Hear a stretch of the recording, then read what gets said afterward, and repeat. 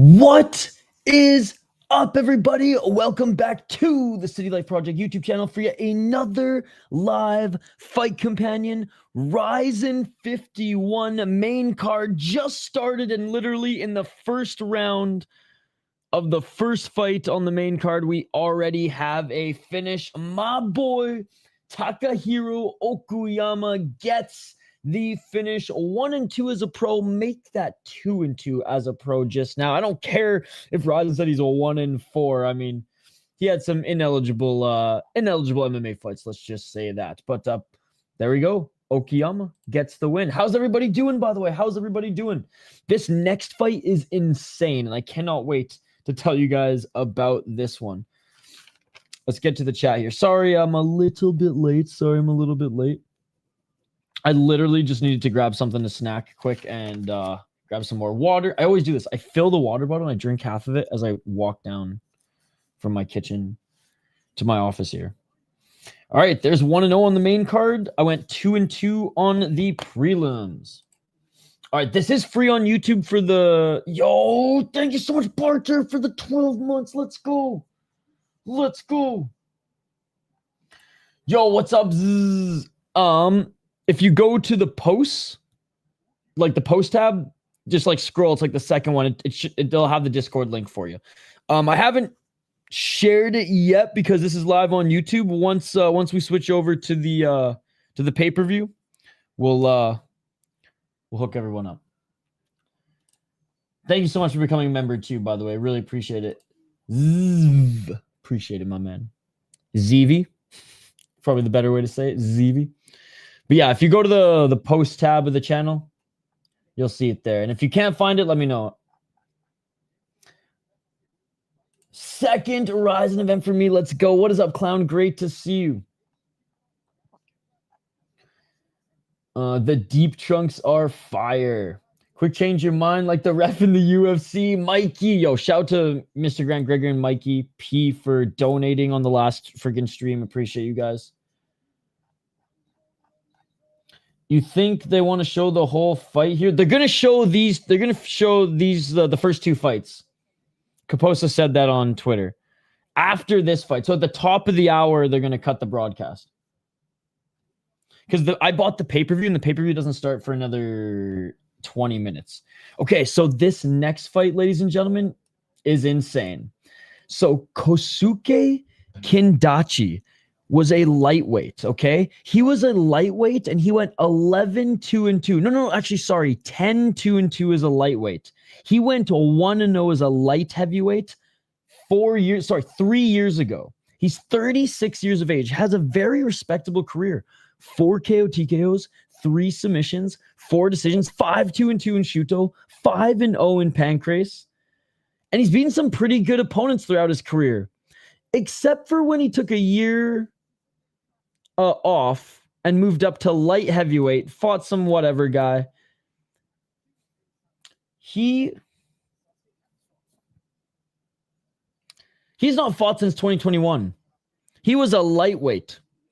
He was so fat at light heavyweight, he had to wear a t-shirt because he didn't want to be self-conscious. And he's coming out of retirement to fight Theatu Bambalor, who is huge, trains with Ed Polo King, 6'4", he's more than 220 pounds. Absolutely insane. He's out of Senegal. He is a prospect, 21 years of age, has not fought anyone of note yet, but it's because he's fucking 2-0. Who's he fighting right now? Who is he fighting right now? Ground and pound a guy in the first round. Beat a 1-2 guy. TKO'd him. I will say our boy who moved up from lightweight to heavyweight, I expected him to be a lot more fat. And he actually, I watched the weigh-ins earlier today. He looked way more fat at light heavyweight than he does now at a heavyweight. But like, he's not even close to fucking the heavyweight limit. Dude, he's 5'10". He's got the double chin now, but oh man. You know what sucks is like this isn't really a developmental fight for Bambalor. You know what I mean? Like, yeah, he's fighting an 11-2 guy, but 10-2-2 lightweight. Anyways, Yes, Kosuke is the more skilled fighter, but bro, Bambalor is going to absolutely murk him. He's going to absolutely murk him. Oh, I do have the betting odds up here. If you become a member of the channel, yes. If you become a member of the channel, absolutely.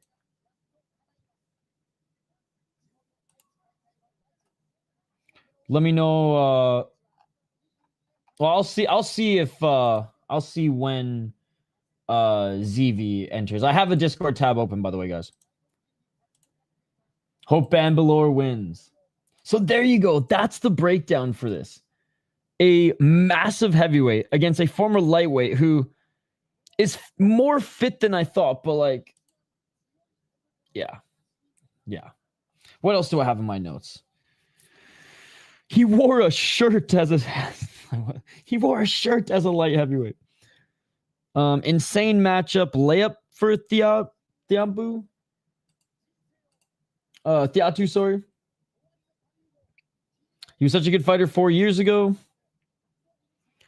But now a little bit older. Now a little tubbier.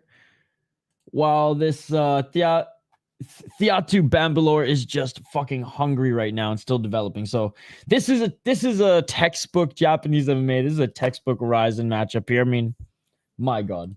If Bambalor doesn't win, bro, he has a lot of developing to do then. He's 6'4".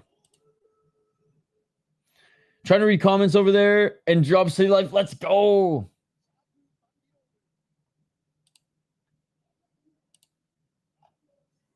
Let me know, ZV, if you're having any issues. I can drop a new link for members, but I'm pretty sure it's just like literally one little scroll down. I'm pretty sure it's like the second newest post.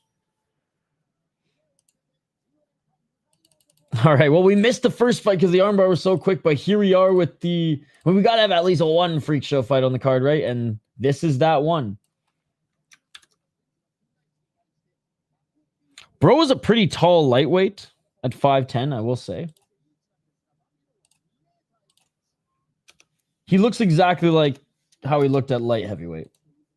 Because he probably basically is light heavyweight.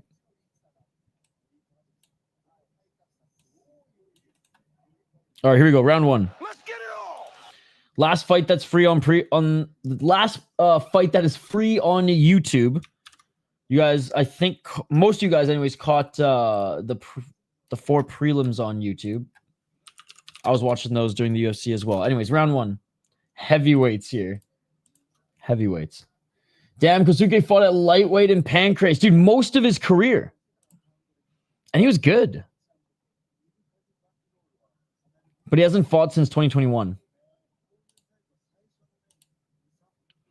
4 minutes and 25 seconds. Low kick by Kosuke. And Bambalor with the right hand. Bambalor loads up a right uppercut, but out of range. 421. Is this Muay Thai, kickboxing, or MMA?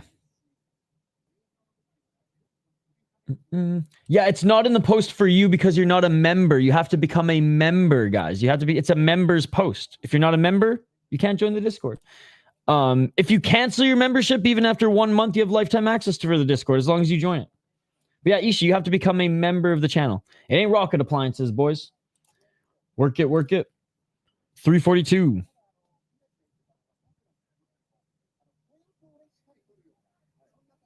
The ref is a Muay Thai ref usually. Oh, okay. They're both swinging at nothing right now.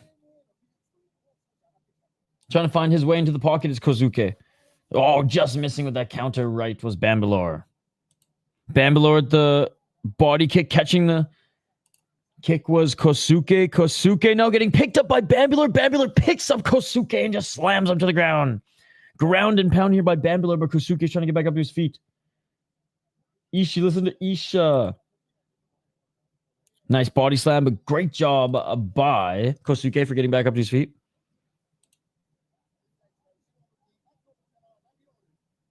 $251. Gave him a little check. Oh, left hands up against the ropes. by Bambular. Bambular body lock looking to drag Kosuke back to the ground. Can he pick him up and slam him again? Yes, he does. Hey, what's up, dude? Good to see you. 2 minutes and 25 seconds. Oh, Bambular, right elbow. Bambular, half guard. Man, I want Bambular's hair. 210. Are you talking about the ref? Rapunzel? Takedown number 2. Not off his head, but mine like that. I mean, yes, yes.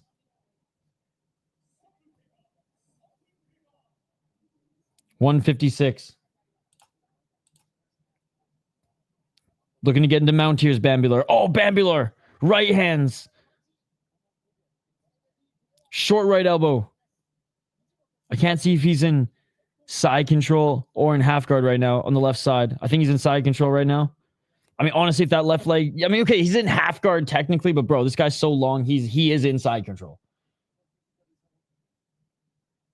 I'm not advocating for scalping Bambular.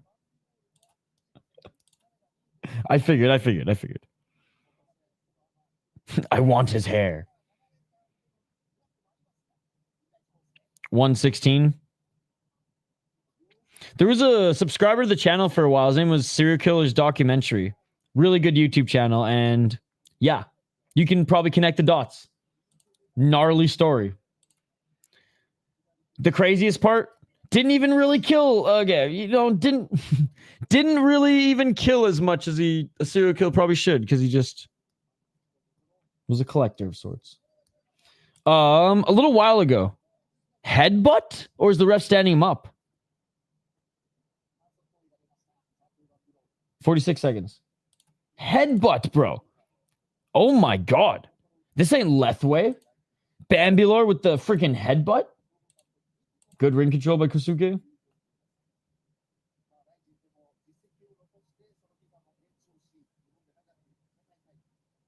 There you go.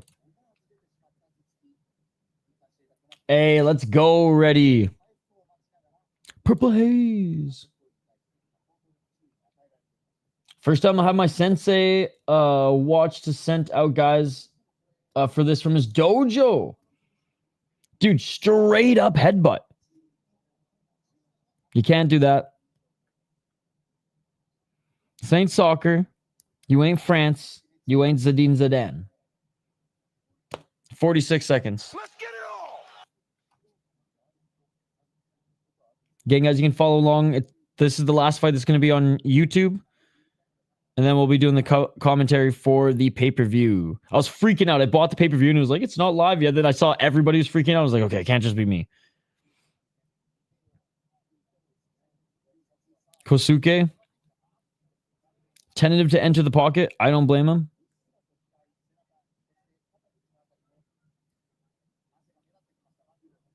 Pretty big arena. 17,000 people in Nagoya.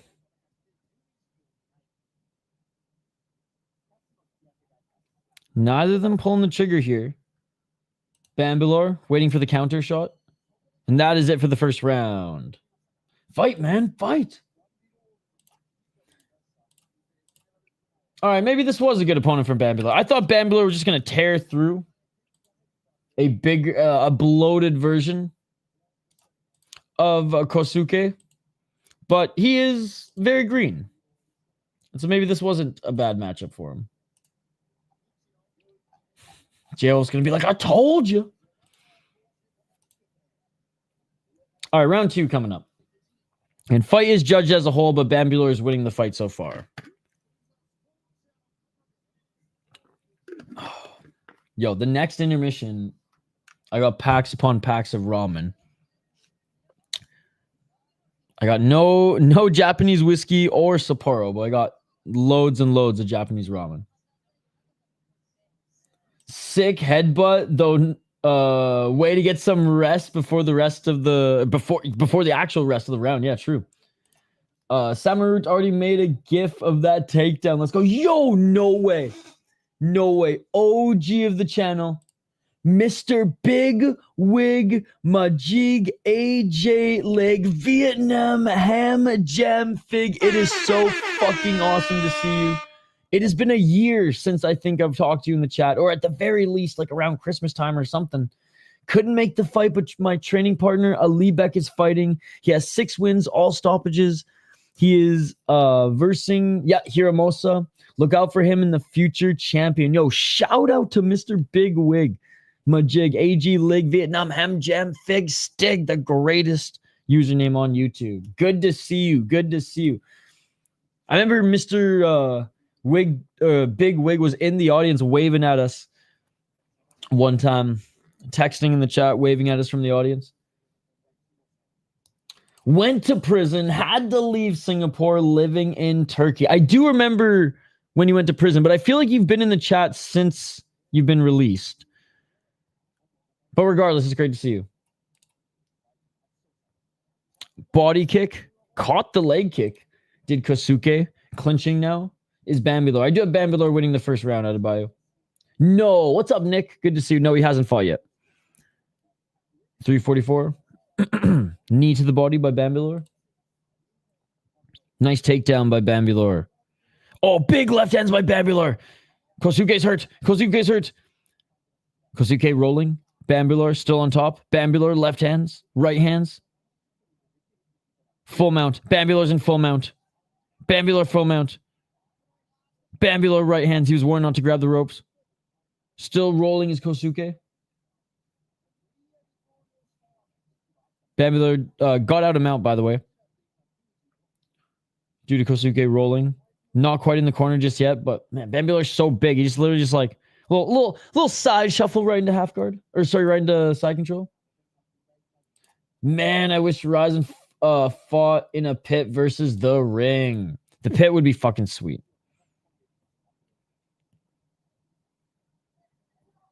$246.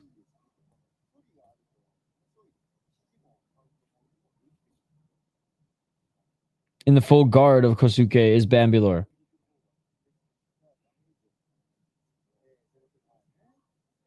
Bambilor needs to posture up. Bambilor almost freaking headbutted him again, I swear to God. 232. Muffin shots on the bottom by Kosuke, but ain't gonna do anything. 214. On a circular pit that rotates 360 degrees per round.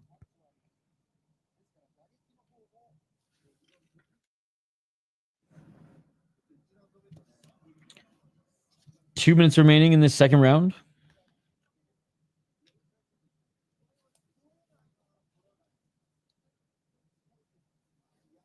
And Bambilor's not doing enough damage here. Yeah, ref's standing them up. I love this shit. Let's go fucking RIZIN. Let's go RIZIN. Ref stands him up.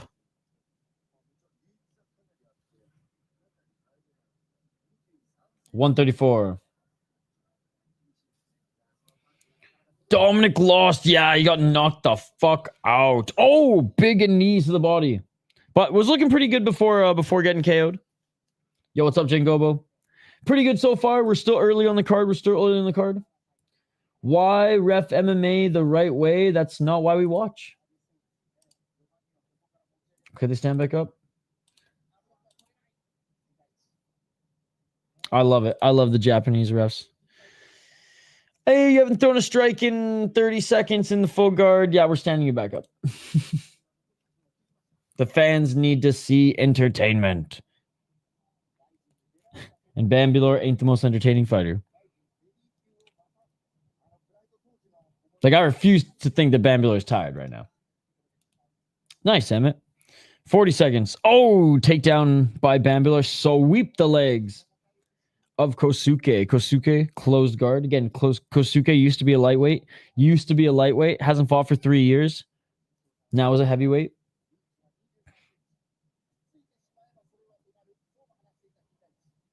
Came out of retirement for Bambilor to get a crazy knockout win against, and Bambilor is now laying on him in full guard, and the ref's probably going to stand. 10 seconds left. The ref's not going to stand him up.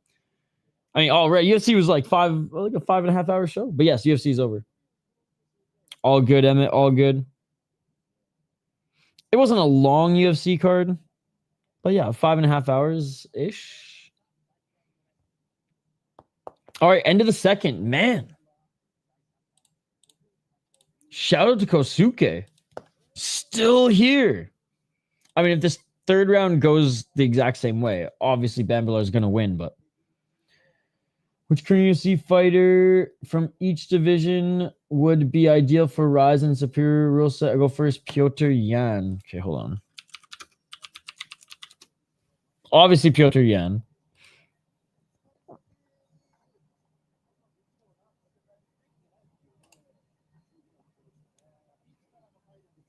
All right, flyweight. Oh, what the fuck?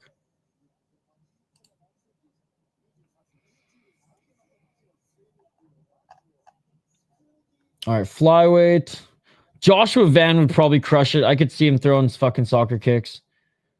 Roy Val would probably like superior rule set as well. Tyra's from Japan, but he fought in Shuto, so no. Cop wore, obviously Cop, he wore the fucking shoes, which is crazy. That's probably it for flyweight. We'll go to bantamweight next. Round 3. Let's get it all. Oh, 100%. 100%. I mean, he already did. It was just to the ribs, so they were legal. UFC was pretty good. Thank you, thank you. 432 at center. So what did I say for flyweight? Van, Royval, Cop. I mean, I don't think Pantoja.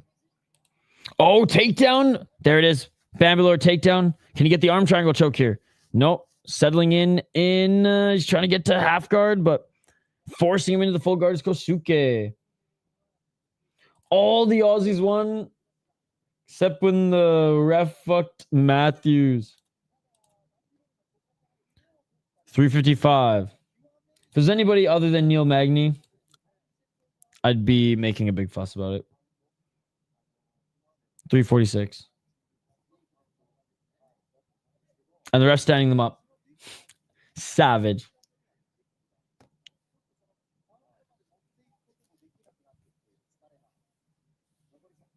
.332.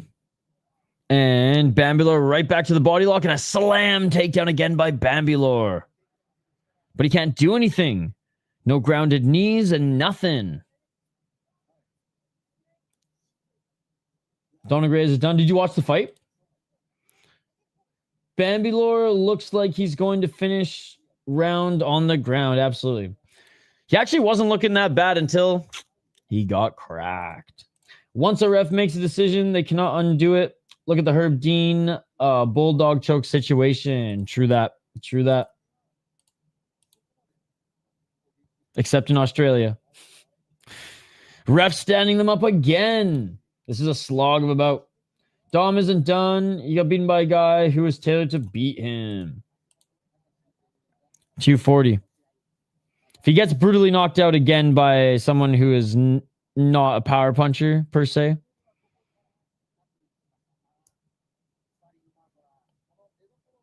Then maybe, but we'll see. 222. Body lock again by Bambilar. And here I thought this would be some freak show lamb to be slaughtered. You know what? Shout out to Kosuke, man. I did not give this guy enough respect. Did not give this guy enough respect.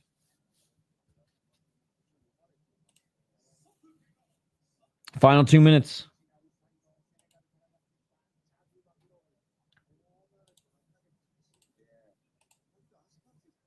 And I do have the betting odds for these. So Bambilar, he was only the -160, -175 favorite. For some reason, No MMA Channel likes to say my name. Is this Kenny Bigums?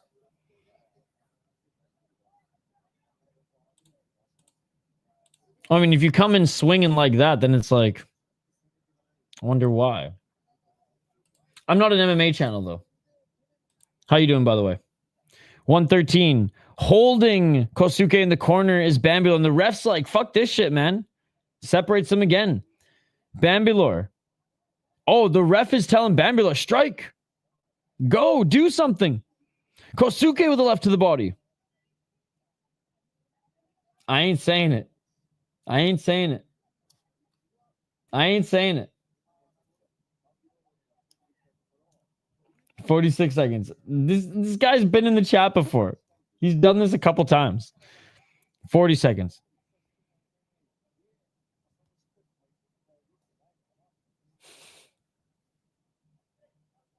$32 seconds. If he wouldn't have said anything, I would have said it. But I remember he said the same thing last time. 3 seconds. Say my name, say my name. Body kick by Bambilor. Bambilor with the left hand. Bambilor like looks like he wants to strike, but he doesn't want to throw a punch at all. He just wants to get slam takedowns after slam takedowns after slam takedowns. He needs to swing indeed. I'm more impressed by Kosuke here than Bambilor. Oh, Bambilor was just gassed? Is that why? Or is he hurt or something?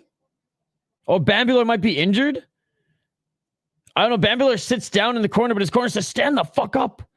I think Bambilor might be injured. Maybe that's why he wasn't swinging. Looks like he's pointing at his right arm.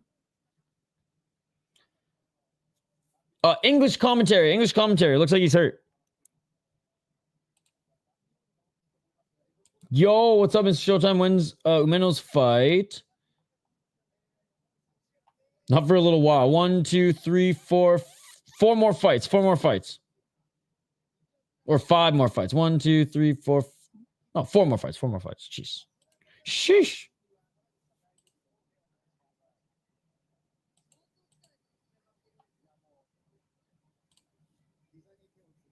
No problem.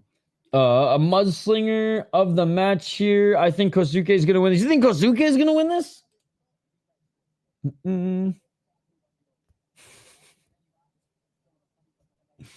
Hello,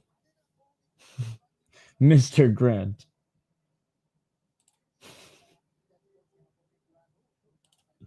What's up, Ren? Good to see you. It's pretty good. Yeah, what is that name? I know that's not you. I know that's not you. Oh, that is your pick.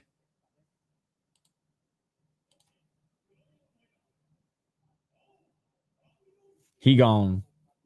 Bambilor wins it.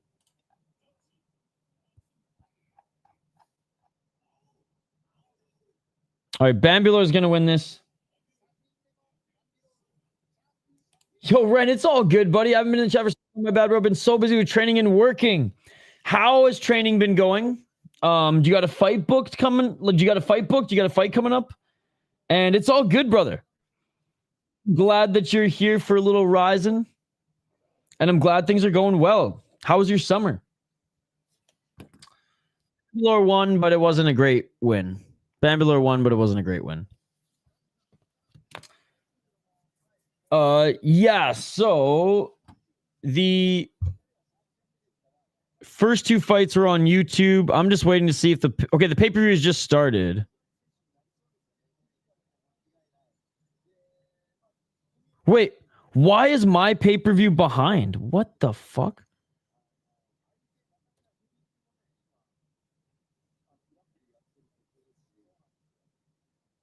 Okay, never mind. Dude, my pay-per-view started and it straight up. Oh, there's Chavello. It straight up went back to the opening ceremony. I'm like, there's no way that this is on tape delay. I was about to riot.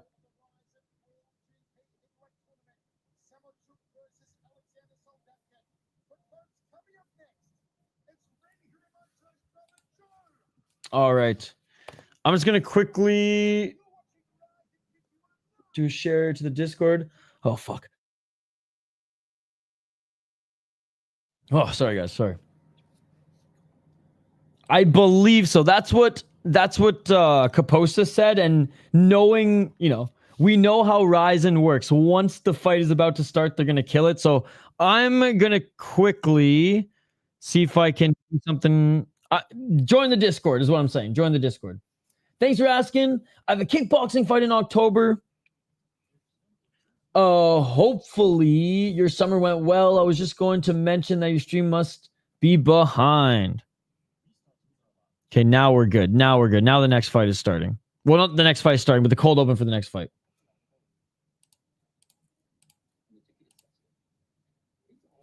Tomizawa against Little Hiromasa. That's right, Ren Hiramoto's younger brother. I just woke up and I still feel hot from yesterday. Well, he lives in Japan. He does live in Japan, but yes, he's having fun in Japan. He trains with Ed Polo King. Trains with Ed Polo King. No, I'm checking right now.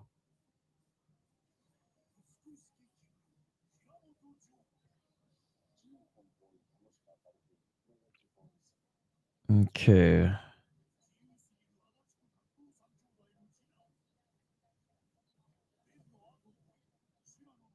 We'll get right back to it, man. YouTube stream is it's still on right now. It's still on right now. But it's probably gonna end right when the fight's gonna begin.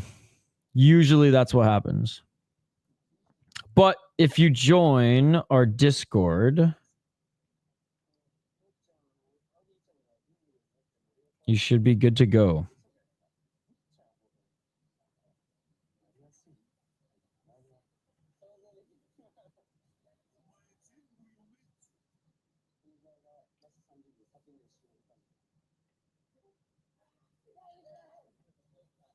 All right. Sorry about that, guys. Yo, what's up here?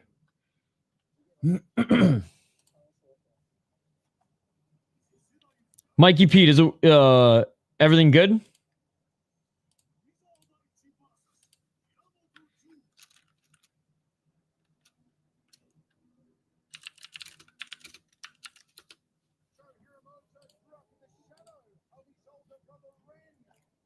All right, all right. Summer was okay. Overall good. Not the best, not the worst, but overall still smiling, still smiling. Okay, sweet, Mikey P. City Life Project. I buy the pay-per-views, so you don't have to. We're getting to the next fight. We're getting to the next fight here. We got Daichi Tomizawa, who is 1-1 as a pro. He's making his walkout now up against Joe Hiromasa. Sorry, Joe Hiromoto's making his walkout now with both these guys for this next fight. Rising up, yo, what's up, Hype MMA? Yo. Guess who followed me on Instagram? Guess who followed me on Instagram? Hasn't messaged me back yet, but guess who followed me and liked one of my posts? Joe Hiromoto, 2-1 as a pro. Yahweh, dude. Yahweh. Pretty boy never die, motherfucker. We're almost there. One step closer to bringing him on the show. He walking out to my way in Japanese. Hold on. Oh my God, that's so funny. That's so funny. In the right direction. This is the Japanese version of my way. That's so funny. So Joe Hiromoto's Ren Hiramoto's little brother. 2-1 as a pro in mixed martial arts. He lost his first amateur fight. Then won his pro fight against a 3-1 guy. Lost to a 0-1 guy. Then beat Toki Tamaru. Striking, okay. Better striker than grappler. Grappling, not bad. He's getting better. He is getting better.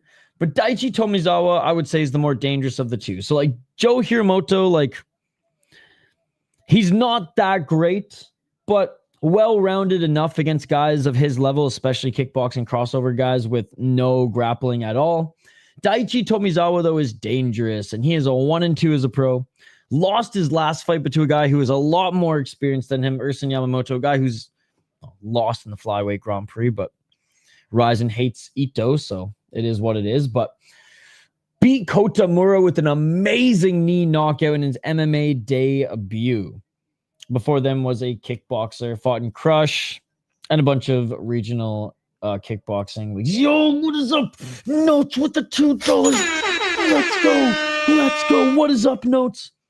Dude, I'm doing great, man.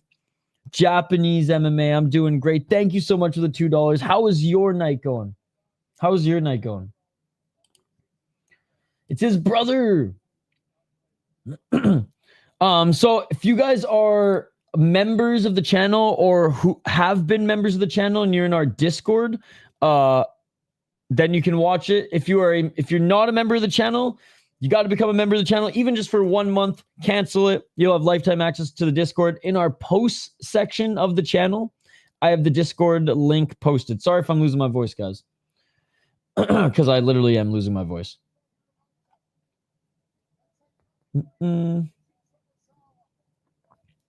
Gifted you Nitro Trial on Discord so you can up it. Oh, shit! I didn't even know that was a thing. Okay, hold on.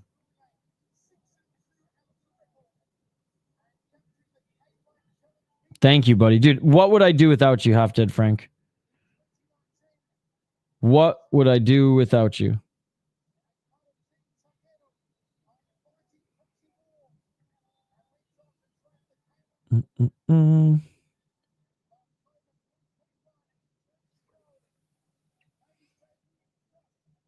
Legendary. I didn't realize it was that bad.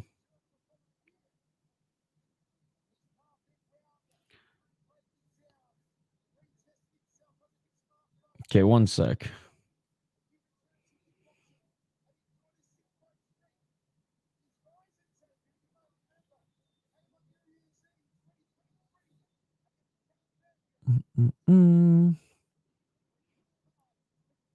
Don't worry, I'll reshare it in 1 sec.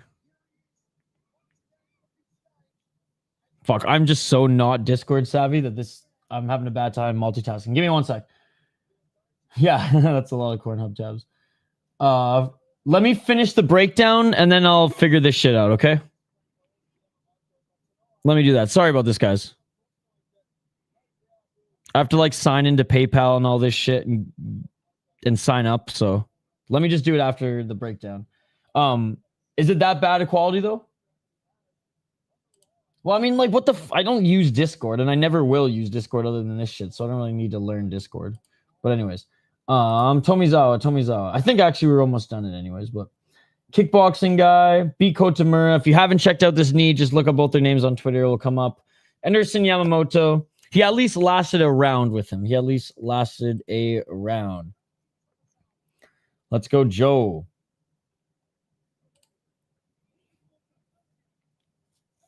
All right, I have Joe Hiromasa in this one. More well-rounded striker. Well, sorry, more well-rounded. Slicker grappling, but I mean, it's relative given their lack of MMA experience. Does have a striking background, and just like his brother, flips his opponent the bird. He's getting better, and he's getting a little bigger because he used to be a freaking string bean. Yeah, Tomizawa, dangerous, but only on the feet and has only gone the distance so far. Actually, no, he got a TKO win against Kotamura.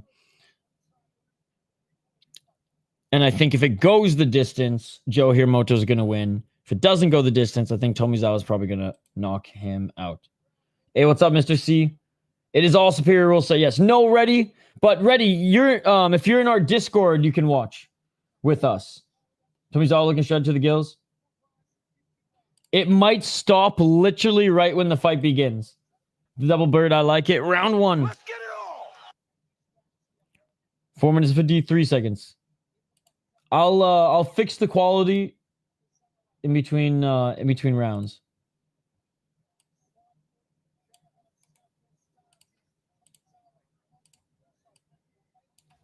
.438. Walking forward is Tomizawa. Front kick by Hiromasa.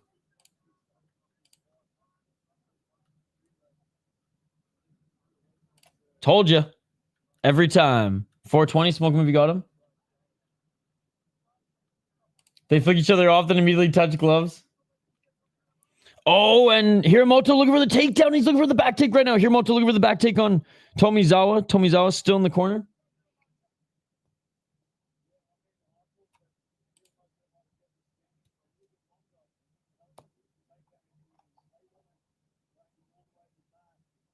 Still trying to get the back of Tomizawa. Hiromasa dragging him down.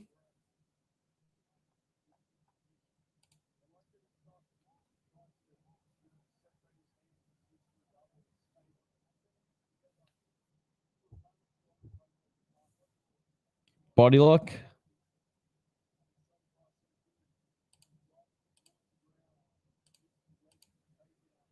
Boo-hoo, stand him up.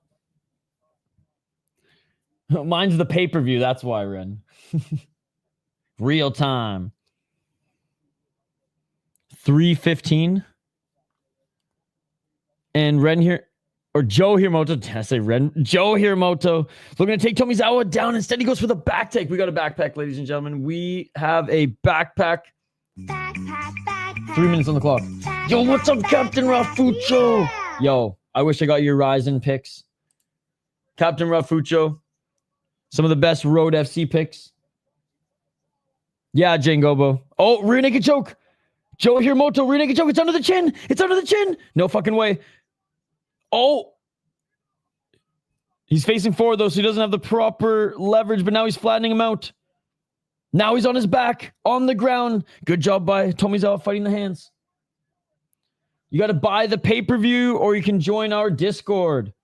Oh! He's still fighting the hands, dude. Body triangle secured. 2 minutes and 19 seconds. Yeah, it's pay-per-view now, guys.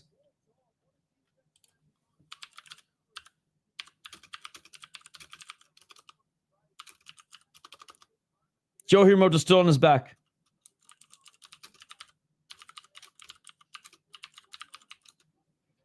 $158. No, Jay, they wiped the internet clean. So you can join our YouTube channel as a member, cancel it, but go to our members only post that we made and join our Discord, lifetime access to our Discord where we help each other out in situations like this all the time. But lifetime access to the Discord, even if you become a member to the channel and cancel it. Loner, you can become a member to our channel. Hiromasa got to be careful. He's going to gas out. 123. And Hiromasa continuing to attack the legs now.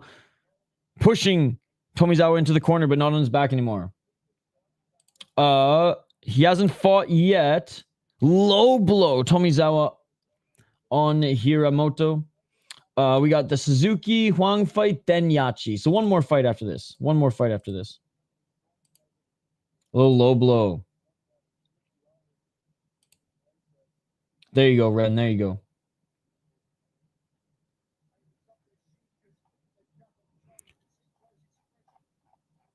And Tomizawa landed that left after he got hit in the balls.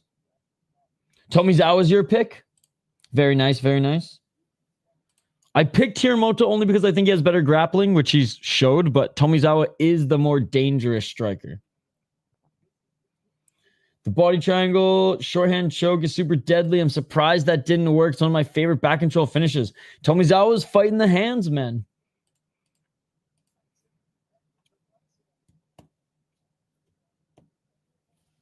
And so far on the main card, we've all kind of predicted how things would go, but 2-2 on the prelims, and those are always tough to call, man. Even watching those fights, they're always tough to call. But I'm stoked that Kushi won because I think he's actually really good.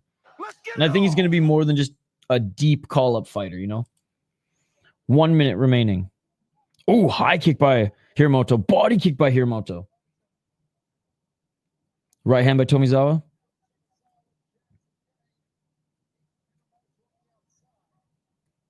$47 seconds. Oh, left by Tomizawa. Right by Tomizawa.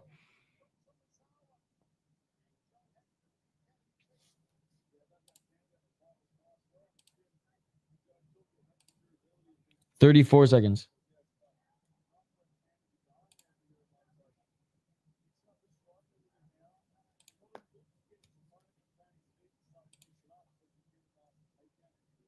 Walking forward is Tomizawa. He's trying to pressure Hiromasa in the corner, but Hiromasa does a good job. Stepping to his left, but Tomizawa with a nice left hand.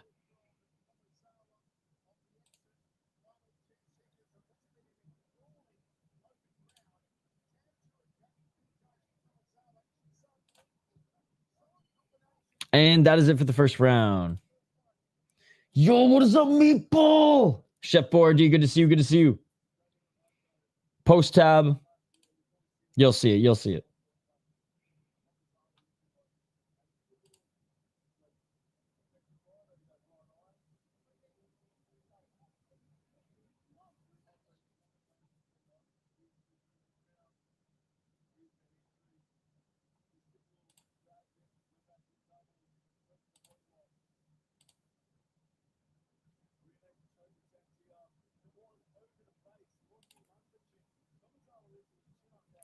Okay, Half Dead Frank, I accepted.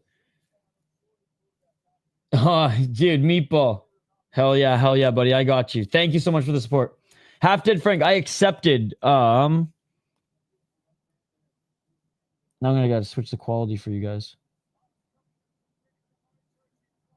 Does it auto? Oh, okay, hold on. I see it now.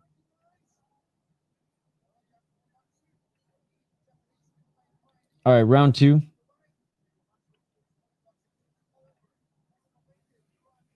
Let's get it all. I got it.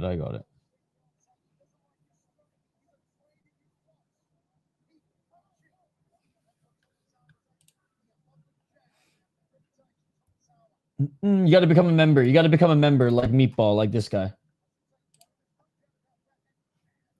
Giving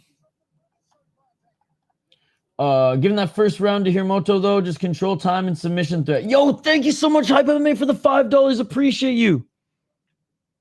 Thank you so much, buddy.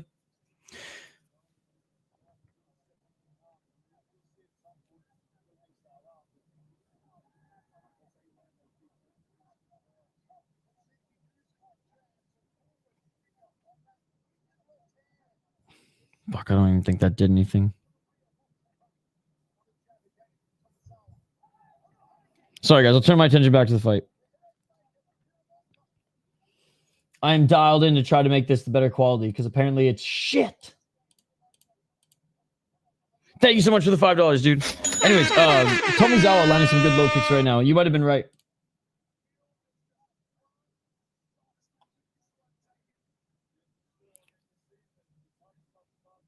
$333. Round 2, yes. Sorry. Yeah, I mean, you can go to Rami's too.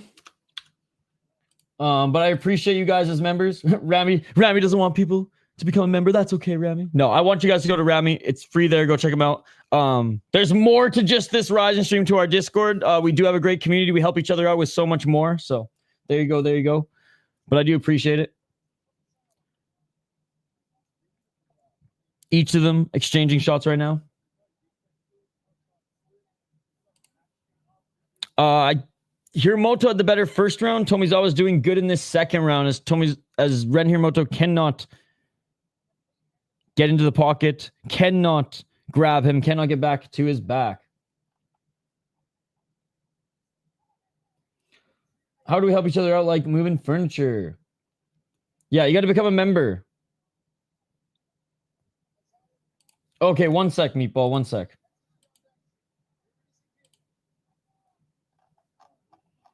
Thanks for telling me that, because it wasn't new. I literally had it. I posted it the other day. Okay, one sec. I'll fix that for you. Thanks for bringing it up. Tomizawa with the counter 1-2. 208. And Mikey P, you were right. Hiromasa might have gassed himself out a little bit in that first round. He's not huffing and puffing too much here, but Tomizawa's doing a good job picking him apart on the outside.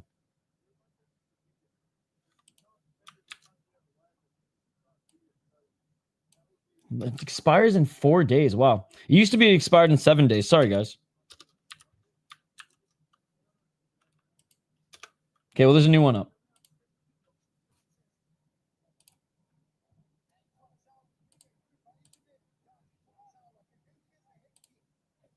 There you go, Vincent. 122. Tomizawa showed more urgency to push the pace on the feet so far. I've given him the round. I think Hiromasa is respecting the striking a lot. Wait, did that even work now?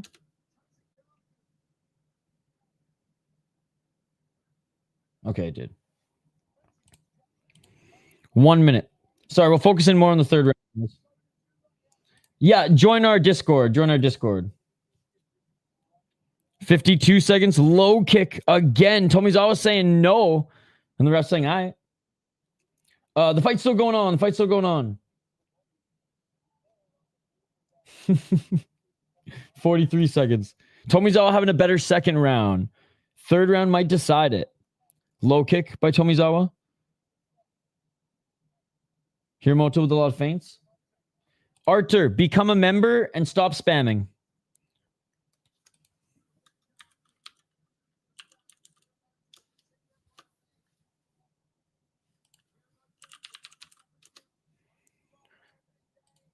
"16 seconds. Hiromasa with the left hand. Another left hand.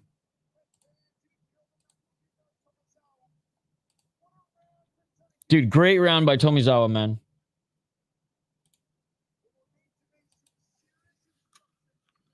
And that is it for the second round. Yes, it is. Yes, it is, Sam. You're just not a member. You have to be a member to see the Discord link. It's a members post. I keep saying this, guys. You have to become a member of the YouTube channel. You'll see it on the post tab. It's a members post. And once you're a member of the YouTube channel, you can cancel it. You'll have lifetime access to our Discord. We help each other out. We share fight clips, the whole 9 yards. Member. Come on, guys. I'm not going to keep repeating this all night. You're smarter than this. I know it's 12:30 a.m., but you're smarter than this. You're a smart guy. You're a smart guy. You're a smart guy.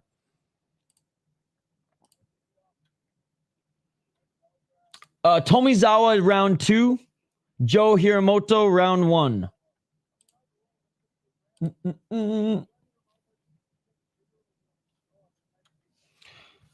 Well, I mean, that's our membership. It's Discord and membership streams. So you don't have to, Sam. I'm just saying.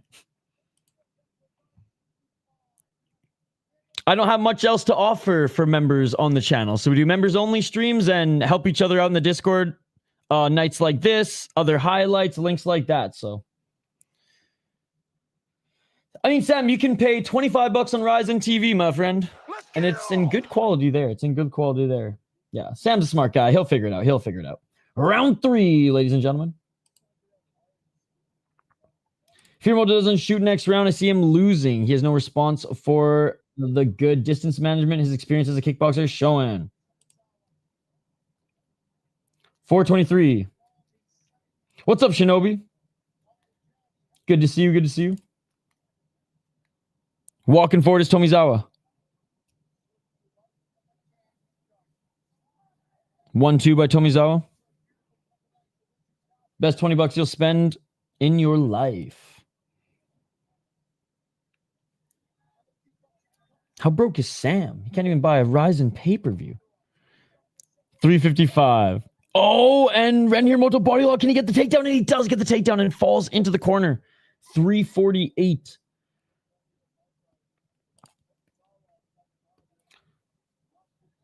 And Joe wasn't full mount, but great job by Tomizawa getting out the back there, and Tomizawa landed a big 1-2, big left hand, and Joe Hiromasa bleeding under his right eye. Oh, body kick by Tomizawa. I didn't place my bets quick enough when the odds dropped because I did all my research earlier, but I would have bet on the co-main and main underdogs just for fun because of how big the lines were. Tomizawa coming back here. And Joe looking for the single leg stuff by Tomizawa. Here we go, Joe. A lot of smart guys in the chat today. 257 left by Tomizawa. What a fight here. Joe Hiromasa with the right hand. Hiromasa with the right. Tomizawa with the left. Oh my God, man. They're each landing hooks here at the end. Oh, they each crack each other with a left hook. Right hand by Joe Hiromasa. 2 minutes and 33 seconds. We still have half a round of this. 3 minutes of war coming. Mag never loses 2 rounds in a row. I'm betting the house on him finishing in round 3. Spinning back punch. Right hand by Hiromasa. Low kick by Tomizawa. Hiromasa can obviously get the takedowns. He needs to trust his wrestling more. I think he's just tired because he used a lot of his energy in the first round. Tomizawa's piecing him up right now. Right hand, left hand. Right hand again by Tomizawa. That jab is landing. Daichi having fun. Joe not having fun. Now Joe's nose bleeding. Nose is bleeding and he has a cut under his right eye.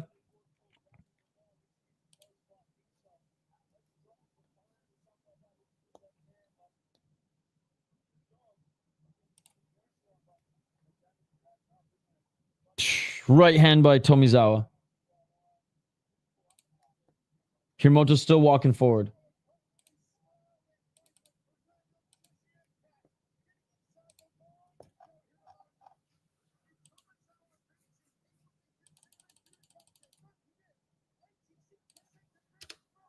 $123. Each of them land a right hand, but man, Tomizawa left. Tomizawa right.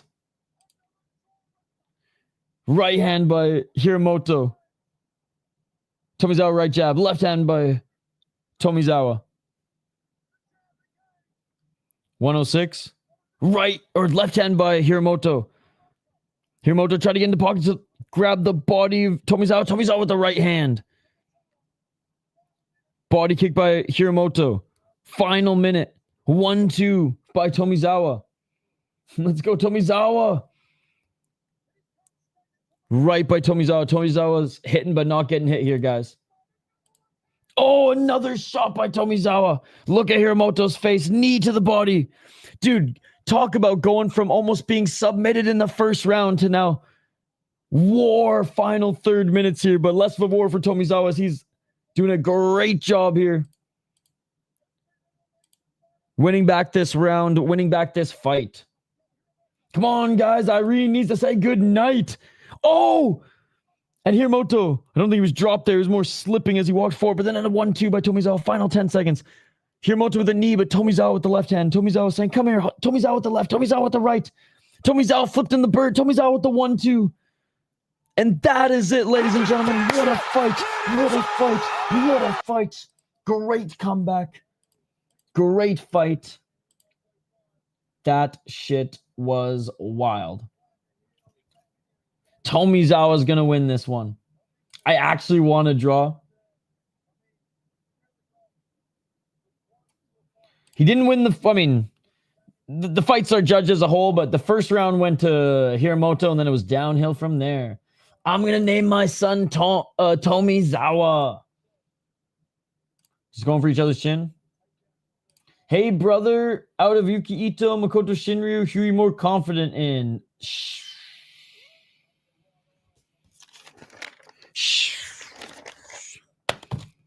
Neither. I think they both can win their fights. I picked both of them to win their fights, but they're not in easy matchups. Both of them don't have easy matchups. Shinryu all day. Shinryu against dude, Shinryu's matchup is arguably harder against Motoya.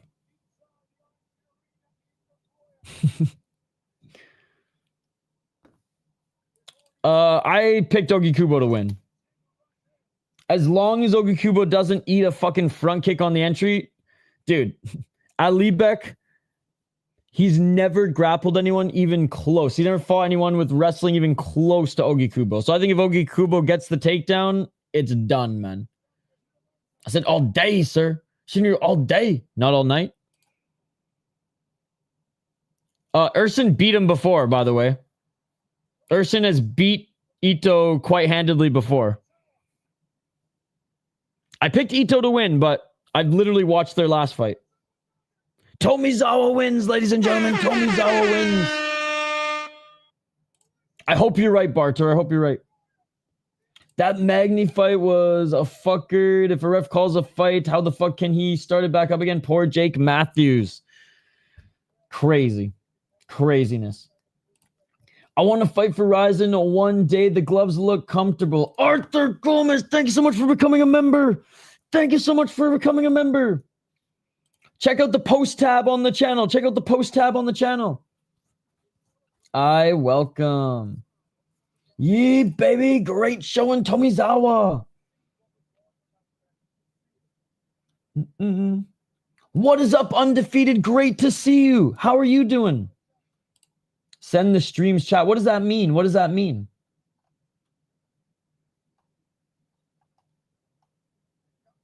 Their grit percentage has to be crazy. Daichi clear win, and he got it done. They should call Daichi Cheshire because he smiled all the way through that round. Alibek's your pick.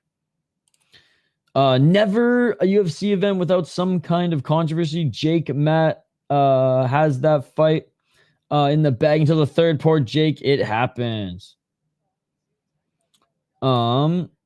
Hey, thank you, Undefeated. Good night of picks for UFC this weekend. I hope you're having a good weekend too. Yeah, there you go. There you go. There you go. Shout out to all the new members, by the way. You guys are the best. Half Dead Frank, ZV, Barter, Euphoric Notes with the $2, Meatball, Hype MMA for the $5. We're trying to get Quan 1-0 on. And thank you, Arthur, as well.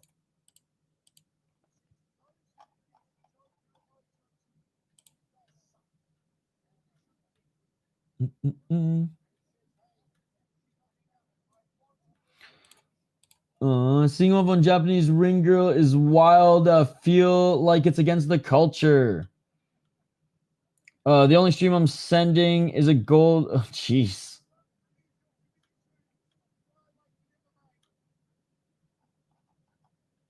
There you go. There you go.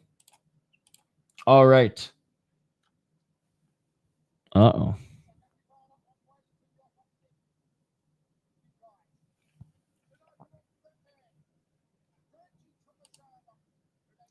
Next fight coming up here, guys. Next fight coming up here. And again, appreciate everybody watching. We have like 50 people watching on YouTube. Appreciate you guys for hanging out.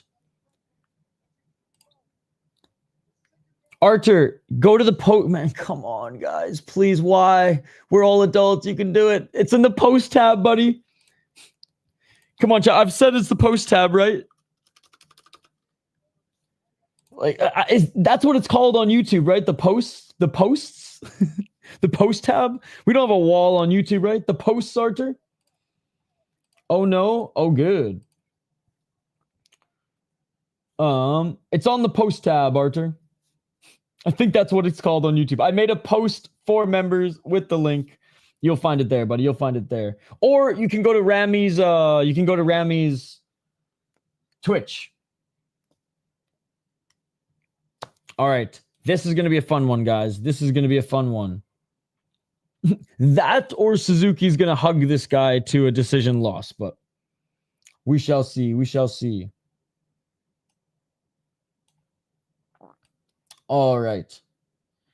Hulu Huang, 10-1 as a pro, 4-1 in his last 4 fights, and this loss actually almost made him retire.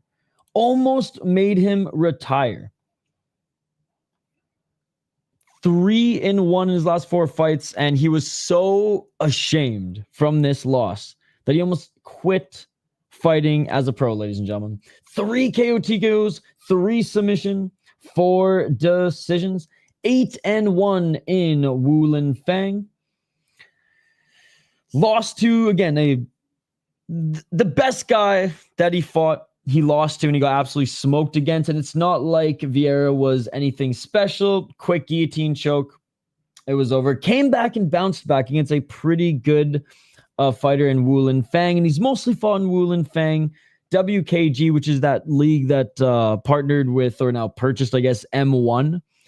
It's a pretty fun league to watch, but has not fought the best competition. I mean, guys who rip it up in Wulin Fang with these crazy records, and Kunlun, for example, I always question a little bit. And you have to kind of watch their fights closely and also do some research on the guys who they were fighting. So overall, I would say the best two guys that he beat was De Souza and Woo Kim. Best guy that he fought, he got absolutely murked against. Yo, what's up, buddy? Good to see you. He's a very good striker who's continuing to work on his grappling enough to get a freaking ninja choke against Min Woo Kim, but Min Woo Kim was primarily a striker. Now, Hiroki Suzuki, 5-6 as a pro in mixed martial arts, 40 years of age, certified UNC. Having said that, 1-3 in his last 4 fights. He's only fought really good competition in RIZIN. Now, he's less of just a pure striker, given A, he's got experience in RIZIN already, and against, I would say, better competition. But he did fight a lot of shoot boxing as well. So he's not just a primary striker. He's not a primary striker trying to develop his MMA game, his grappling game. And look at his Shuto career, man. He also fought some high-level competition in knockout, in Muay Thai. Fought freaking Nongo, dude, as well. So he's... And in MMA, so in shoot boxing, he fought some good competition. In Muay Thai and kickboxing, he fought some good competition. And when he moved over to MMA, Jin Aoi, Ren Hiromasa, who's whatever in MMA, but Yaman, who can stuff takedowns and look good against Doubtback for the most part. Akimoto, top prospect, and a 3-0 guy coming in as well. Better on the feet for sure. Still in amazing shape. Is slowing down a little bit. Not necessarily gassing at the end of fights and things like that, but is slowing down a little bit. Never was the best grappler, but against guys coming in who are also kickboxers who can't necessarily grapple that well, he has been able to outmuscle them. I do think this primarily stays a striking match unless Suzuki really doesn't think he can hang with Huang. And in that case, he might stink this up and make this a boring decision. Let me know your guys' thoughts in the live chat. How do you think this one's going? I think Larian Douglas is the next big thing in the UFC featherweight division. He's very, very good. Next, PFL Africa, we main Patrick Oshimi, the champion. We started training in my office at work 7 years later. Second main event in a row, PFL Africa. You should come to South Africa sometime. It'll be cool for you. Yo, shout out to Vincent. Long-time supporter of the channel as well. I would love that, Vincent. It's great to see you. 10-1 guy, let's go. Let's go. Huge Wang. Huang from Enbo Fight Club. They've had some good guys recently. You can go to Remy's Twitch channel or you can become a member of our channel. How many more fights until Hiromasa is fighting? So Hiroki Suzuki against Huang here. Yachi next against Bilal Haga. Takagi against Miyaki after that. Umeno versus Ashizawa after that. Shoko Sato versus Danny Sabatello after that. Marek against Soldatkin after that. Ito versus Yamamoto. Then Motoya versus Shinryu. Then Ougikubo versus Alibek. Then Shaydullaev versus Kolesnik. And then the main event, Satoshi versus Horie. So still quite a bit of fights. All right, Suzuki now entering the ring. Sucks Huang losing this fight. Well, they haven't fought yet. A Hockey and Combat Sports channel is a Russian's wet dream. Member up Ruskies. I am neither. It is true. Josh is always trying to pick a fight with Jengobo for no reason. I'm going with Huge Wang on this one. But I don't see him picking a fight with you in the chat today. Hiroki's old. He should retire. Yeah, but he hasn't looked bad. Yes, he did. Fucking rights.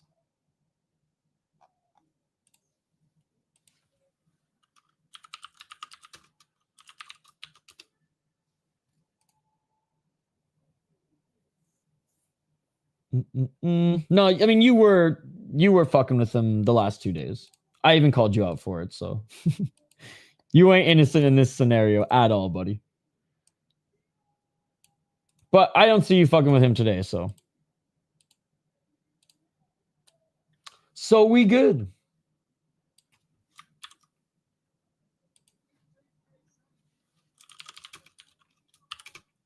All right, round 1, guys.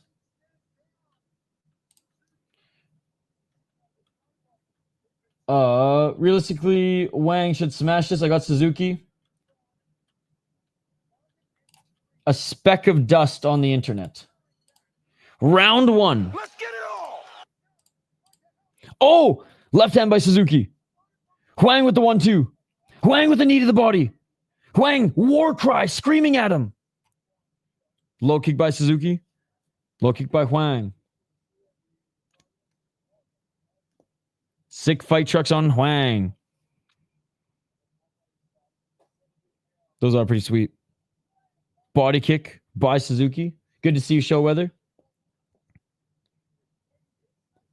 Ass. You can become a member of the channel or join Remy's Twitch, man. We already gave you some options. It's not my fault you can't figure it out. Ass. 415. I am just some fucking idiot who just loves watching combat sports with the homies. 4 minutes on the clock.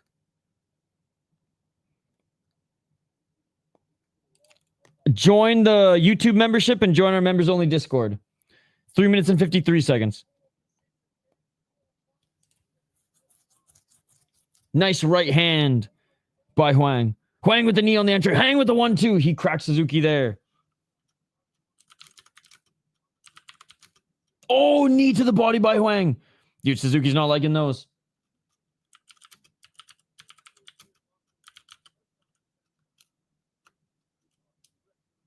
$326. Them knees are money. $319.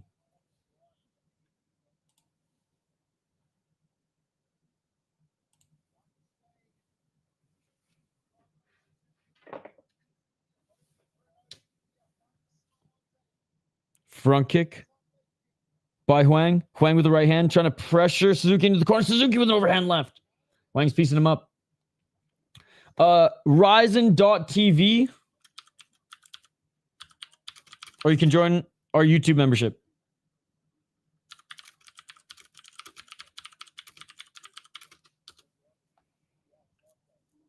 $240. Overhand right by Suzuki. $233. Low kick by Suzuki. Impressed by his knees? Absolutely.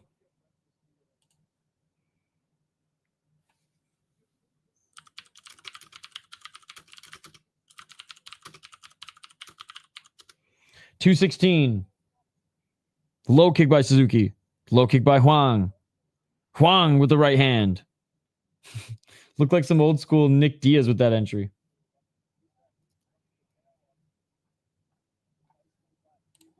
Oh, Huang with the 1-2 again. Suzuki. Step back right, didn't land clean. Oh, Suzuki with the knee as Huang tripped there, but wasn't able to land, and Huang now grabs his neck back up to their feet. Suzuki looking for the takedown.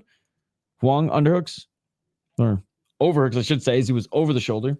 Sorry I'm losing my voice, by the way, guys. We've been streaming all day. PFL, then UFC. Now we're streaming all night for RIZIN.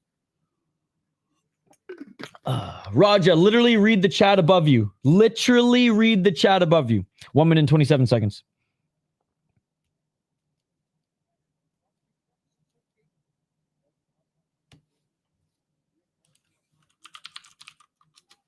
Nice left hand by Huang.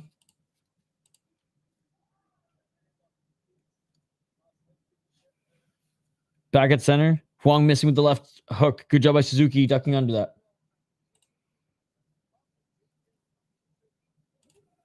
Front kick by Huang. Good head movement by Suzuki. Ducking out of all those shots that Huang threw, that 4-punch combo. The freak fight was boring, right? Rogers in here. Bailed out now looking for streams. What the hell? 35 seconds. Left hand by Huang.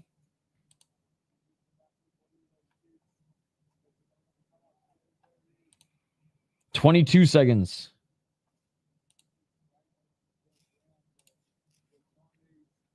Step back right by Suzuki.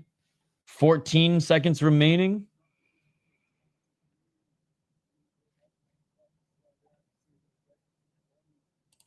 Oh, big right hand by Huang. That cracks Suzuki right at the end.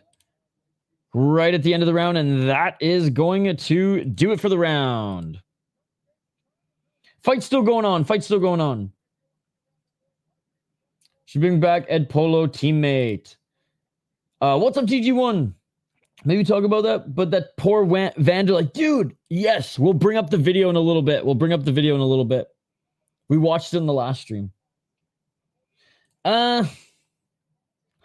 He's good for Gratchen. I don't think he's gonna win. Really got this round. As the ancient Chinese proverb says, two Huangs don't make a right. One off for the Chinese guy. Let's comment on the Vanderlei clip.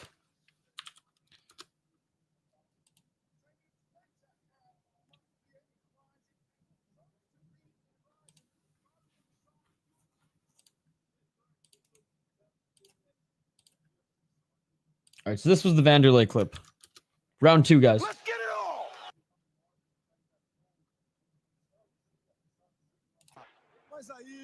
He head-butted a guy, so he got disqualified, and then incited a brawl. Then he gets watch. He's gonna get knocked out here. Round 2. Suzuki with a body kick. Oh, poor Vandy. Poor Vandy. Oh, low blow on Suzuki.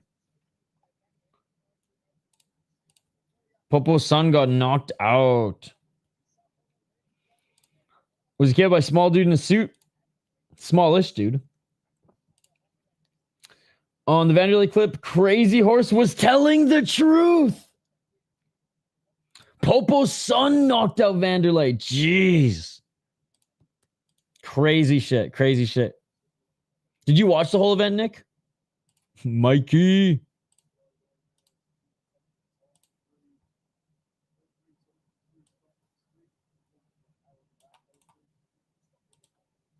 All right, Suzuki's still taking some time. He got kicked in the balls. This has been a weekend of fouls, by the way, guys. A weekend of fouls. 4:44 on the clock as we resume this second round. No yellow cards given yet.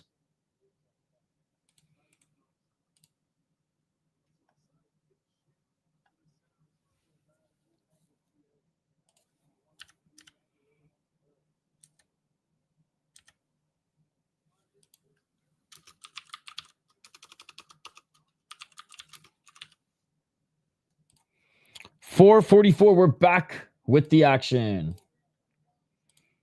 And a 1-2 by Huang. Juan was throwing headbutts in a boxing fight against Popo. Yeah, that's why. And that's why he got disqualified, right? And that's kind of what incited the whole brawl. Losing your chin is so real. Bring Barb Cups into MMA to punish the nut kicker. Too many low blows this weekend. 4 minutes and 14 seconds. I mean, fight like Vanderlei Silva, too. He was in some amazing wars in Pride. He went back to his Vale Tudo days. Low kick by Suzuki. Left hand by Huang. 4 minutes remaining in the second round, guys. 1-2 by Huang. Left by Huang. Set back left by Suzuki. Right hand by Huang. Left by Huang. Low kick by Suzuki. Suzuki looking for a front kick.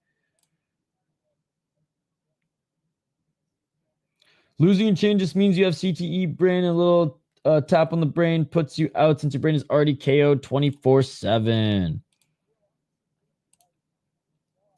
3:34. Low kick by Suzuki.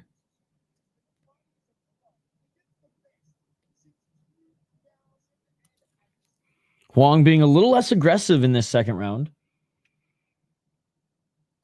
Okay, after the low blow.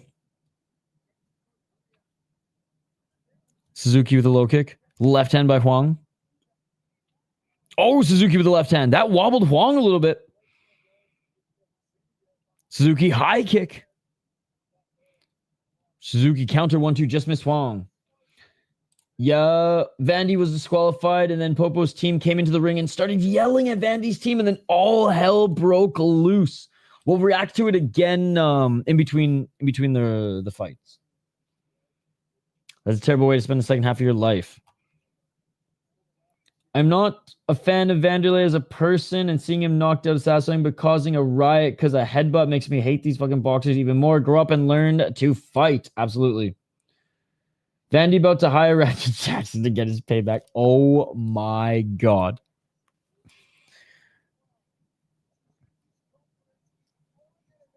He needs to pay his dad back for bail money somehow. 2 minutes and 14 seconds. And a way better round for Suzuki, guys. Way better round for Suzuki. Low kick again by Suzuki. Another low kick by Suzuki. That lead left leg of Hwang might be cooked, man. It looks pretty bruised and battered. Inside low kick. I think that lead left leg of Hwang is cooked, man. Gotta hit Popo with a hook through his mouthpiece the fuck away.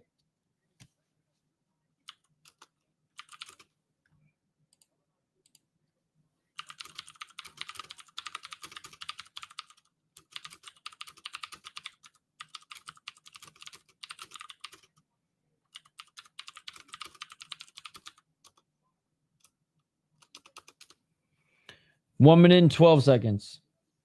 PFL will hire him and pay Psycho Stu to walk him out, just to be like a few 100,000 pay-per-view buys. Just watch. Wouldn't put me past it. I wouldn't put it past Dana White. 1 minute on the clock. Sorry, round 2, guys. Round 2. Final minute. Final minute.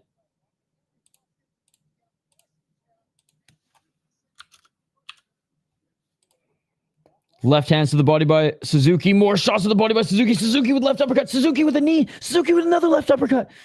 And getting out of his grasp was Hwang. Hwang eats into the left to the body.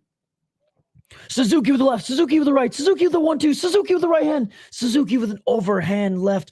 Uncle Suzuki still fucking got it, ladies and gentlemen. Uncle Suzuki still fucking got it. Suzuki counter left. 15 seconds. Great round for Suzuki. And he's coming back in this one. Right hand by Hwang. Hwang eats a right by Suzuki. 3, 2, 1. And that will do for the second round. I think Suzuki, if he has a round like round 2 and round 3, he will win this fight. Round 3 coming up. It is even, ladies and gentlemen. First round, Hwang had the better round. Second round, Suzuki. If leg kicks were people, Yule would be China. Man, the commentators need to never change. That is amazing. If leg kicks were people, Yule would be China. Oh my god. Dude, Schiavello's the best. Schiavello's the best.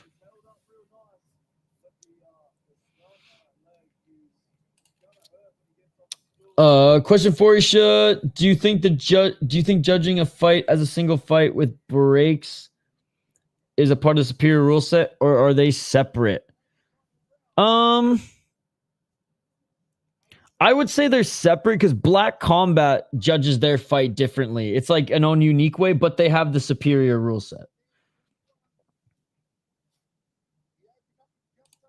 I'm going to tell you a crazy thing. There's an Indian guy putting on a RIZIN streaming and a clickbaiting scammer. That is not me. That is not me. Fights should be judged as a whole, not with the round system. I'll be back soon. Sounds good. Showing a black screen. That's insane. That's insane. Damn scammer. 4 minutes and 40 seconds. I'm not showing the fight here on YouTube. I'm just doing a fight companion. But good to see you, buddy. Round 3, ladies and gentlemen. Just saw the Silva clip on Facebook. Yikes. Yeah. He got put out cold. Final round. Look at that lead left leg of Hwang, dude. He's been learning some grappling, yes, but can he check leg kicks? And Suzuki's been able to basically control where the striking goes in this fight now because that lead left leg of Hwang is just so cooked, he can't do anything with it.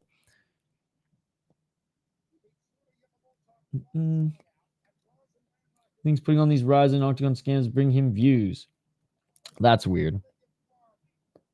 351. I mean, at least jump on the mic and describe some shit.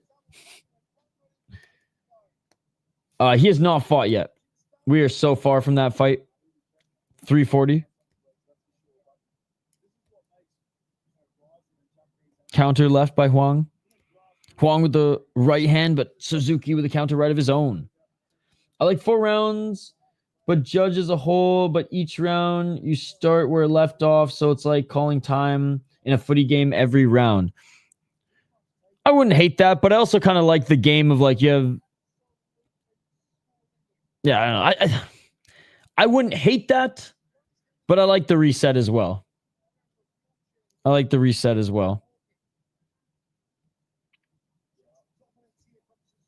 Right to the body.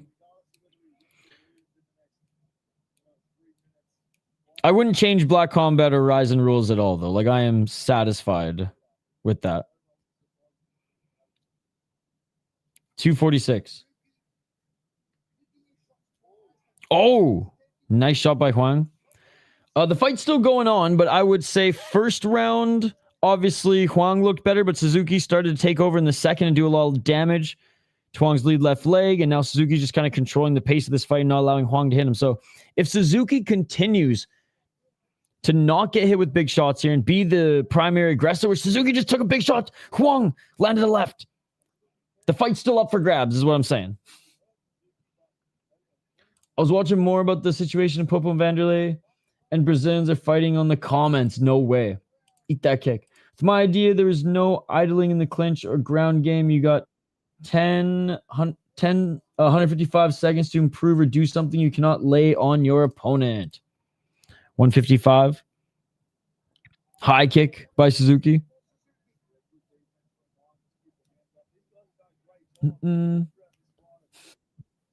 Well, since you asked so nicely, 140. 10-15, I mean. Low kick by Suzuki. Right hand by Hwang. Left hand by Hwang. Oh, Suzuki with a big left hand. Low kick by Suzuki. Hwang with the low kick. Hwang starting to come back a little bit in this round. Tough round to call.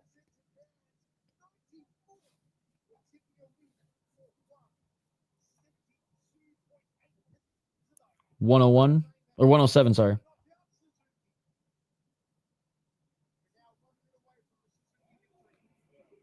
High kick by Hwang. 56 seconds left. I don't know, but I don't think it was a compliment. 45 seconds. Shit, Year the Young might be right again.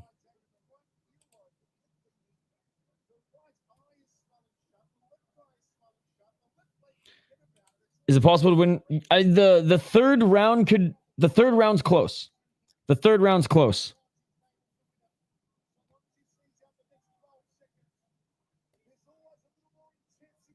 Yo, in the ground, thank you so much for the $2. Japanese MMA never disappoints. That is true. Thank you so much. Shout out to In the Ground. Oh, knee by Hwang. And that is it, ladies and gentlemen. That is it. Sick fight. Back and forth. Momentum went back and forth throughout that whole fight. First round was Hwang. Second round, Suzuki. Third round, I'd say Suzuki picked up where he left off, but then Hwang came back at the end of that. Well, I would say halfway through that third round, he really started to get his shit together too. So we're awaiting the official decision. Huang lost man parlay cooked. What an upset. Hats off. The fight has no Shinobi. The fight hasn't. We don't have a decision yet. We don't have a decision yet.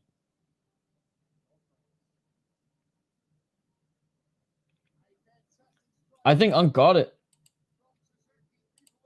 I think Huang won, but it could go either way. Very close fight. What a great fight. What do I think about Dambe? Suki wins. Huang going to retire now, right? Third round was close. Third round was very close. I know it just feels Huang lost. It could go either way. Good fight from both of them. Huang definitely did more damage in the third round than he did in the second. So we'll see how the judges valued that like kind of rally in the third. Momentum is real in JMMA, 100%. And that's what makes this one so hard because like the momentum swung so much in the third.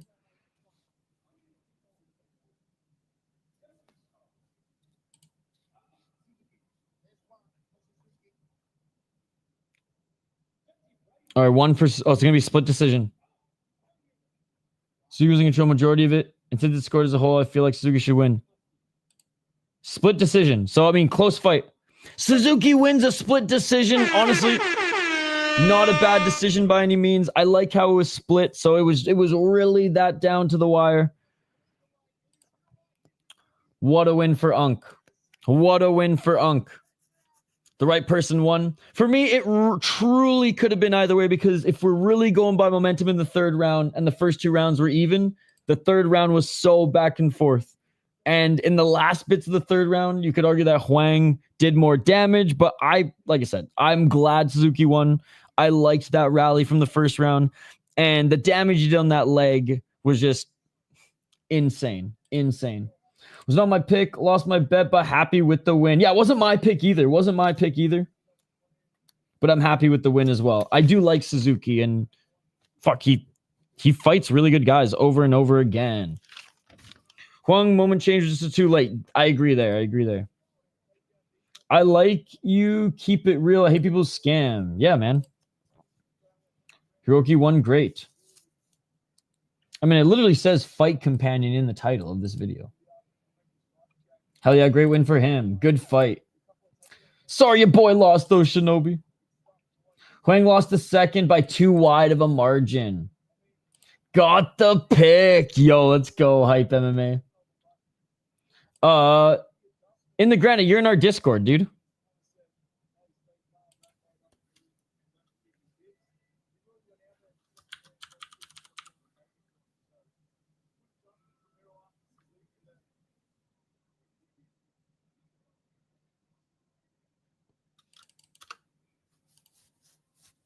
Yeah, Bobby, you're literally in our Discord. There are a lot of Japanese fight companies or companions on YouTube pulling thousands of viewers. Nice. Okay, well, there you go. That is your answer. That is your answer.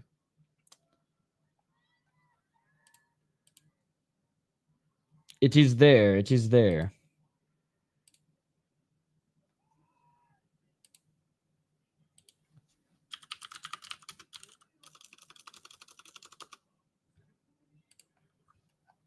All right, let's get this next one here. Yeah. All right, next fight we have. There it is. Yachi making his return, ladies and gentlemen. Yachi making his return. Thank you so much for the $2 again in the ground. Appreciate you. So yeah, here we go, Nick. I know you were asking about it earlier.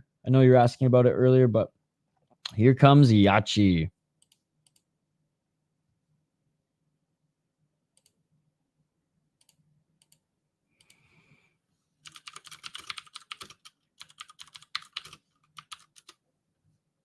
I even made a post in the main chat feed for you.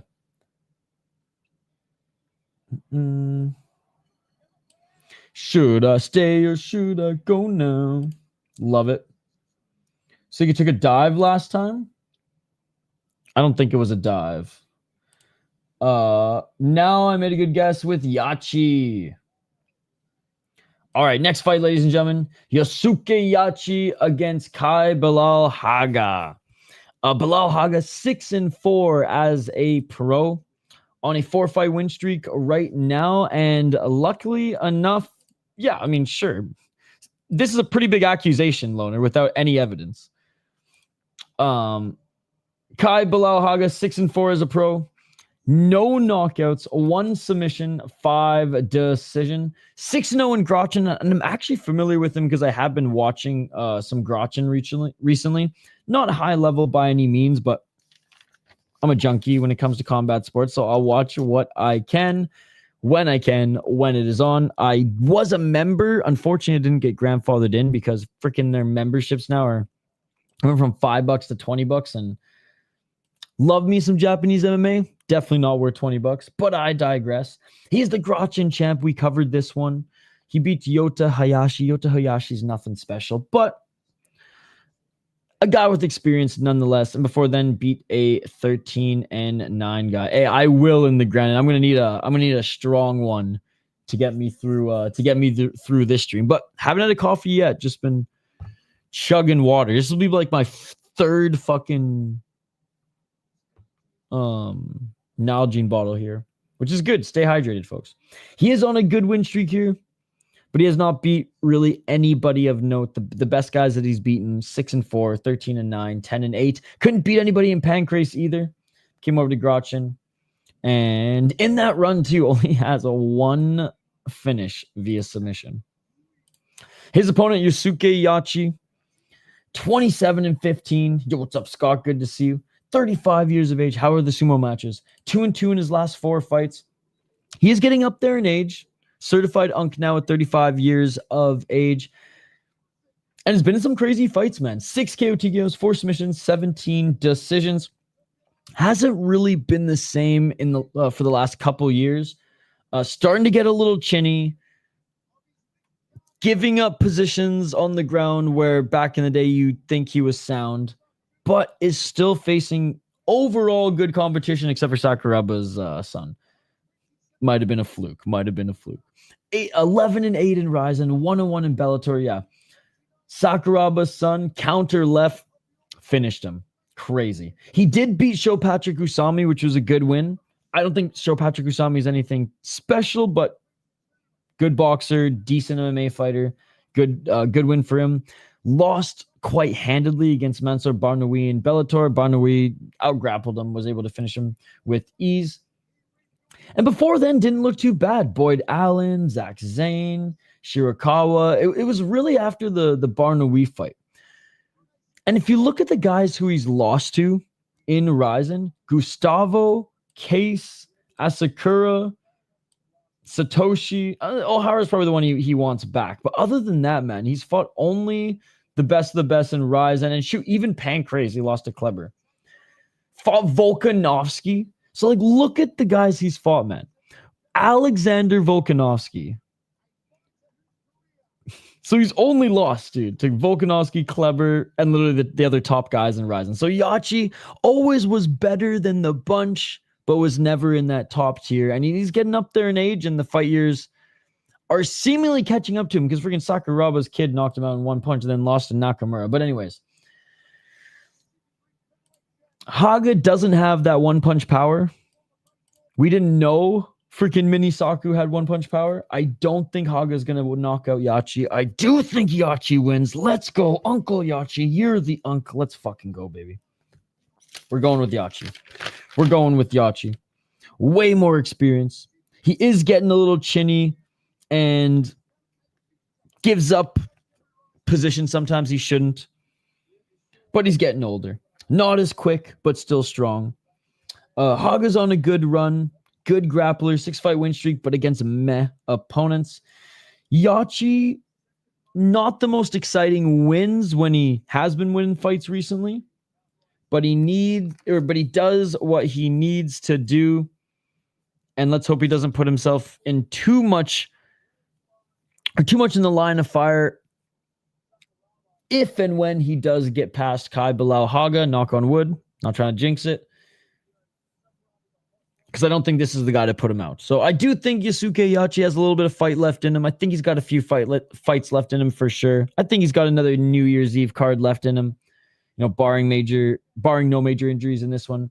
But I just don't think Bilal Haga is a threat. Do I think Bilal Haga has earned his shot on the big stage with this win streak and winning the Grachin title? Absolutely. And I'm stoked for him, but Yachi should win this one. Yo, put a topic you excel in on stream. We do a quiz. What the a topic you excel in? We will do a quiz. Put a topic you excel in on stream. We'll do a quiz. Topic you excel in. Dude,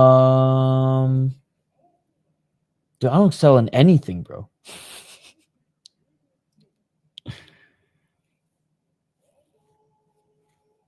Because you even beat me in, you and Big Red even beat me in trivia. Thank you so much for the $2, by the way. I excel in watching MMA. What's up, everybody? Good to see you. They're going good, but not to the top of the division just yet. Okay. Makoto hasn't fought yet.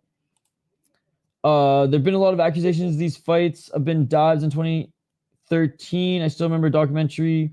Robert Fujimura, definitely. So there's been accusations of RIZIN fixed fights. Sorry, I don't want to miss any of the fight here. I'm trying to think.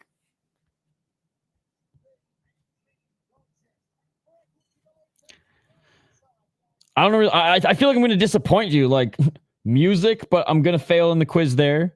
Fight stuff, but I'm probably going to fail there. I guess hockey.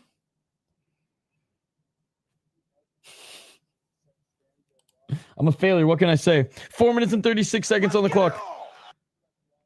Can't trust Yachi. Still present on Daily Motion. Yachi sounds like Nachi. Wick sounds like Nas Reed. Makoto has not fought yet. Pick a topic you excel in. You're good at. When we stream, we can do a quiz for the fun on stream. Hockey, then. We'll do something hockey related.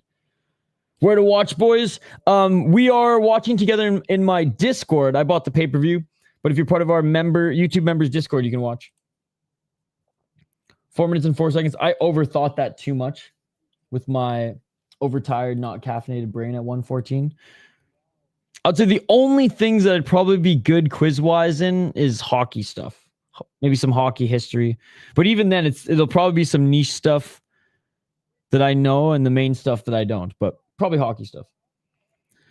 But yeah, if you want to become a member of our channel, members only, we have a members only Discord. You can cancel your membership for the YouTube channel and just always be part of the Discord. Nice takedown by Bilal Kai Haga. 3 minutes and 28 seconds. Fun fact about Yusuke Yachi and Alexander Volkanovski. It was the co-main event, but they refused to put Alex on the poster because they thought he would alienate people and not but the event. Alienate people and not but the event. 304.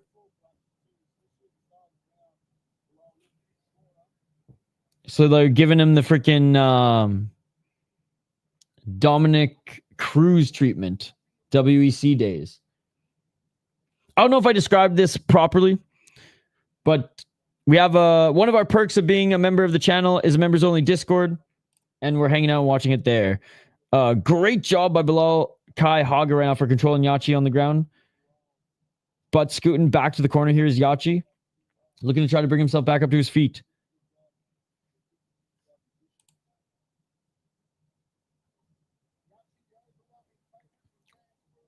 .221.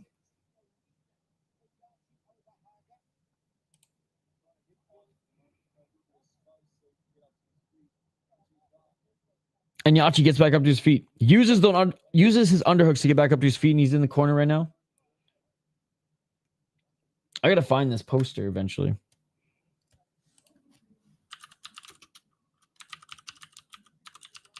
.155.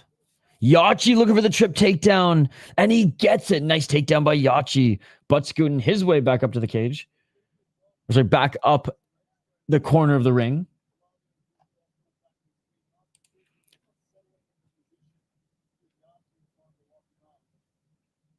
Dude, that's so funny. Wait, isn't Volkanovski on the poster, though?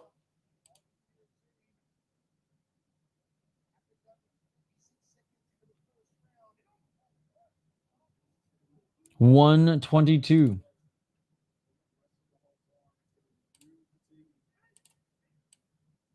Maybe he wasn't on the original poster. But I just shared it in the Discord. I think that's Alex anyways on it. 106. Back at center. Low kick by Haga.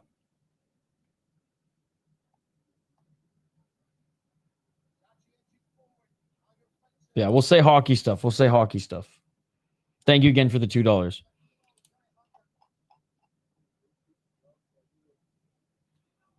High kick by Yachi. Volk with hair is just not right. Yachi swing and miss with the 1-2. Underhooks by Haga. Haga being pushed up into the ropes, and now they're jockeying for position here next to the corner. 24 seconds in this first round.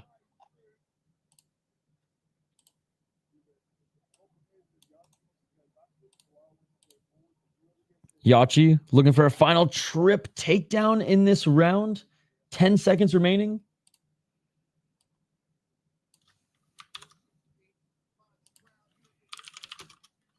And that's it for round one. Not liking how easy Haga took down Yachi. But Yachi came back and was able to take down Haga and control him a little bit. Not the most grueling fight for either of them so far. Knees in the clinch. Haga, good judo throw to get that fight, or to get the fight to the ground. Some low kicks by Yachi, but not too menacing from, or not much, not many menacing strikes from either of them. Too close to tell. And I'm back. Too close to tell, Nick.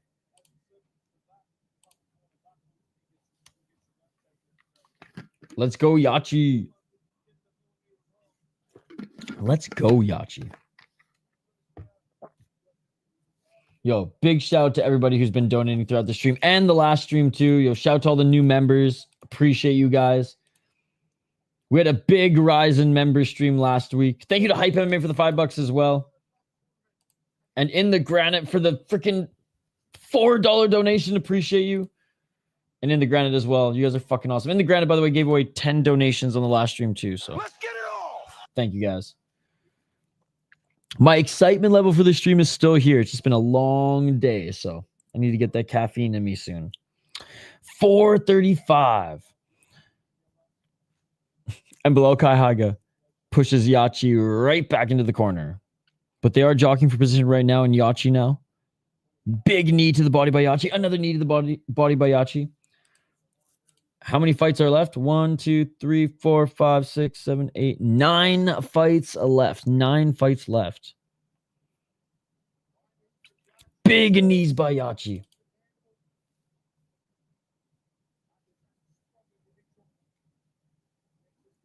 Four more fights left until the intermission.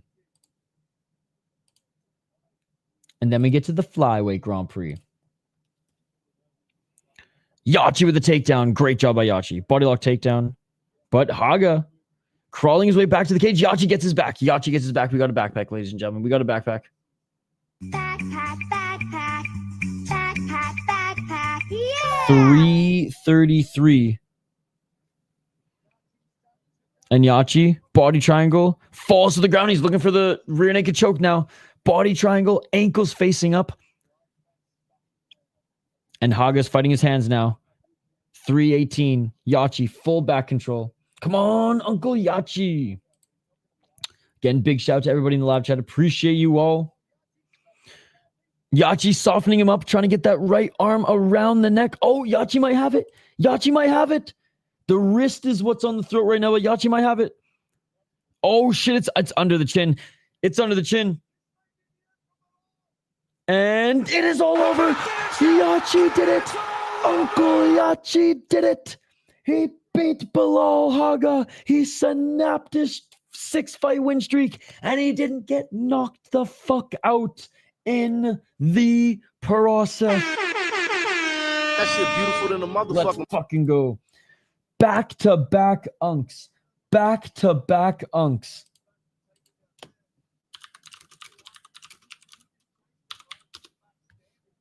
I love it. Back-to-back unks. No, so close. He almost went to sleep. Yeah, he was like...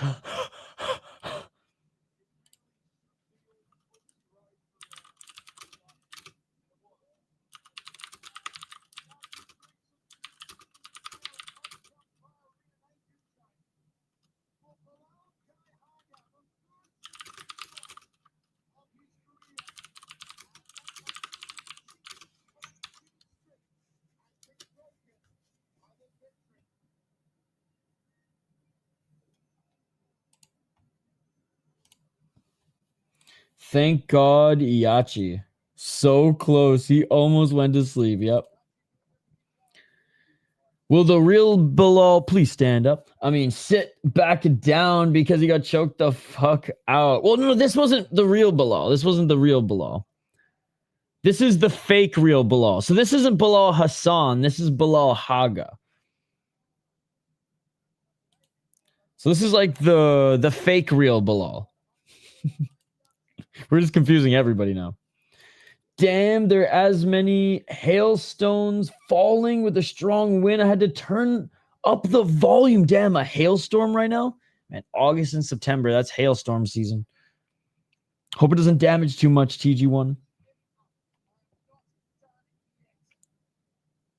And Yachi saying, I am not done yet.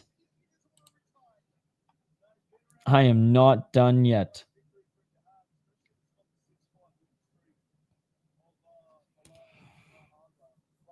By the way, guys, I don't know if the quality changed or not.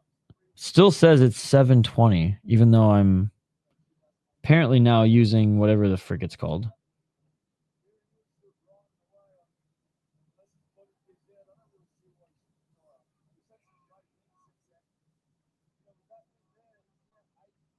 One sec, guys.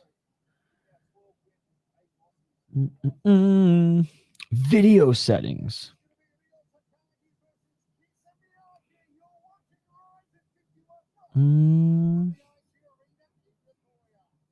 Okay, no nitro.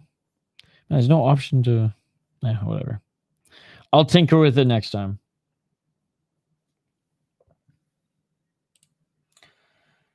Will you be watching the Smashing Machine? Absolutely. I'm stoked for the Smashing Machine and for the Christy Martin documentary. Or not documentary, biopic coming out. Just playing around, but I had to make the joke. Bilal jokes is necessary when Bilal and Bilal Haga fights. Yes, because Bilal Hassan is on his way to the UFC. Although he'd probably kick ass in RIZIN. He has the consequences to live close to Antarctica. Wow. All right, let's get to the next one. We have, for the unofficial Pancrase title, ladies and gentlemen, Ryo Takagi against Kisa Miyake. Takagi was a top Pancrase fighter for a while. And who is the two-time king of Pancrase? Kisa Miyake. And they never met in Pancrase as they were, at the time, rising in the rankings. Where eventually Takagi came over to RIZIN and Miyake stayed in Pancrase to dominate. 12-4 as a pro. Oh, by the way, got the Yachi win right. Should mark it on the... So far, doing pretty good in predictions, but this was not... So far, anyways, it hasn't been too hard of a RIZIN card to predict. There's been some, man, that it's like... Shit's crazy. But anyways... Miyake 12-4, 4-0 in his last 4 fights. 6 KO TKOs, 3 submissions, 3 decisions, and 9-3 in Pancrase. He defended his title in his last fight against a 7-6 guy, but beat Naoki Hirata, who was 8-2, ground and pound, first round to get the title. And back in 2021, he also became the king of Pancrase, beating a guy who was 1-0 then and honestly hasn't really gone on to do much, but still. On a sick run right now, 26 years of age, and is fighting his countryman who's also 26 years of age, who also dominated through Pancrase. Got an earlier call up to the big show. 6 KO TKOs, 1 submission, 1 decision, 2-2 in RIZIN, 6-1 in Pancrase. He lost to Akimoto in his last fight, no shame in that. Before then, beat Hagiwara, Nishitani, lost to Kolesnik. Coming up from Pancrase, beating 6-4 guys to going up against Viktor Kolesnik. Kolesnik didn't finish him, as Takagi's tough as nails, and neither of them have ever been knocked out. Takagi, no TKO losses. Same with Miyaka. No TKO losses. I would say overall, Miyaka's a little bit more well-rounded, a little bit better in the grappling, a little bit better jiu-jitsu, and maybe a little bit more polished striker in his technique, whereas Takagi, more brute force, tougher, can take bigger shots, and knocks motherfuckers out. His wrestling's okay, but as we saw against Akimoto, Akimoto friggin' out-grappled him. So I think I'm taking a swing on this one. Here are the betting odds again, guys. Here are the betting odds. I thought I was taking a swing. I thought I was taking a swing with this one. Turns out that Takagi is actually the favorite. I thought Takagi would be the underdog in this one, but he's the favorite at -222. And Miyaki's actually the +185 of underdog. So I don't know if you guys, I don't think you guys can live bet in RIZIN or not, but Miyaki, one of the best underdogs on this card. One of the best underdogs on this card. Tapology, again, take it with a grain of salt, but 78% for Miyaki, only 22% for Takagi. I'll get a cup of coffee soon. I'm gonna try to go one more fight without it. Because I don't want to crash. I don't want to crash for the main event. But yeah, Miyaki being more the well-rounded guy, I dig him as an underdog. Takaki's a little bit bigger and hits harder, more that brute style, good pressure. I think should be able to face the whatever grappling storm that Miyaka does put on him. But I got Takagi winning a decision or serving Miyaki his first knockout. Let's freaking go. Takagi with the headphones. What is this? The NBA?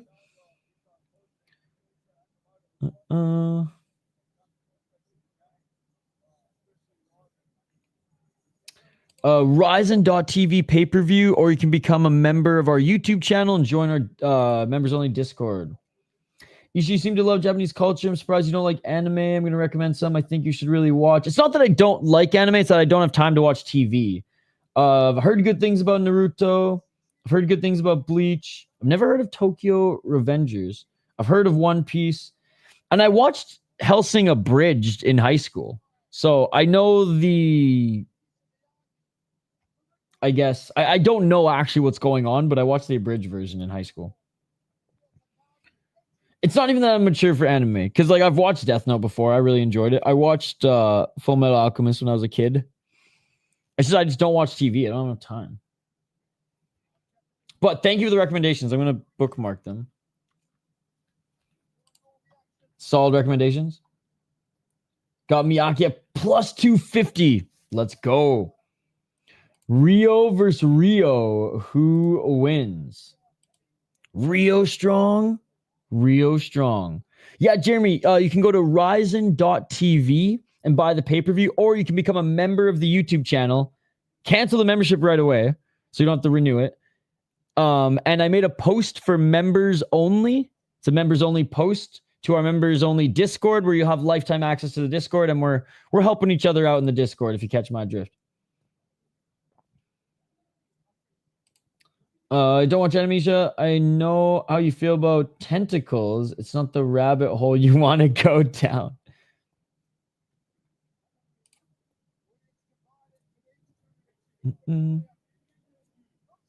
Helsing was a good one. And one of my favorites. Nice. Cromartie High School is a wonky Japanese comedy anime, and GTO is incredible. GTO. Okay. GTO is a classic. Wait, is that the one with the dude with the 240 SX? And he was delivering tofu and couldn't spill the tofu, and he learned how to drift? Let's get it on. Sports-wise, Hajime no Hippo. That's the boxing one, right? Damn, my chicken is cooking and will not be done before the fight. All right, round one, ladies and gentlemen. Let's get it on. 4:37. Takagi walking forward. Takagi with the right hand. Takagi pulls Miyake into the clincher. Miyake with a takedown. Miyake with the back take. We got another back take, ladies and gentlemen.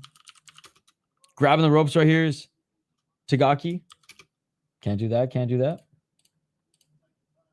Initial D. Okay. Oh, Baki's the boxing one. Okay. I watched anime for years, loved it. Then I got married. Now it's gay.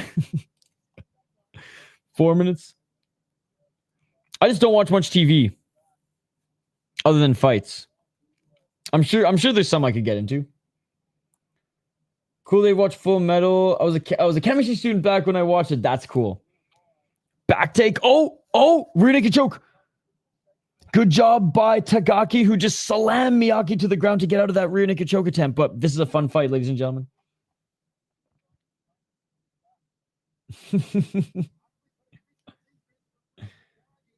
Yeah, it's initial D. GTO is like a troublemaking guru become a high school teacher. It's wild. Okay. Thank you guys for the recommendations.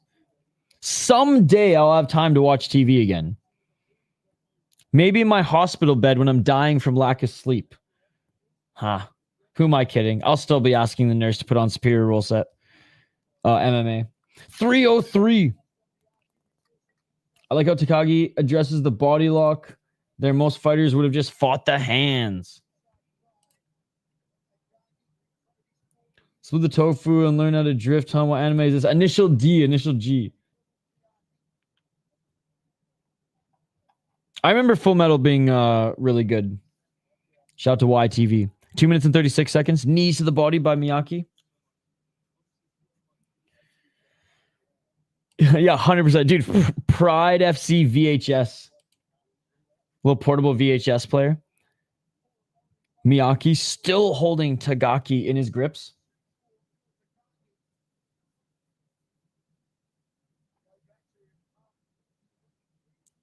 $214. By the way, speaking of Japanese culture, I'm trying to get this shirt made. Oh, great job by Takagi. Getting out of the grip of Miyake. Oh, Takagi with a 1-2.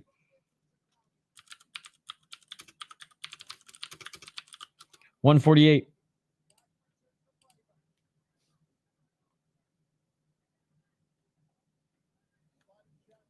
$139.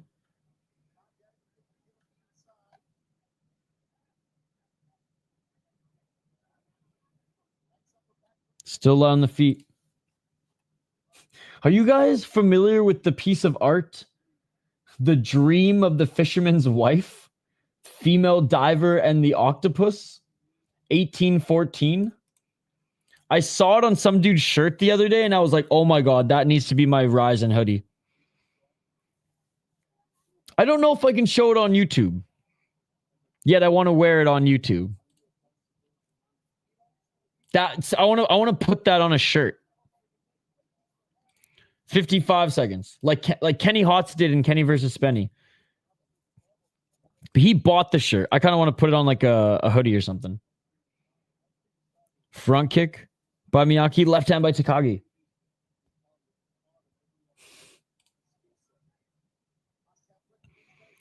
$37 seconds.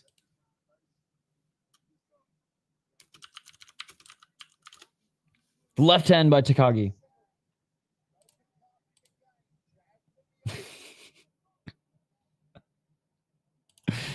Oh, I watched some Kenny versus Spenny on your recommendation. It's gnarly. It's crazy, man. So on the episode, who can wear a dead octopus on their head the longest? Look at Kenny's shirt. 5 seconds. Low kick by Miyake. Oh, left hand by Takagi. Double left by Takagi, and that will do it for the first round. Great first round. Great first round. He's doing good, man. He's doing good.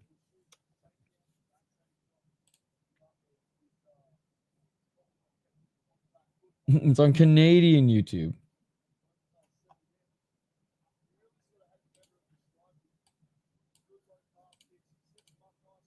Yeah, Kenny vs. Spenny is a crazy show. Watching now. Let's go. Ready?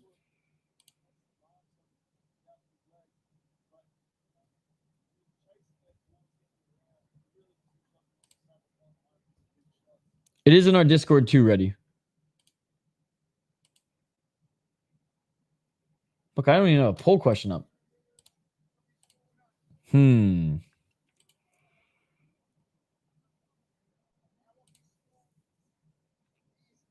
When's the Umeno fight? Next fight. Next fight. Good timing, Mr. Showtime. I mean, when I was in elementary school, but I watched pretty much the whole thing. 456, round 2. I don't remember like some of the details, but I remember the story as a whole. It was pretty good. It was pretty good. Poll question: do you know the tale of the fisherman's wife? Oh, I mean, we got nothing else right now, so.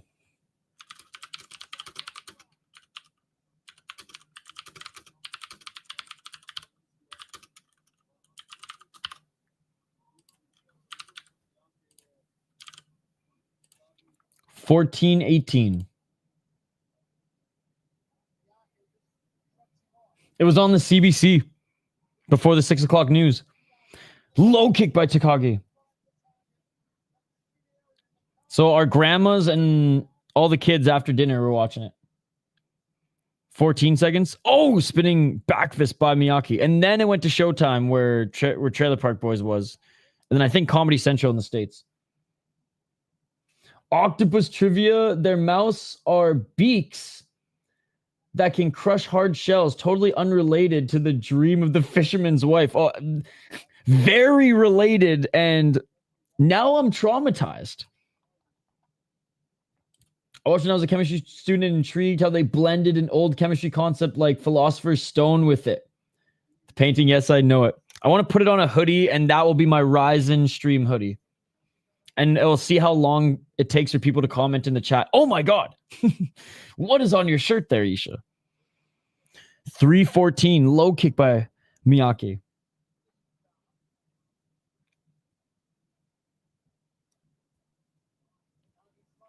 Low kick. I'm stoked you went and watched Kenny vs. Spenny. Now I have to check out your show on your recommendation. It is a weird painting. So there's an episode of a show I watched called Kenny vs. Spenny. And on the episode, who can wear a dead octopus on their head the longest is where I first saw that image. No, but both of those things together. Your stat mixed with that is now traumatizing. Left hand by Takagi. And Takagi gets the takedown. Miyake trying to roll to his right. Takagi. Oh, Takagi, is he looking for a guillotine? No, doesn't drop for just wraps his left arm around the neck of Miyake. No superior rule set there.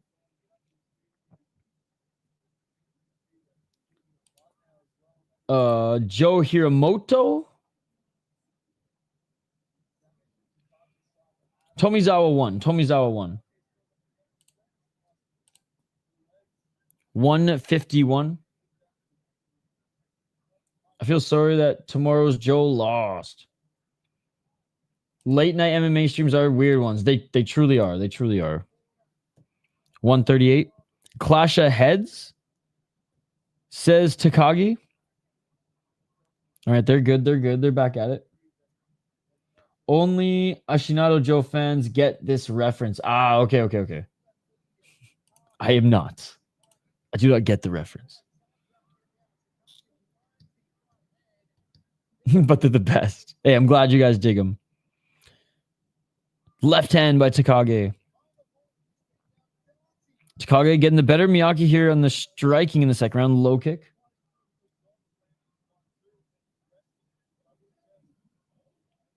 .58 seconds remaining in the second round. Nice counter right by Miyake. Nice left by Takagi. Oh, beautiful left hand by Miyake. Doesn't land with the follow-up.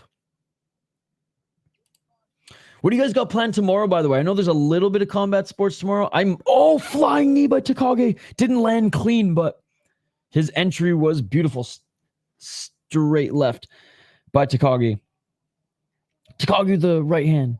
Left hand by Miyake. 20 seconds left. Oh, another knee by Takagi. If he honestly would have committed to that a little bit more.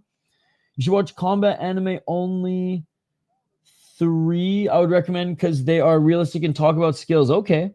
Ashida no Joe Hajima no Ippo and Megalobox. Megalobox is a gem. And that is it for round 2. Hidden gem. Okay. First round close. Second round Takagi. We'll see if Miyake can replicate what he did in the first round. Because Takagi is outstriking him. And Miyake wasn't able to get a takedown in that second round. If anything, Takagi did better than him in that regard. He was able to get a takedown and control him for just a little bit. Do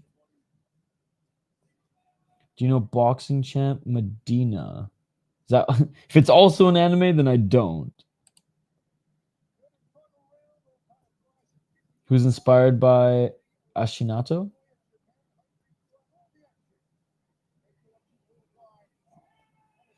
Going to a small trip next week. Need to change environment for a while and relax. Nice.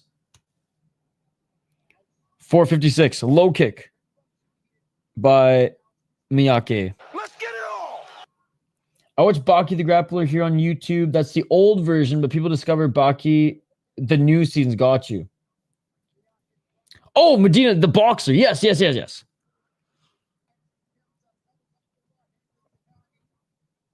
guy that rocked me the way. Yep. 431. Wait, so the show was inspired by him? Oh, I'll probably take some time off the streams as well. Maybe I'll come around for the prayer card. Sounds good, Jingobo. Disconnect. It's good to disconnect. Round 3. TG1 OG Baki is fire. Oh, was that another clash of heads? And Tagaki cut on his right eye.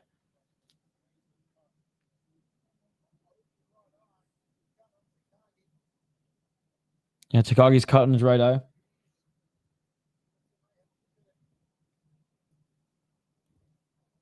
Yep, clash of heads. Ouch. I feel like there's always a head clash in Japan. I guess they just lead with their head a lot when they come in with these strikes, man. But that's nasty right under the right eyebrow.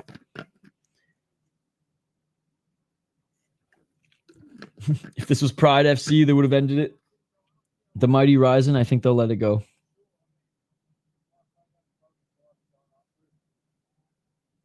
Oh, okay. That's pretty cool.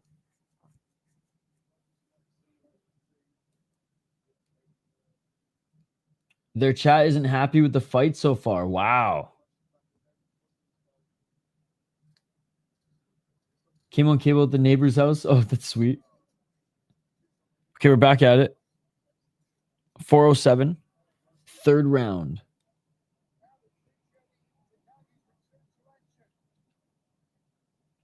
Left hand by Takagi. Left hand by Miyaki.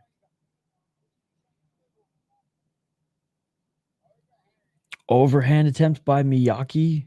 Out of range. They go into the clinch. 351.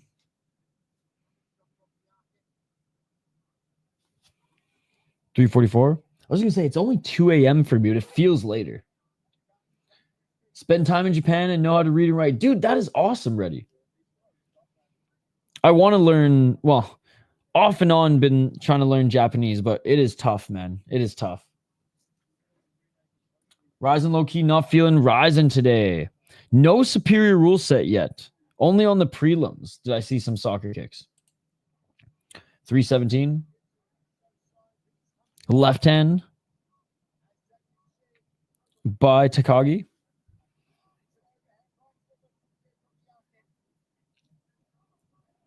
$304. Takagi missing with that overhand. Final 3 minutes. Takedown by Miyaki. Can he get it? Nice sprawl by Takagi. Dude, Takagi has looked like the more well-rounded fighter in this fight. First round, Miyaki on his game, doing his thing, but Takagi made the proper adjustments. Been able to outstrike Miyaki on the feet, and a great job defending these takedowns. Little foot stomp by Miyaki.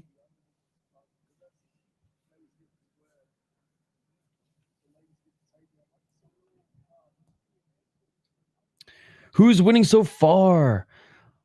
I think Takagi's taking over this fight, man. Way better second round. First round was close, and he's doing good in the third round as well. Takagi with the left hand. And the damage is all on the face of Miyaki. 2 minutes on the clock. Low kick by Takagi.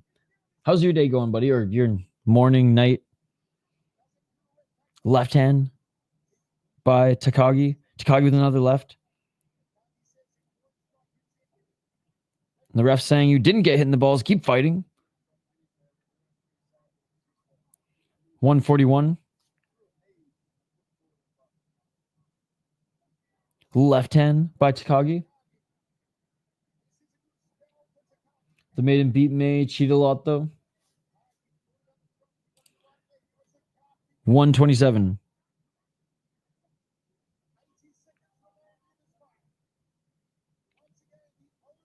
Overhand, right and left hand by Miyaki. Body kick by Takagi. 1 minute and 13 seconds remaining. 105. Yeah, my dad was into old boxing, but the reason why I never was into boxing because he found MMA the year I was born. And so I just grew up watching MMA with him. Nice having a parlay with Yachi. That one, I'm good. UFC Perth was pretty decent. Pretty decent, yeah. So much MMA this weekend. I'm like overwhelmed. I have so much to catch up on, dude. It's crazy. I don't know if I don't even know if I'll have time to catch up on everything tomorrow. There's like 7 cards that I need to catch up on. I don't even think there's enough hours in the day to catch up on 7 cards in one day. But we're blessed that there's so much great combat sports out there. And that everyone kind of had the pick of their litter this weekend. Final 22 seconds, and Miyaki, he senses the urgency. He is trying here to force the issue, but Takagi just outstriking him. Simply outstriking him. Look at the face of Miyaki. Bloody, bruised, and battered. For every left hand he lands, Takagi lands a few other shots, and it is all over. Takagi is going to win the unofficial Pancrase title, ladies and gentlemen. Because they were bound to meet in Pancrase if Takagi stayed there longer. And Miyaki was on a hell of a win streak and had defended his title before coming over to RIZIN. Great fight. Great fight overall. I will say it slowed down a little bit in the third round, but first round was all fire. Very close round. You could give the slight edge to Miyaki. Second round, Takagi took over. Third round, Takagi took over. This fight's going to Takagi. Takagi took it away from him in the third, did what he needed. Again, appreciate everybody in the live chat here today. You guys are fucking awesome. Thank you so much for hanging out. We got a lot of fights left, guys. We got a lot of fights left.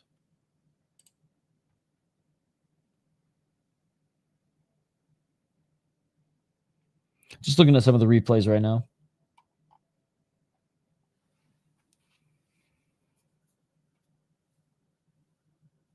Yeah, fun fight. Not enough superior rule set for my liking.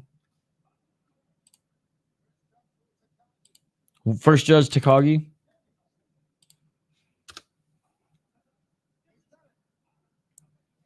And Takagi wins, ladies and gentlemen. He is the unofficial, official, in our eyes, official Pancrase champion. Unbelievable. Let's go, baby. I got that one right. And here I thought that Takagi was the underdog going into this one. And I still think Miyake was a good underdog coming into this one, and he looked great in the first round. But Takagi, too much on the feet. Too much on the feet. Is it Ashizawa fight next?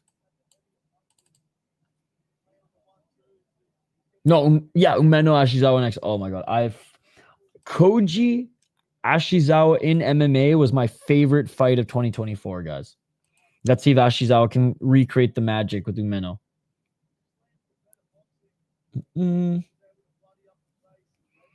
Not really.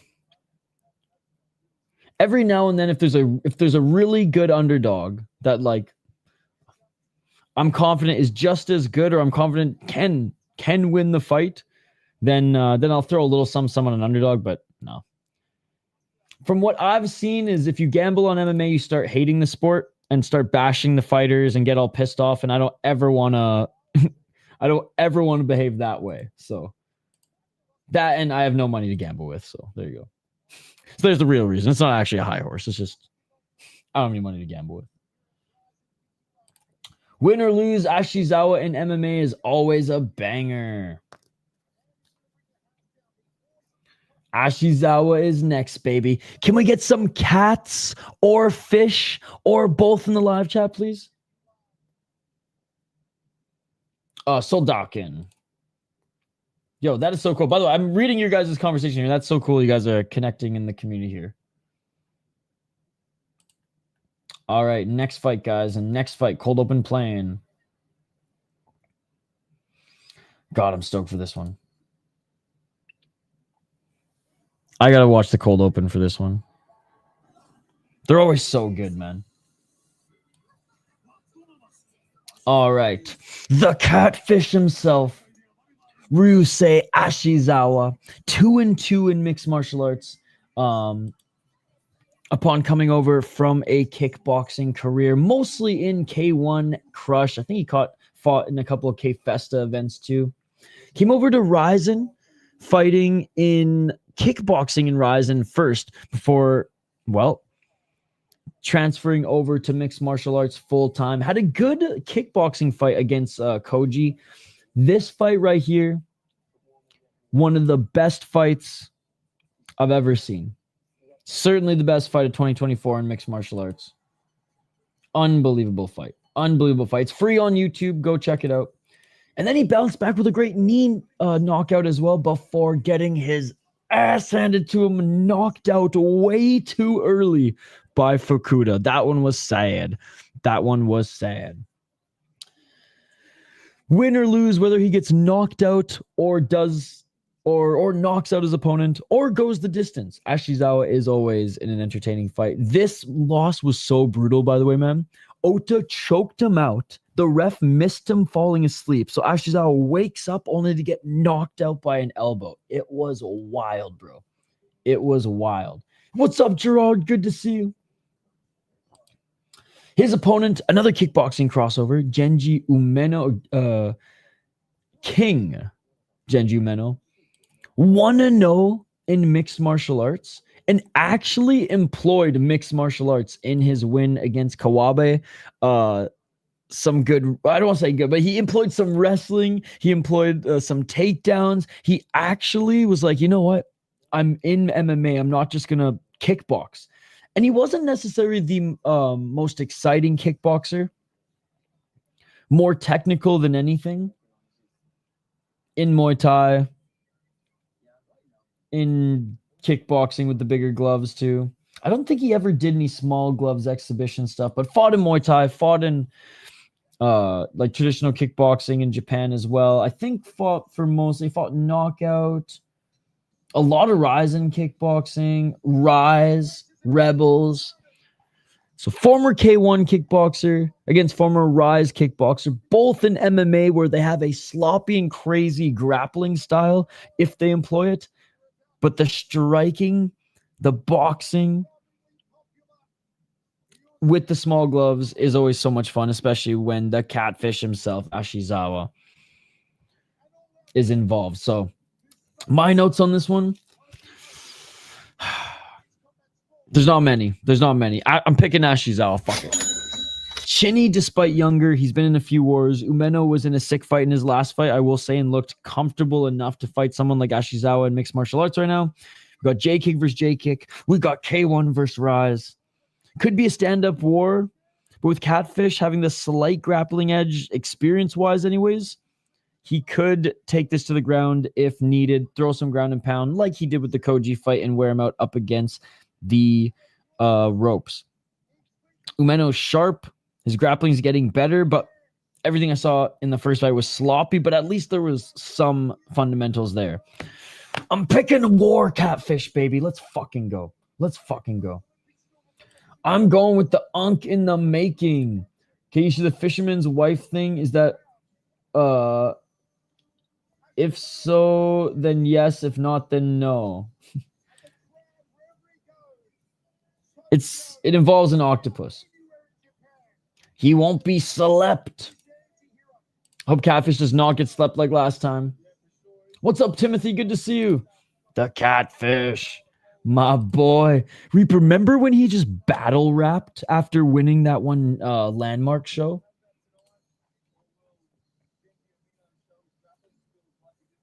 So yeah, in the Kenny vs. Spenny episode, who can wear a dead octopus on their head the longest?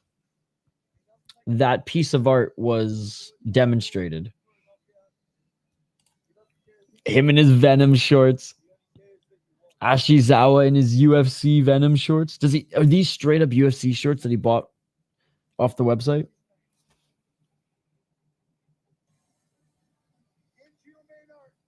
All right, Umeno's making his walkout now.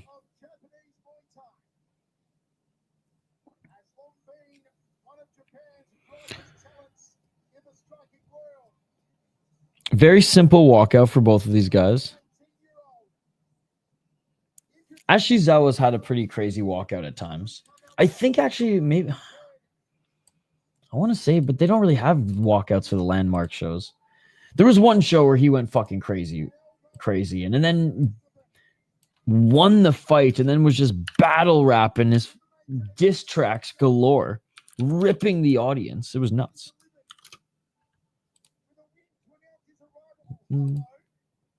What the hell? Hello? This is straight cheeks, bro. What am I ignoring, bro? What am I ignoring? I literally answered your question. Would you like me to answer it a second, a third, and a fourth time? Soldatkin. There you go, buddy. There you go. Don't say I'm ignoring your question. You missed my answer, buddy. You missed my answer. Pretty sure that was when he beat up Umeno in their kickboxing fight, but that was funny. Ren is retired? Ren Hiromasa? Not yet. Both of these guys are for comedy, actually. Oh my god. Straight cheeks. Oh my cheeks.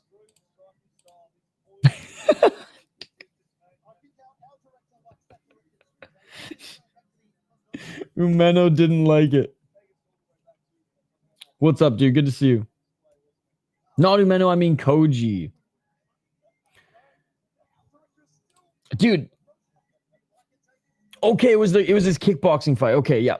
I think you're right. The battle rap?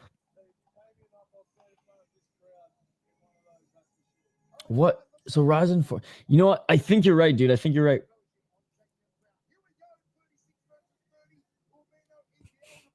This shit, yeah, he beat him and then just fucking took the mic and started just ripping. Because I'm pretty sure they were in Cozy's hometown. Is Cozy from Osaka? Anyways, yeah, that shit was hilarious. All right. 36 years of age for Uncle Umeno. It is the year of the Unk. 30 years of age for Ashizawa.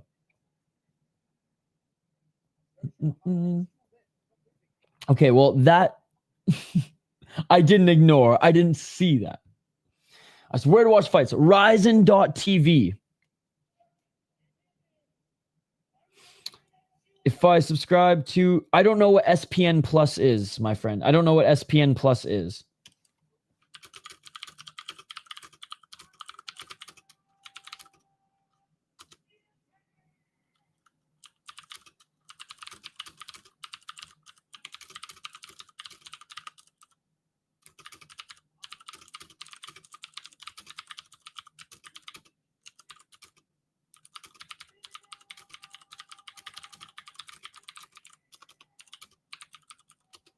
All right, Mukwama, read the chats that I've sent to you. Full moon in Japan tonight, right? Straight cheeks. Sorry, I didn't mean to ignore you. I just didn't see that comment. I even scrolled up, so thank you for typing it again. All right, round one, ladies and gentlemen. Let's get it on. Low kick by Shizawa.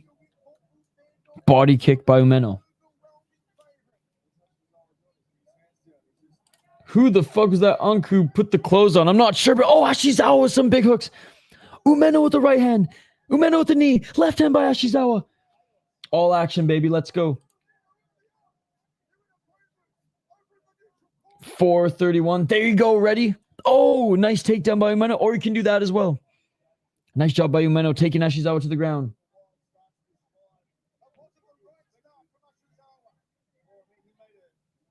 Mm-mm. 414. Godspeed, K Bitcoin. Godspeed. It's totally legal if you're in West Virginia, my man. It's totally legal if you're in West Virginia. 4 minutes on the clock. Ashizawa looks loose.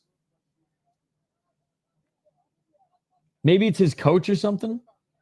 More like 420. Smoke him if you got him.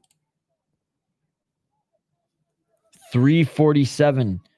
Umeno. Being new to mixed martial arts compared to Ashizawa, who's also pretty new. Doing a good job in the grappling here. Ref is going to stand them up if Umeno doesn't do any damage in this position. He's holding Ashizawa down. 324.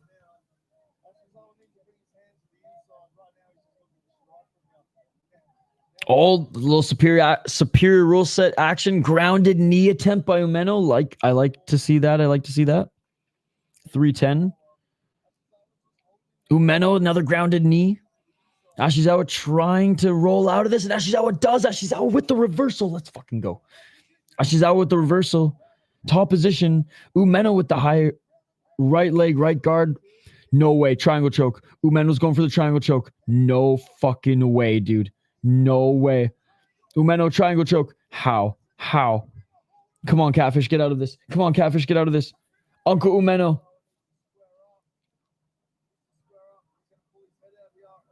Oh my god. Ashizawa. Umeno sub, no way. He doesn't have it in yet. I mean, Ashizawa hasn't tapped yet, but Ashizawa says he's okay. Pushing on the face of Umeno. 2 minutes and 21 seconds. Thumbs up from Ashizawa, yep. Here's a knee by Ashizawa. More knees by Ashizawa. And Umeno, he tightens it again, but more knees by Ashizawa. 158 remaining in this round. Grab the leg, Unk. Grab the leg. He's still a white belt. 146. It's impossible to have post weed depression when you're watching RIZIN. Knees to the body by Ashizawa. More knees by Ashizawa.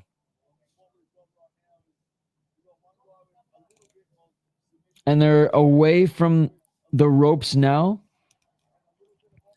And Ashizawa gets out of the triangle and he says, get back up to your feet.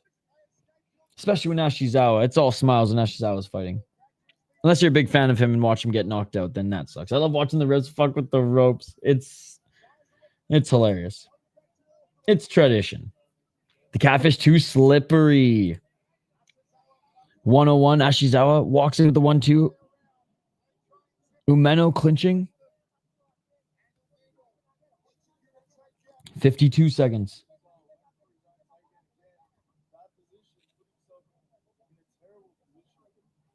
Knees by Umeno. Umeno now grabbing the body of Ashizawa.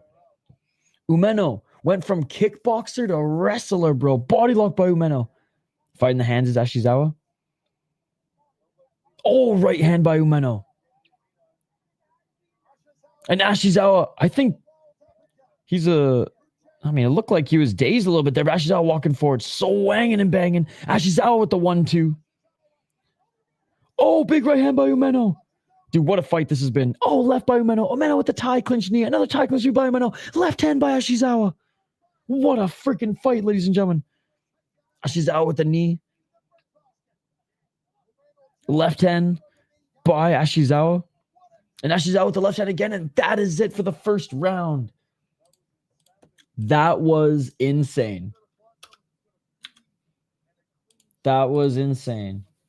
Umeno, even in MMA, looks more polished in his second MMA fight than Ashizawa, who looks like a slippery goddamn catfish, but we love it. Damn. Ashizawa never in a boring fight. Ashizawa wants to make another fight of the year contender. Make it bloody, buddy. Let's go.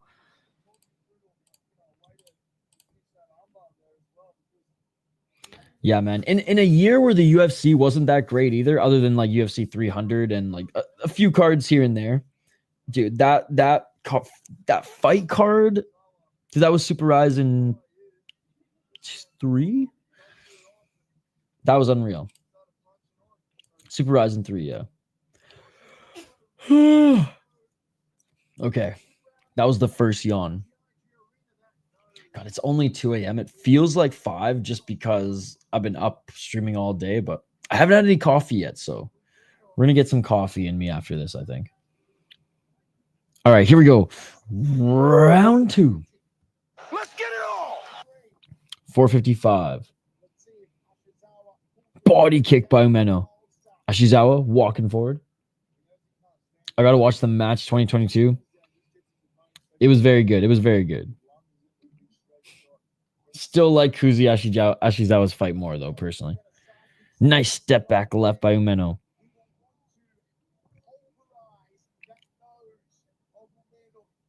Low kick by Umeno.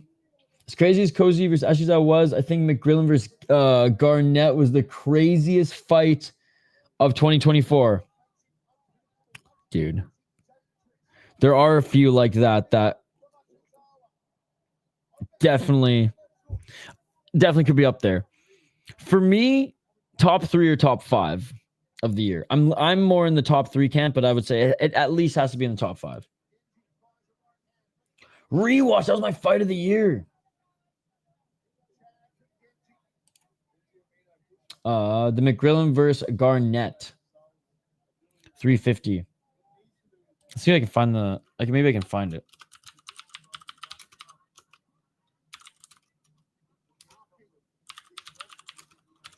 Ashizawa eats a counter left by Umeno, but lands a 1-2 on Umeno. Okay, it is on YouTube. It is on YouTube.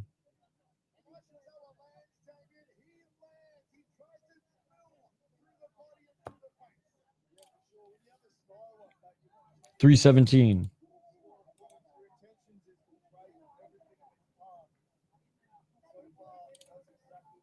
Here's some highlights of it, but the full fight is on YouTube. Yo, what's up, Diego? Yo, shout to Diego. How are you doing, man? So this week I've been watching everything, man. Amazing weekend of fights, dude. Yesterday, well, I guess Friday was insane.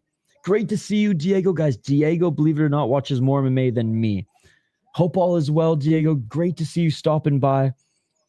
Swelling under the right eye of Ashizawa. Umeno with the 1-2.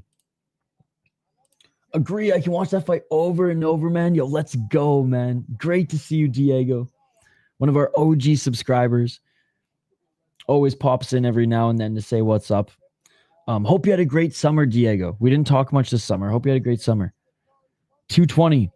Umeno with the left hand. Umeno with the body kick as Ashizawa runs at him. Ashizawa with the left. Umeno with the right hand. Umeno fighting a more technical... Well, using more technique in his striking versus brawling like Ashizawa does, and it's working for Umeno. 2 minutes and 2 seconds. Left hand by Umeno. Oh, they each land a right hand.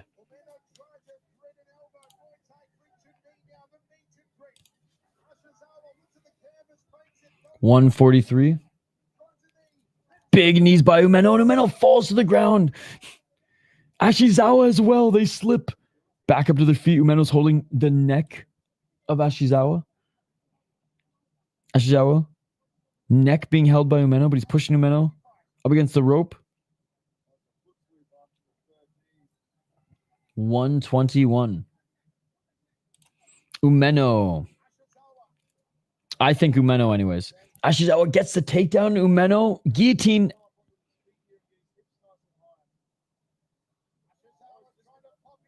Ashizawa trying to pop his head out here. Tight guillotine. Tight guillotine. Ashizawa, 58 seconds. He pops his head out and he's in the full guard of Umeno. 53 seconds. Slippery little fish indeed.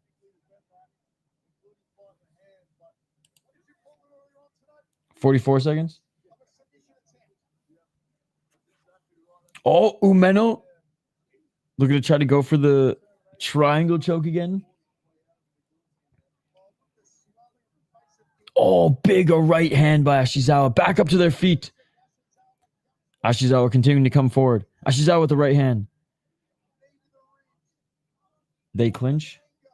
The series is probably the best Contender Series season, man. So many finishes every week. Still got 3 weeks to go, man. Can't wait. Dude, I can't wait. Kwon Won-Il.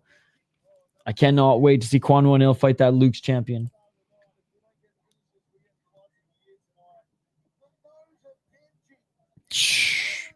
Dude, Umeno's nose is so fucked. The top of his nose is cut and bashed. And the right eye of Ashizawa's swelling a little bit. I think Sabatello wins. I'm 2-8. Will be 2-9 if Ashizawa loses. I'm doing okay right now, but like we still got a lot of fights to go, so you never know. I am 1, 2, 3, 4, 5, 6 right now. 6-3 right now. 6-3.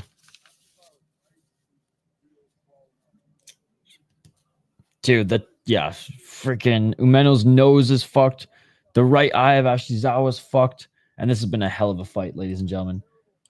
Unless Ashizawa gets knocked out early, which again, it's,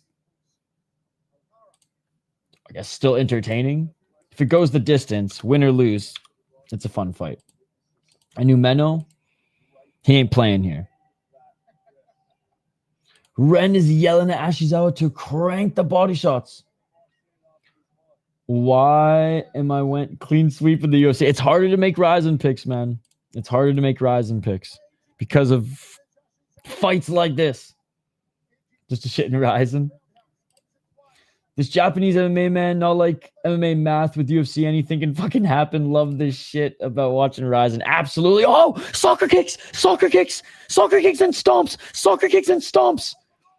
Ashizawa soccer kicks and stomps, but he grabbed the rope. Why did you grab the rope, Ashizawa? Why did you grab the rope?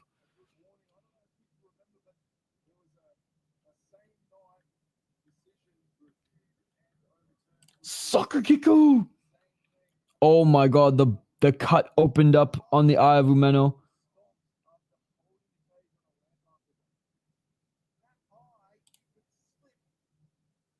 Low IQ moment for the catfish. He went full Kinoshita and he's going to get the yellow card.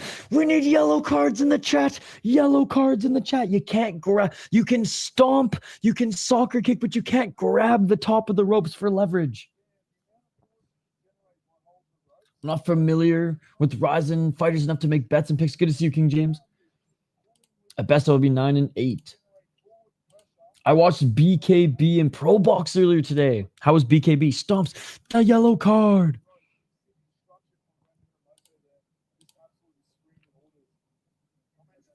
When is the blue card going to show up? Only in Road FC. When is the final fight? Not for a little while. We are here right now. We are right here. We have 1, 2, 3, 4, 5, 6 more fights. Plus an intermission.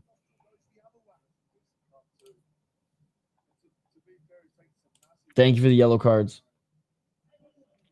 Okay, they're letting it continue. Let's go. They're letting it continue. 4 minutes and 24 seconds. Oh, big shot to the body. 5 more fights. Oh, body shot. Stomp by Ashizawa. But Ashizawa ends up tripping. Ashizawa finishes the takedown. Umeno guillotine. No way. This fight is crazy. This fight is crazy. 407. I love this fight. This is what a fight. What a fight. 358.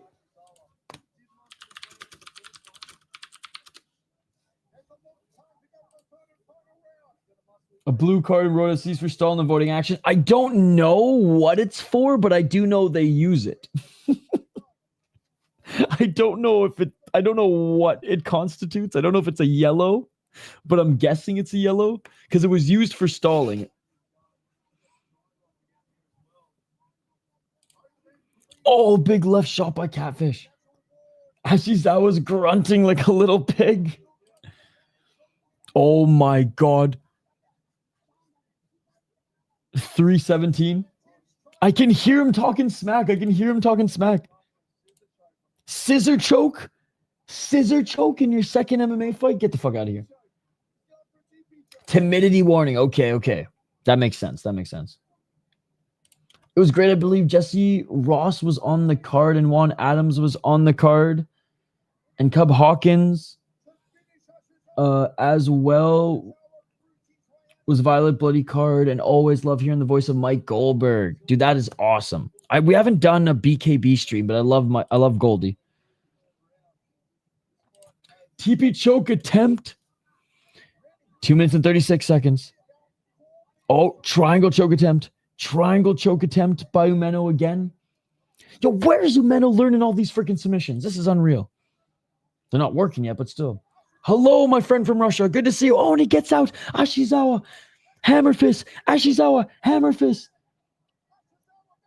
2 minutes, 50 seconds. Ashizawa tried to go for a stomp, but ends up just falling on top of Umeno. 2 minutes and 8 seconds. Knees by Ashizawa.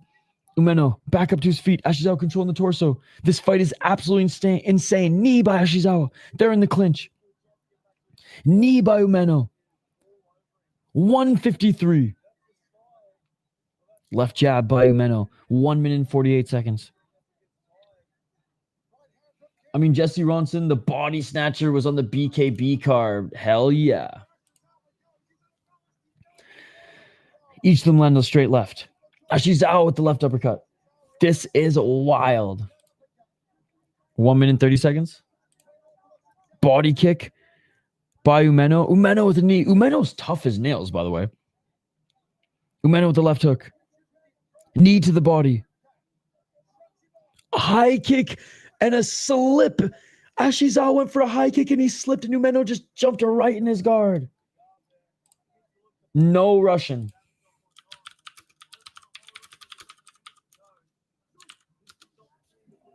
One minute. Ashizawa hitting the razor Riddick smash punch though. 52 seconds.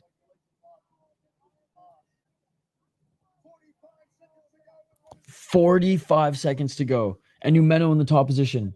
I have no idea who's going to win this fight. Probably Ashizawa. Oh, Ashizawa hurt him. Ashizawa upkicked him. Ashizawa upkicked him. And Ashizawa tried to get into Umeno's guard. And Umeno's going for the triangle choke again. Great fight. 29 seconds. Ashizawa still controlling. Rolling out of it is Umeno. 21 seconds. Dude, Red and Hiromasa screaming at Ashizawa right now. Grounded knee by Ashizawa. Grounded knee. What the fuck is this fight? It's an Ashizawa fight. It's a fucking catfish fight. This is the best fight of the night. This has been the best fight of the weekend so far. And that is it, ladies and gentlemen. Let's fucking go. Standing ovation, motherfuckers. Let's go. Let's fucking go. Let's fucking go. That's what I want to see, dude. That's what I want to see. Let's fucking go. Cinema. Cinema. What a fight. It doesn't matter who won that one.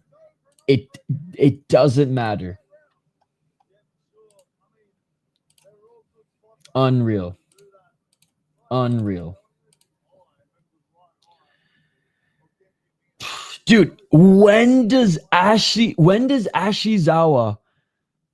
other than when he gets knocked the fuck out, not do this shit though? Dragged Umeno into his world of fuckery. I mean, Ashizawa got the yellow card, so I'm guessing Umeno's gonna win. But wow, we're listening in for the official decision. We haven't heard who won yet. Unreal. All right, we're listening in. Look at the face of Umeno, bro.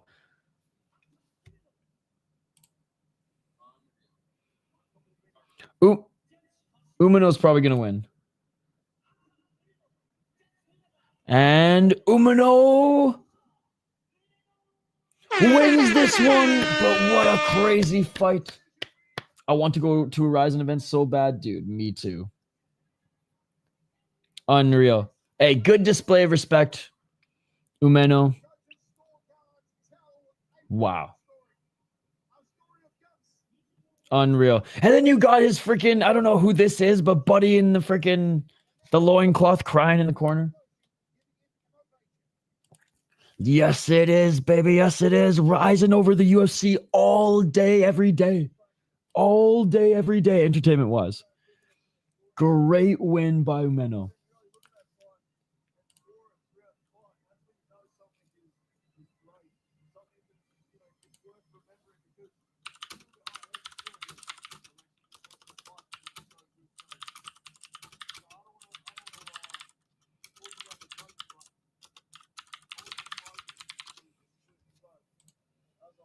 Two and 9. Dude. Skate, how are you doing, by the way? I thought you were sleeping. Are you streaming this as well? Fucking sick fight, man. Sick fucking fight. I thought Ashizawa won. Yellow card. Yellow card. Bro, notes just fly there, but I don't know if they will let a goose go to a RIZIN event. Hell no. I can't commit to a RIZIN event. On a stream. Yeah, we got a long, like, dude, it feels like 5 a.m. right now. It's only 2:20. So we got a long freaking night ahead. I believe, what, 2 more fights until the intermission. Yeah, 2 more fights until the intermission, guys. And we're not going to end the stream during the intermission. I'm going to take a little bit of a break, but we'll come back and hang out. We'll watch highlights. We'll shoot the breeze. He looks like a winner. Just one. Thank fucking God. Just one. Umeno says, I'll do my best to show Muay Thai in RIZIN. I don't know if that was Muay Thai, but that was certainly fun. Why do a close-up on his bum for real? I think just to fuck with all of us.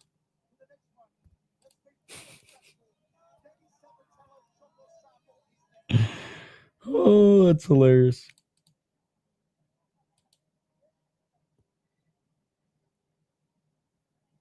Everyone in the We Are RIZIN podcast chat is like, who is this guy?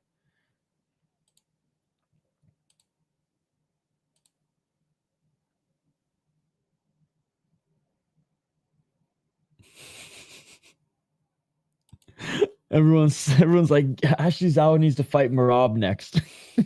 What? Oh my God.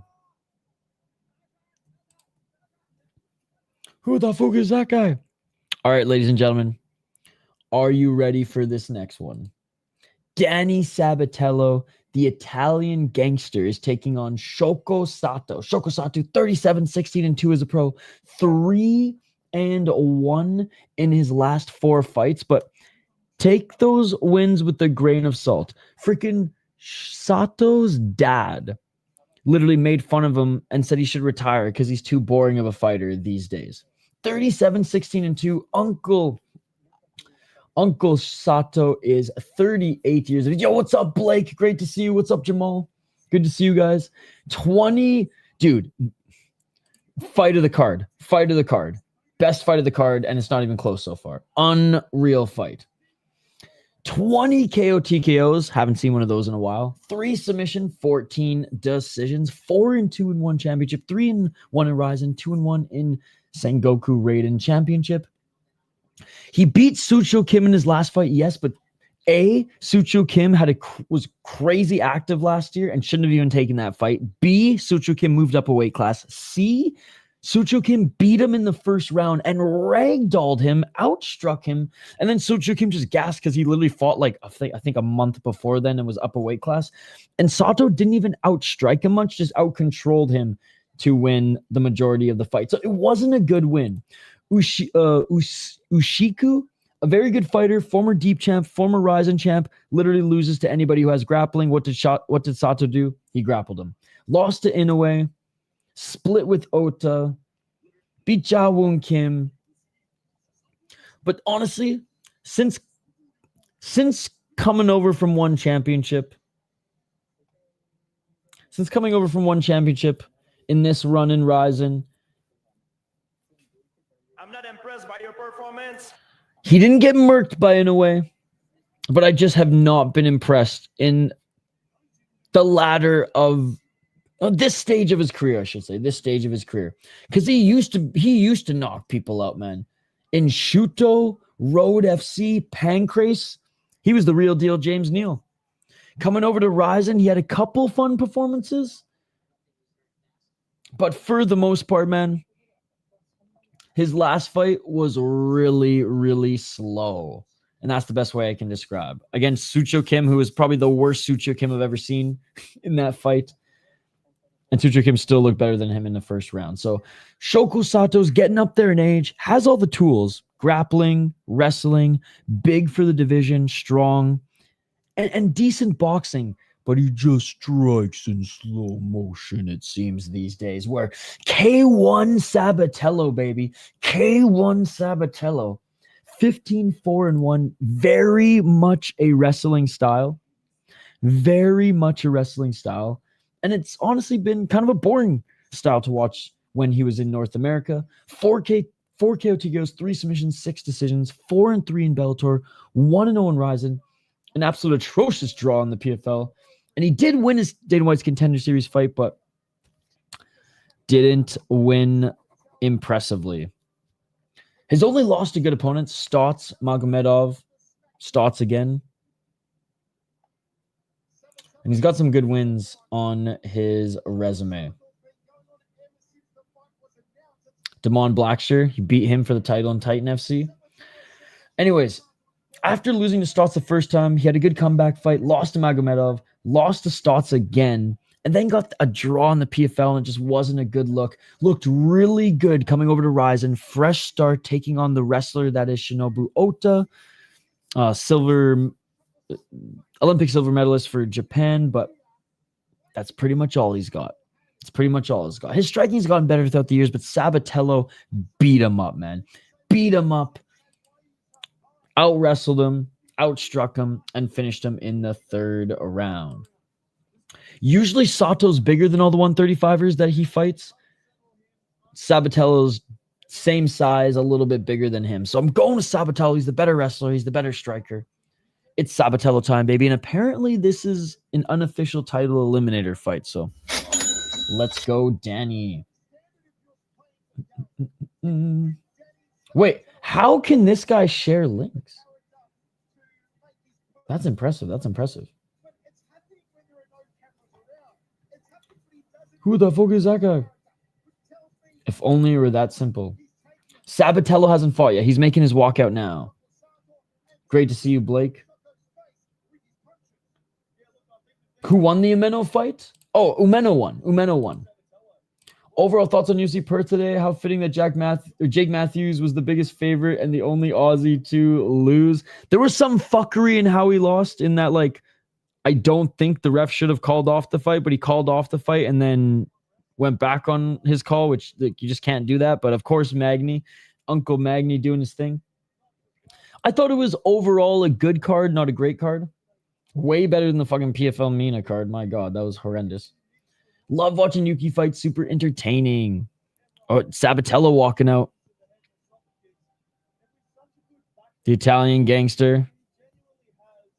Mike Brown in his corner. I got Sato. He's going to give us one last K1 performance and then lose his next 4 to 2 and 3 guys and retire. It was middle of the road. Not great, not bad. Navarro Sterling had another sparring session. Yawn. See, actually, I thought that was a fun fight. The third round, he slowed down though. So, like, I mean, so you didn't find that fight entertaining? Interesting. I thought that was one of the better fights on the card. Well, one of the better entertaining fights on the card. Bellato's sloppy. We know how Bellato is, but yeah, that fight was a lot of fun. I'm not a Sterling fan either. I think the fans overrate him a lot, and his gas tank faded there, but that was a fun fight.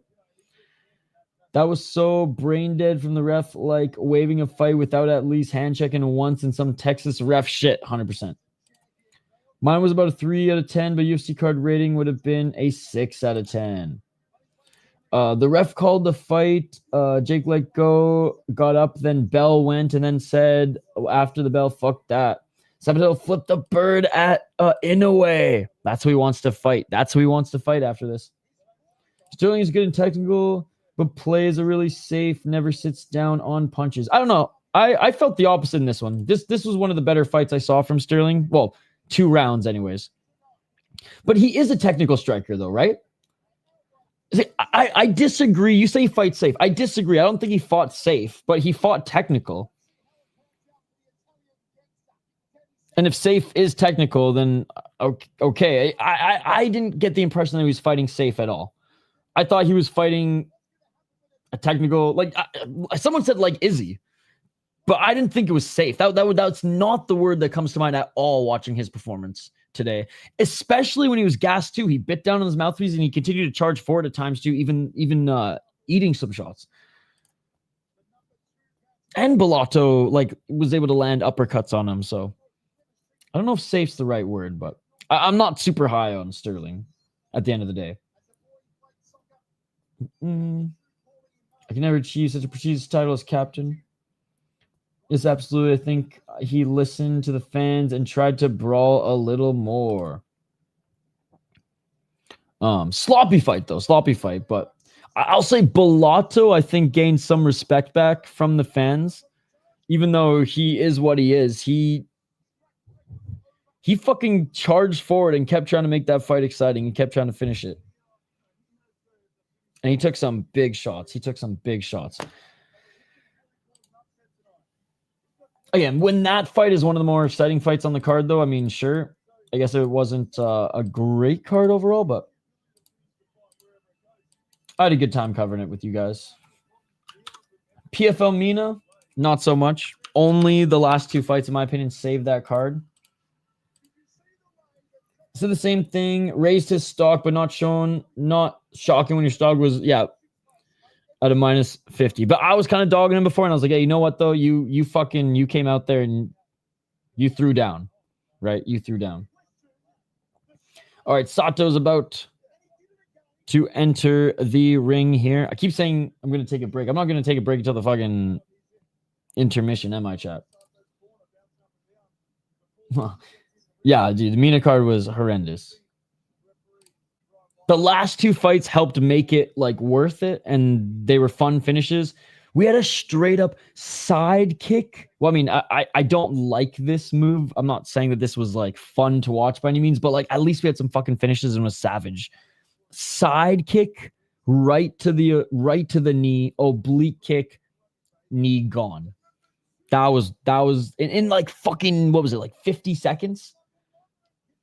I didn't watch any LFA. I watched some of the highlights, but I didn't watch any of it. We will catch up on a ton of highlights during the intermission, by the way, guys. There's so much combat sports to go over this weekend.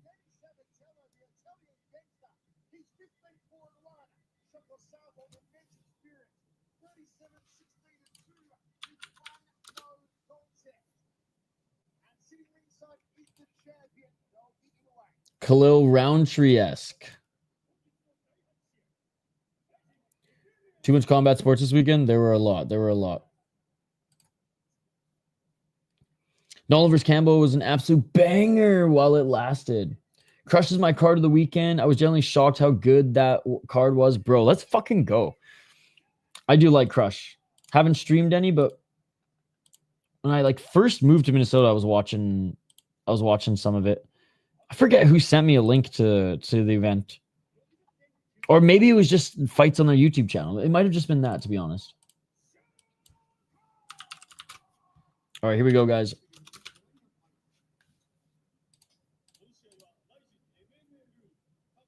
Fuck yeah. Dude, that is awesome. Well, I'm glad because fuck, you've been crushing it this weekend, staying up way too late, much like myself. Starting to feel the effects of it now, but the last Crush card I watched was all right, but this card was shockingly good. All right, here we go. Round one, ladies and gentlemen. Sabatello, Shoko Sato. For a title, I imagine for a title fight. Whoever wins this gets the title fight. Dude, it's just crazy. My numbers have gone up a lot since monetization. Let's go. Well, you're sticking with them, man. You're sticking with it. You're grinding every weekend. Almost at 1,000. Let's go. Well, over the 500 hump, which is huge. 434. Sabatello with the left hand. Oh, low kick by Sabatello, and Sato lands a right hand. Sato with the 1-2. Sato just cracked Sabatello with the right. 422. Oh, dude, Sato. He is dialed. By the way, what are the betting odds for this one again? Sato coming into this one, plus 255. Sabatello, minus 350.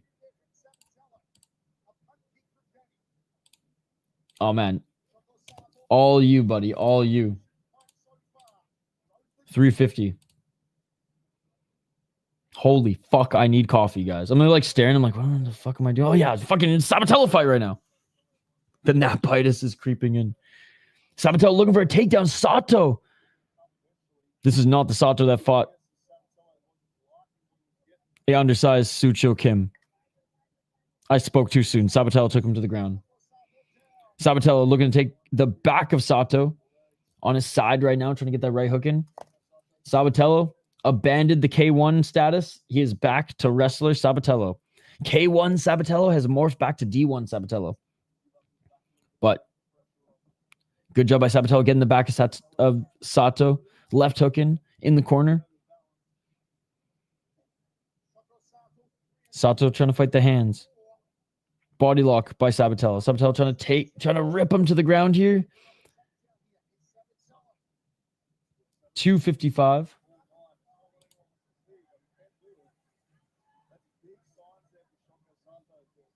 247. Low kick by Sato. Oh, Sabatello with the left hand.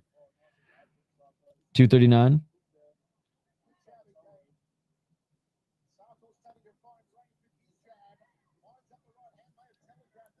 Oh, soccer kick by Sato and it hurts Sabatello. Soccer kick by Sato and it hurts Sabatello. Sabatello almost put Sato through the ropes here. Ref's got to adjust. Oh my God, dude. Sato's having a good fucking round, man. Unk with that soccer punt. Trying to sodomize him on the rope. Damn. Boom! There's a takedown by Sabatello. Sabatello, back take. Only with one hook, and Sato was able to get out of this earlier. 150. That was a kick right to the mouth. He's not used to the real MMA. On Friday, there was Budo Sendo Championship. Luke's tough enough Cage Fury and Unified MMA, and I was going back and forth with every promotion. Yeah, there was a lot. We watched some Luke's. Sabatello in the guard of Sato. Let's go, Josh.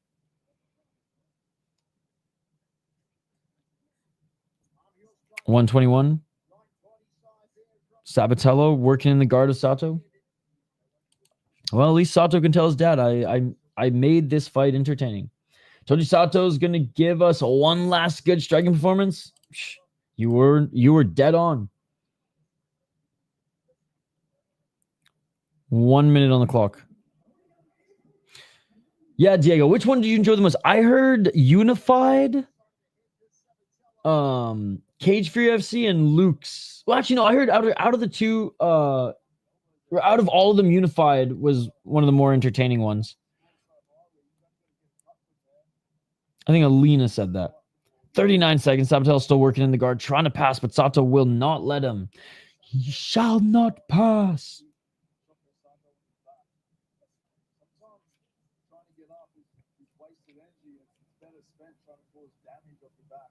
23 seconds.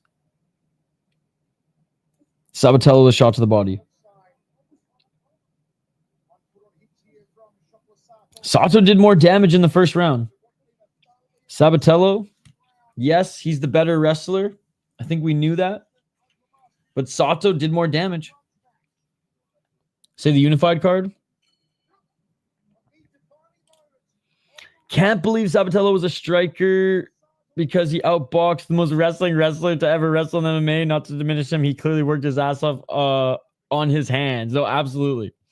I think that was kind of like the joke. It was like he went from D1 to K1 fighting the Olympic wrestler.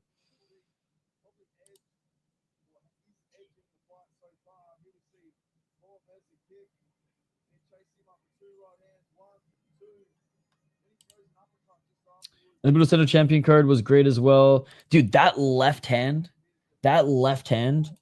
was one of my favorite highlights of the weekend.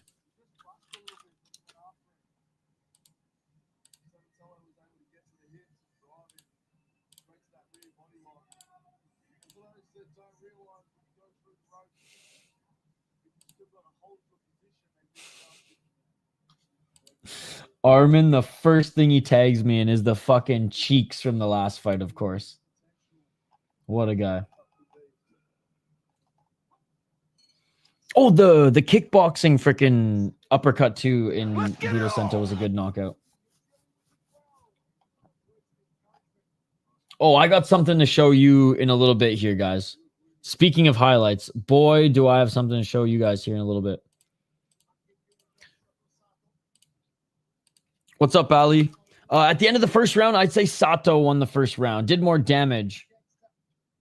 D1 to K1 to DK. At least Ota. Oh, nice takedown by Sabatello. And right back up to his feet is Ota. I watched BKFC, Cage Wars, LFA. You've seen some Mexican boxing, other boxing cards as well. So much. Yeah, dude, you watched way more than I did this weekend. 4:15. Sabatello back to his wrestling ways. Sabatello. Back take. Climbing up the back of Sato. It is 2:46 a.m. Sabatello gets off the back. Sato is now trying to just create some space here. Sabatello is just on him, pressuring here, body lock. He's not going to give Sato much space at all. Oh, I'm sleepy, all right. But we got a lot of fights left to watch. They separate. Back at center. Sabatello with the left hand. Sato lands a right.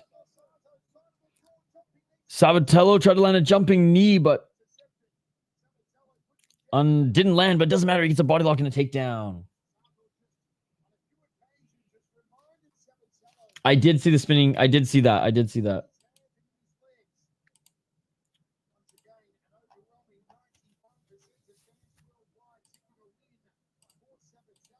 Third, 3 minutes and 4 seconds. Round 2. Sorry, guys. 2:55. Good to see you, future Celtic. Or Celtic. Oh, right hand by Sato. Left hand by Sato. Left jab by Sabatello. 2 minutes and 43 seconds remaining in the second round.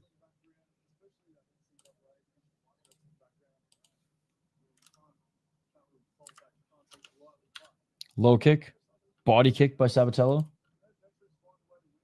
Second round, still up for grabs. Sabatello out grappling Sato, but Sato is landing some shots on him. Left to the body by Sato. Another left by Sato. Kind of going tit for tat on the feet here, but Sabatello then goes for a takedown and gets the takedown. Unable to control Sato for too much time here in the second round. Fight still up for grabs. Hey, no problem, buddy. Thank you for being here. Separate back to their feet. Sato with a straight left jab. This commentator really hates Sabatello, huh? I don't hate Sabatello. Right hand. Went for a double leg. Just calling it how it is, man. Sabatello, he's getting outstruck by Sato.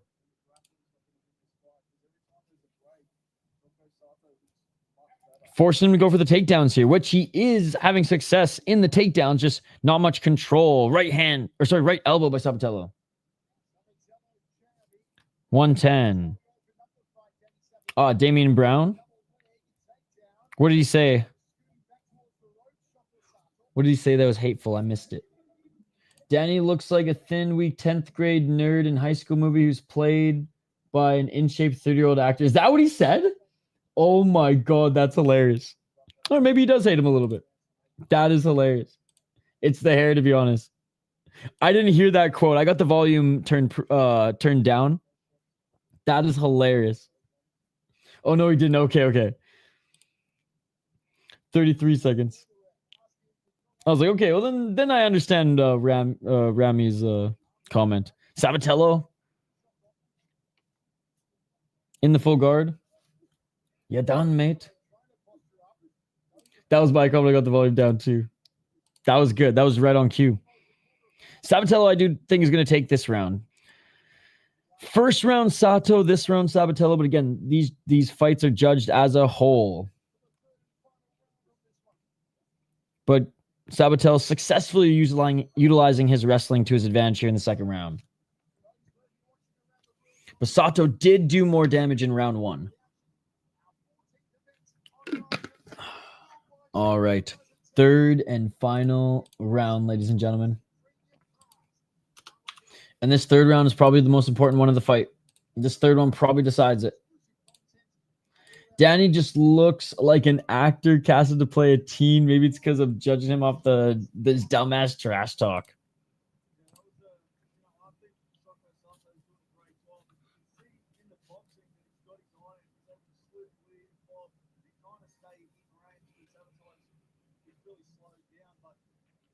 All right, guys.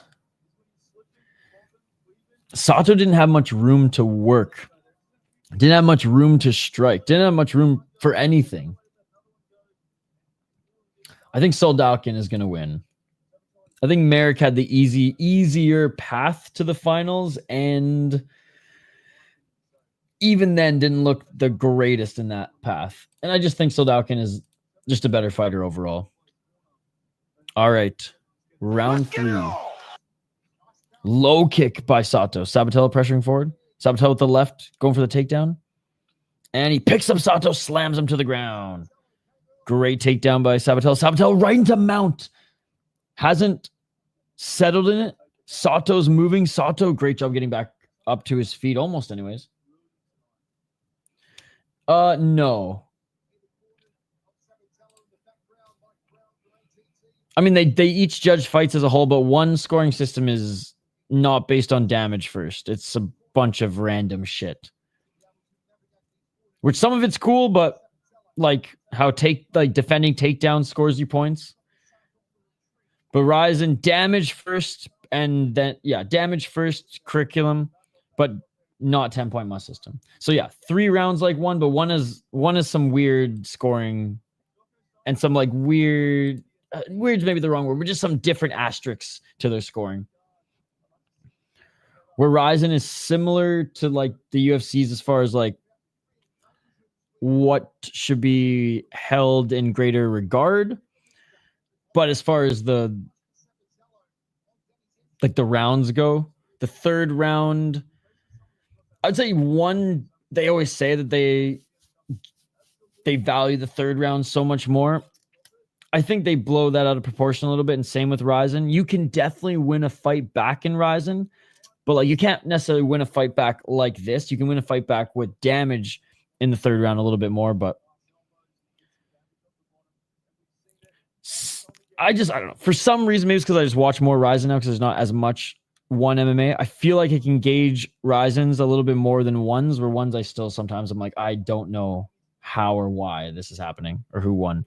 Nice reversal by Sato. Back up to his feet, and Sabatello goes right back at him. Sabatello's kicks are stiff, but they're getting better. That high kick was kind of slick.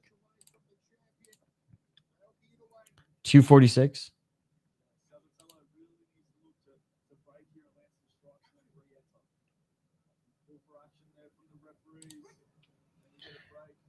Danny smudging for dear life. 228.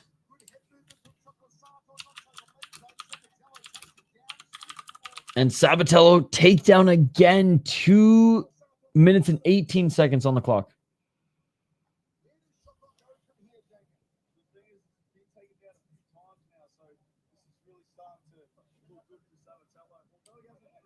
Oh, back up to his feet again. What is my favorite Horie fight in RIZIN? I mean, him beating CB Dollaway to defend the title will always be fun, mostly just because I knew who CB Dollaway was from the Ultimate Fighter, but it was a quick one. The Muhammad Lawal fight was fun. And what was the one that went the distance against? Mark Tanios? The Mark Lawal rematch, anyways.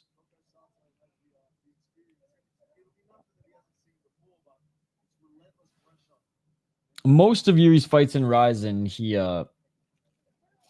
beat guys early in the first round. Danny by decision, says Ali. 116. Back up to their feet. Sato needs to do something here because Danny was smothering him most of this round, and Sato hasn't done any damage or landed many shots here, but they are back on their feet. Yachi grabbed the rope. His dad gonna mega disown him for that. And Sabatello, another takedown. And I mean, when Shoko Sato gets the better of you in the striking early in the first round, you go back to the wrestling game, and it is working for him here. Danny with another stiff but still slight high kick, or still slick high kick. 37 seconds.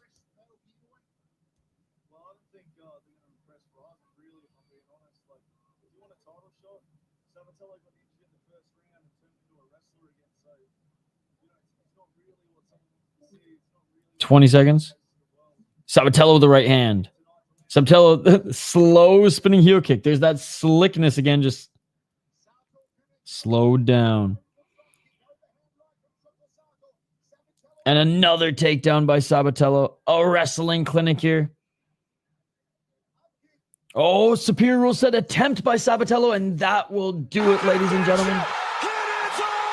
And I think Sabatello did enough to win in that third round by just shutting down Sato. First round, I think Sato honestly got the better of him in the damage department and the striking, despite Sato ending it in a wrestling clinic. Round 2 didn't allow Sato to do anything, took away all of his space and just takedown after takedown after takedown. And on the feet, they did go tip for tap. It wasn't like Sato dominated every moment that was on the feet, other than in the first round, or even rocked Sabatello with that grounded kick. But I definitely think the third round was Sabatello's best round. Danny's pressure has opened up a lot of single strikes and 2-strike combo opportunities for him. He's finally coming into his own.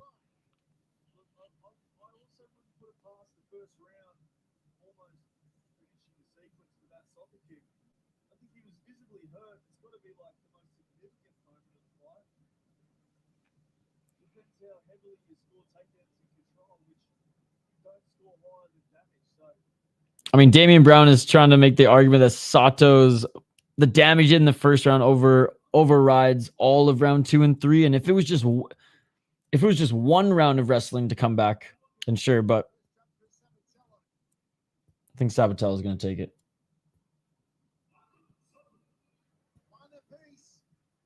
Oh, no way. Well, Damian Brown may have been onto something. Hey, Sabatello won split decision. I mean, I don't agree with what he said there, but one judge did. Sabatello wins decision. Good display of respect between them two. And Sabatello does take it. Not in the K1 Sabatello fashion, in which he even probably thought he was going to take it walking forward in the first round. Yeah, I don't agree with the split. I think one judge was really hell-bent on, well, Sato did the only damage, which, like, yeah, he had the more significant strikes, but it wasn't like Danny Sabatello didn't throw anything at him at all. Danny wins. No, we got one more fight till the break. No problem.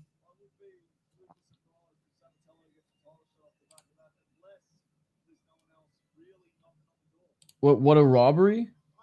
Wait, I'm confused. You think this was a robbery? So I'm very confused now, Loner. So you agree with Damian Brown? There still is an intermission, yes.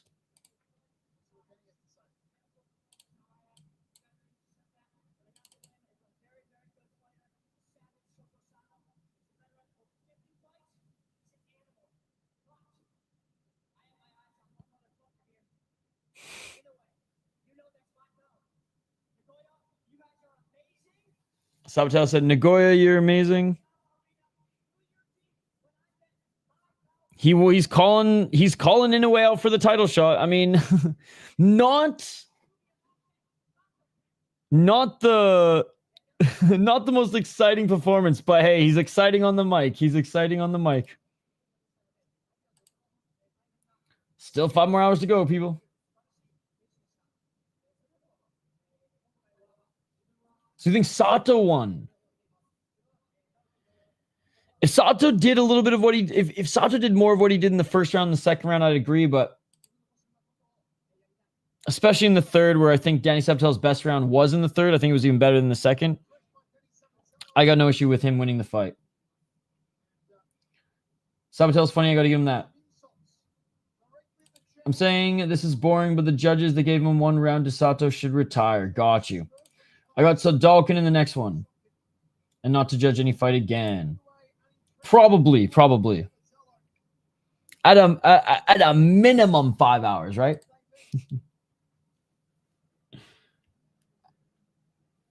But yeah, I don't agree with that decision either. I don't agree with that judge's decision either. Oh, Sabatello was going out the wrong door. So now he's just going and getting the crowd all riled up. Hey, if he continues to win,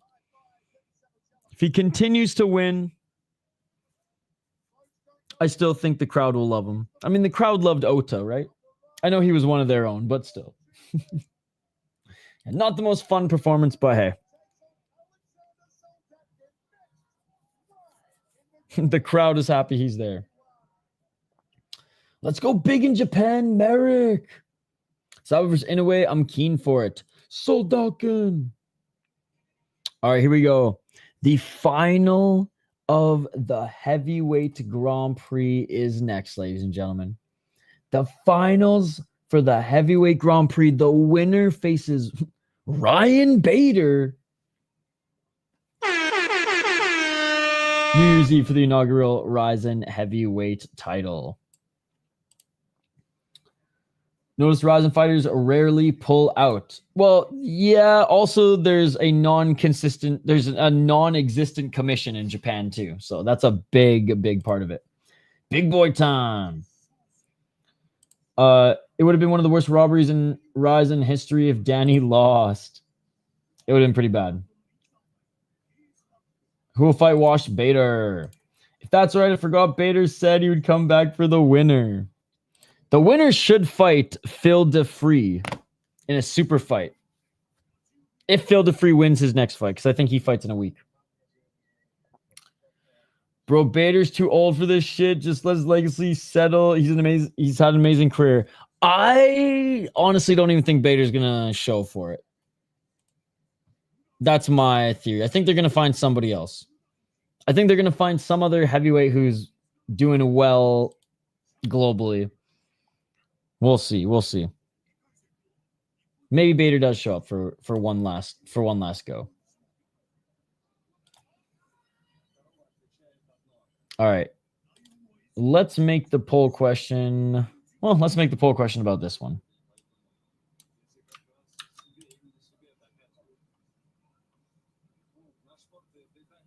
He was cornering his boy. Well, why wasn't he in the heavyweight Grand Prix? I think he only has like 2 or 3 pro fights, right? He would have gotten murked. Yeah, he would have gotten absolutely murked, dude. If they're trying to build him up, that would have been the wrong way to do it. He's got a lot. I mean, I don't think he's that good, to be honest. He's got a lot to fucking learn, and I think he'd be absolutely destroyed. Man, fucking Ueda probably would have beaten him.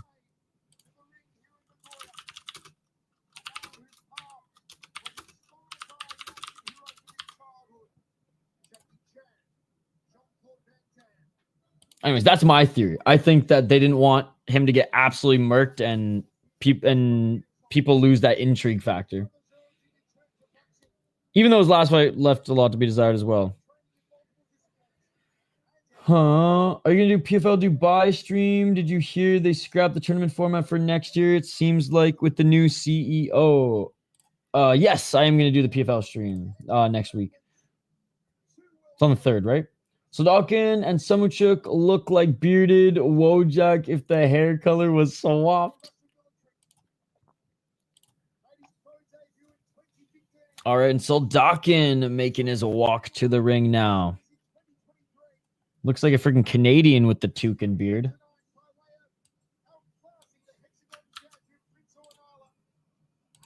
All right, I'm just getting the ticker here.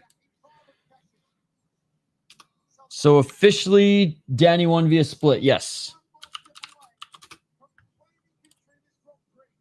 Yes, he did. Yes, he did. And I will say, I was the biggest hater for the PFL. In 2025, they've had a good year. This is the final. This is the final. All right. Alexander Soldatkin against Marek Samociuk. Samociuk 9-4 as a pro. Good everywhere, not great anywhere. And he doesn't have a good gas tank, ladies and gentlemen. He had the easier path to the finals for sure. 4 KO TKOs, 0 submissions, 5 decisions, 5-3 in KSW, 2-0 in RIZIN. Augusto, honestly, I don't know what the fuck he was doing. He looked awful in this tournament. He looked awful in his win. He looked awful in his loss. Daniel James actually looked good in the first round. And you could tell Daniel James didn't really care about this tournament because he came in overweight for a heavyweight. And he still got the better of Marek in the first round before he gassed, and Marek kind of gassed, but Marek was able to stay on top of him and do more damage. Marek at least threw some hands against the Augusto fight, but like a lot of people said in the chat, why didn't he throw any kicks? Why didn't he throw any kicks in that one? So can't say I'm super impressed with Marek's performances in Rise, and I went back and watched some of his fights in KSW. Some pretty good finishes, right? Some pretty good finishes. But overall, and some bare knuckle MMA, which was crazy.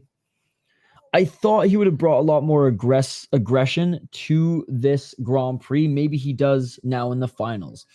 Alexander Soldatkin, 16-5 as a pro, 3-1 in his last 4 fights, 32 years of age. 10 KOTGOs, 3 submissions, 2 decisions. 2-0 in RIZIN, 0-1 in Contender Series, but he should have won on Contender Series. Well, I shouldn't say that. He shouldn't have won. He landed some superior rule set, so he got disqualified. So disqualification loss in Dana White Contender Series, but he was absolutely piecing up Mario Piazzone before he landed that illegal knee. He did beat Benjamin Sehich, but he tested positive for steroids. Did a kickboxing fight after Dana White Contender Series, beat a can, was invited to the Grand Prix, and he had the toughest path. Prince Anuwala, though he was a short notice replacement, this was an absolute war. And Prince Anuwala has a hell of a chin, man, because he kept walking forward. And even when Soldatkin gassed in the second round, he bit down on his mouthpiece, continued to walk forward, got the win. A lot of people are saying that Ueda might have been the crazy upset who like maybe found a high kick or maybe could outstrike him. Soldatkin landed big shots, finished him TKO. So these two guys were better than the two guys that Marek fought, in my opinion, or at least a version of the two guys that Marek fought. I think Soldatkin is going to take this one, guys. I really do. And it's not because Marek's a bad fighter by any means. Soldatkin, though, loved him on Contender Series. Loved the superior rule set. Both slowed down after the second round.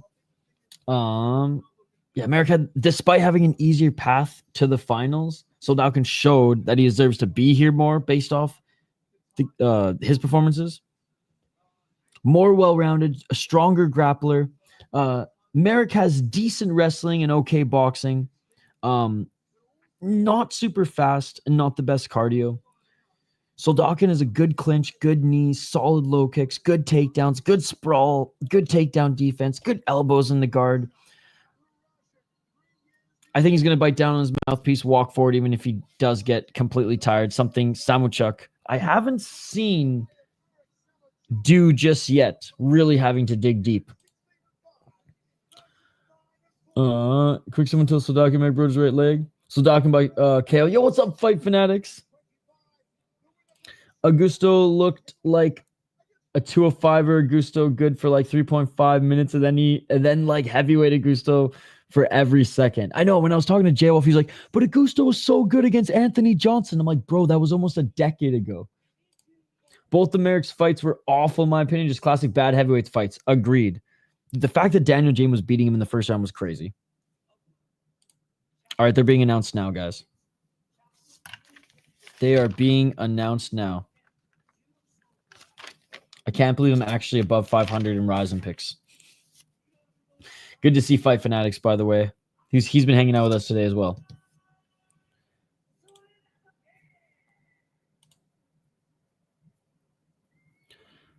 Well, I'll give my breakdown when we get to them, Mr. Showtime. I feel like giving my picks for the close fights just by name doesn't do it justice. Got to give a little bit of background to them, right? Especially because they're very, very, very close matchups in the next one.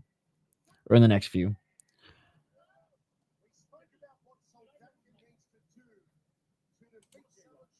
But I want Ito to win. I want Motoya to win. And I want Ougikubo to win. Out of the three, there's only one that I'm picking against. And that one is Shinryu. So there you go. All right, here we go. So I can better spam calf kicks. Round one, heavyweight Grand Prix finals, ladies and gentlemen. Let's get it.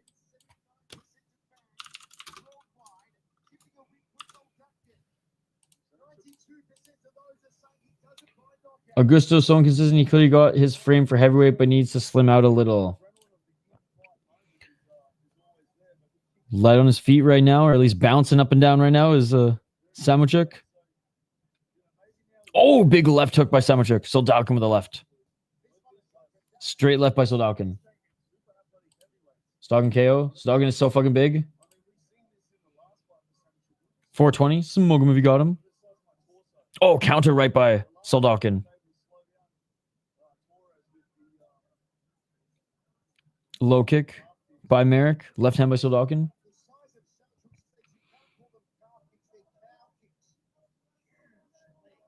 .402.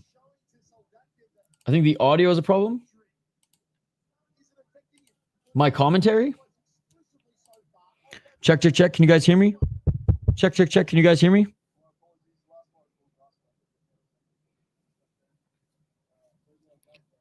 .342. Let me know, guys, if my mic's going out or something like that. .336. Checking of the low kicks by Soldatkin. Sounds good to me. All right. Where did he go? .323.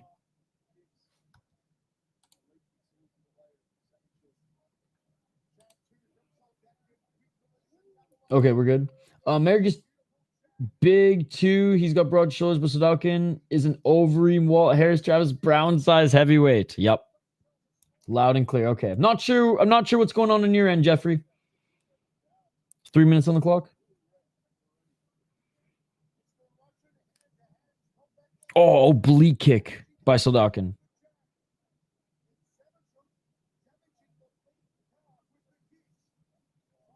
Samociuk, it's okay now?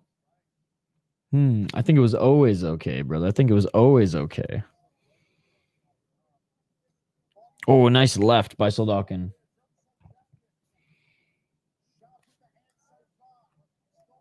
What was the problem? What was going on, Jeffrey? 225, left hand by Soldatkin.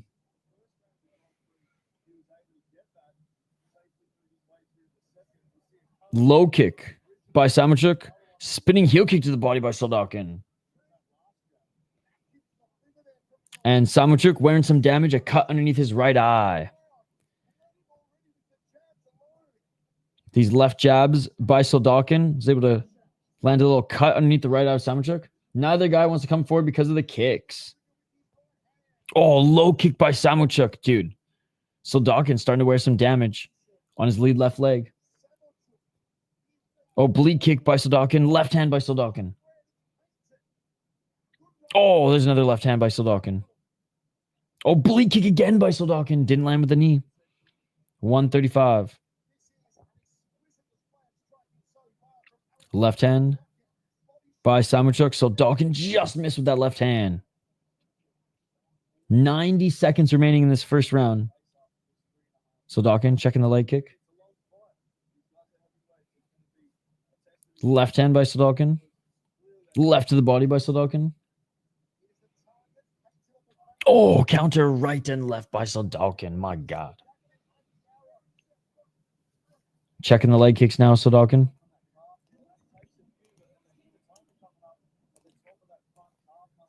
Sounds like Soldatkin is dominating. Soldatkin, oh, high kick. Oh, another oblique kick by Soldatkin on the lead left leg of Samociuk. He's starting to take over here for sure. 42 seconds. Left hand by Soldatkin. Soldatkin just freaking stalked and slapped Samociuk, and Samociuk tripped back up to his feet. Little karate style takedown, kicking the calf out while just slapping the face. 23 seconds. Front kick by Soldatkin.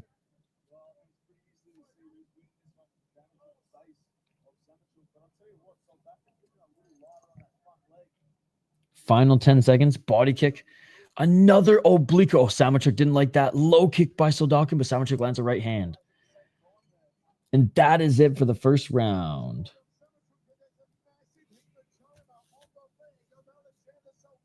Dude, Soldatkin's leg is fucking bruised up. Samociuk's face is freaking bruised up.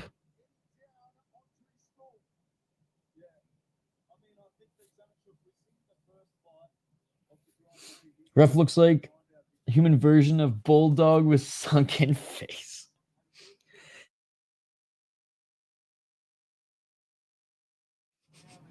Oh, laughing and sneezing at the same time is interesting. Who's winning? I got Soldatkin. Going into round 2, guys. Going into round 2.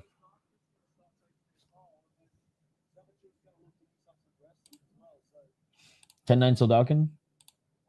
Both guys are hurting. Soldatkin did start checking the kicks, but here we go. Round 2. Soldatkin will improve 17-5 in the UFC in the future. Yes. He should have been in the UFC, but freaking superior rule set. They would have loved him. And he didn't piss hot after Contender Series. He pissed hot before Contender Series. In that fight before Contender Series, they brought him in, pissed clean, but superior rule set some guy, so didn't invite him back. 427. Nice counter right by Samociuk. Low kick by Samociuk. Starting to sign with FNC, yes.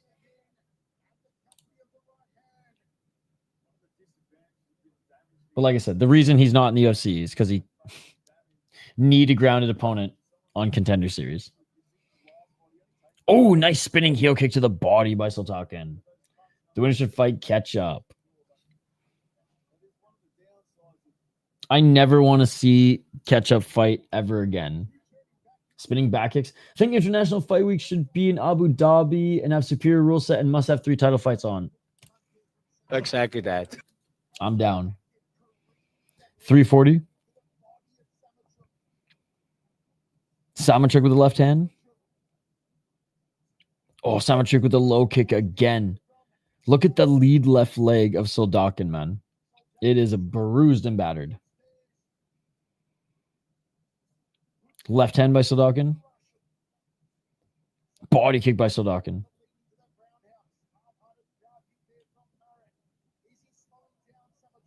$312. Samociuk walking forward.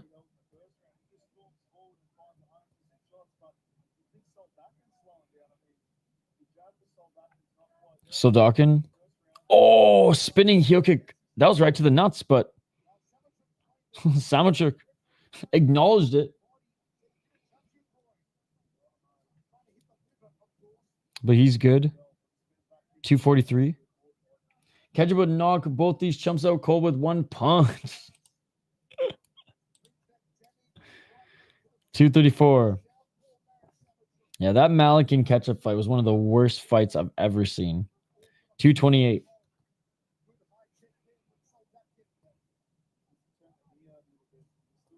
Right hand by Samociuk. I mean, Samociuk's having a good, better second round anyways. Samociuk did do a lot of damage on the lead left leg of Soldatkin in the first round, but I think overall Soldatkin, I mean, he landed some low kicks, body kicks, just mixed up the striking a lot better. But Samociuk's looking pretty good here in this second round. Soldatkin looking for that spinning heel kick again. Soldatkin won the first round. Round 2 still going on. Round 2 is tough to score. Neither of them have really commanded this second round. Kind of tit for tat. Oh, there's a left hand by Samociuk. I want to say Samociuk's jab has been doing more work than Soldatkin's in this round. Soldatkin with a step back left hook.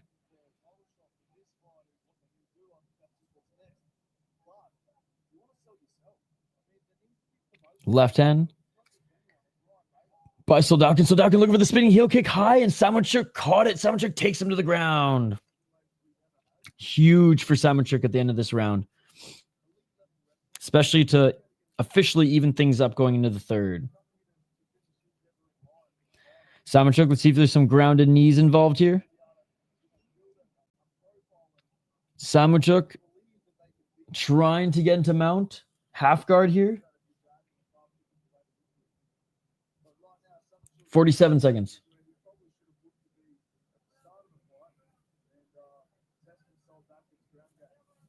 Soldatkin closes the full guard.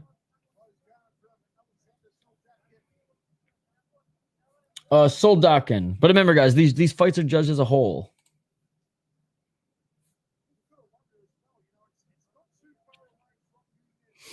But first round, I liked Soldatkin. Second round, Samociuk.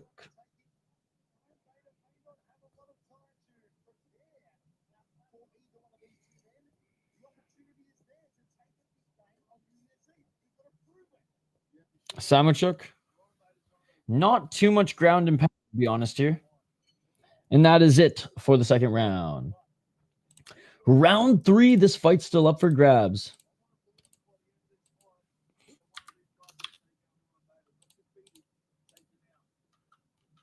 Round 3 now, guys.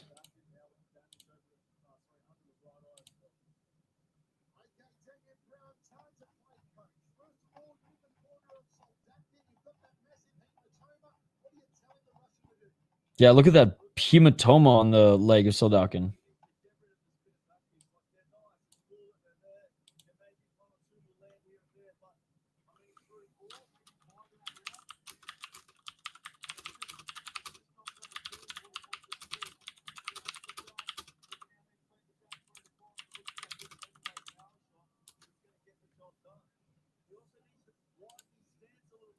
Are you watching it or buying the pay-per-view? Yeah, I'm watching it live right now. I bought the pay-per-view. 1-1. And if you guys want to join our members-only Discord, you can watch it with us. All right, here we go. Third and final round. Let's get it all. 4:56. Who will win the RIZIN Heavyweight Grand Prix here, ladies and gentlemen? Who will make a statement here? That's what I want to know. Oh, and Samociuk with the right hand. Oh, Soldatkin with a counter right. Low kick by Soldatkin. Another low kick by Soldatkin. Another low kick by Soldatkin. Soldatkin with a step back right. Another low kick by Soldatkin. Low kick by Samociuk. Another low kick by Soldatkin. Samociuk with the right hand. I didn't watch Black Combat yesterday. I had no idea that there was a show yesterday. They didn't even really promote it much. Was it like a Challenger series? Team Marek, let's go. Love KSW is my favorite organization, but haven't been really impressed with Marek in this tournament thus far, but he's looking okay in this fight. Right hand by Marek. Right hand by Soldatkin. 3:55. Low kick by Soldatkin. How was the Black Combat card? I don't think Ryan Bader will fight. 3:41. That's what I was saying earlier. We'll see if he even shows for it. Come on, Marek, says Damien. Oh, Marek looking for the single leg. Can't get it. Soldatkin in the clinch. We haven't seen them in the clinch yet. Soldatkin does have good clinch work. There's an elbow by Soldatkin. 3:19. Samociuk with the left jab. Right uppercut by Soldatkin. Soldatkin's getting a little tired here. He did do a great job in the Smashing Machine. He'll get more gigs with it being a hit. 3:06. 1-2 by Samociuk.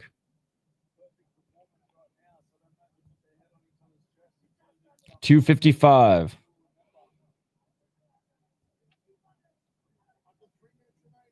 Can't call your own fouls, dude.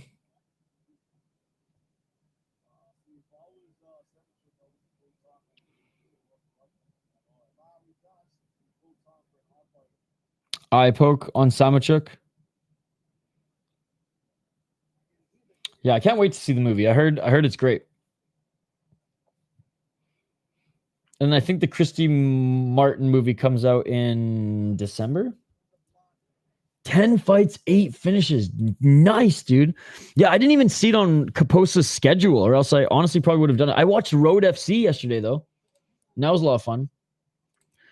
2 minutes and 42 seconds on the clock. We had a little bit of a break there because of an eye poke, but we're back at it. Leaning. I mean, we're halfway through the second round. It's still no one is commanding this fight, dude. No one's showing that they want to win this fight. You know, that extra little gear. I would say Soldatkin is outstriking Samociuk in the third round, but neither of them are showing that killer instinct. 1-2 by Soldatkin. After Samociuk landed a right hand. Oh, and a low kick on Soldatkin. So Soldatkin eye pokes Samociuk. Samociuk kicks Soldatkin in the balls. Another break.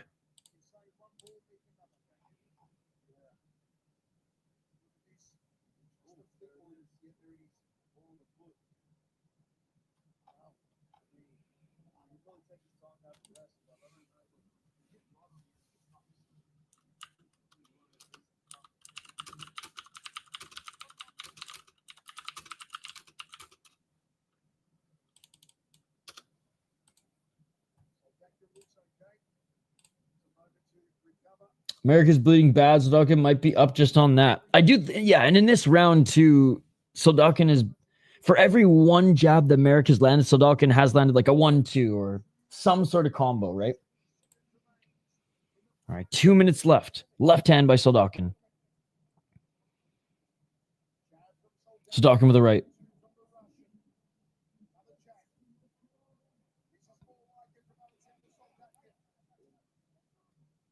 Samociuk is saying he's got poked in the eye again, and Soldatkin's saying, "Nah, man, I'm just hitting you in the face." And Soldatkin with another 1-2.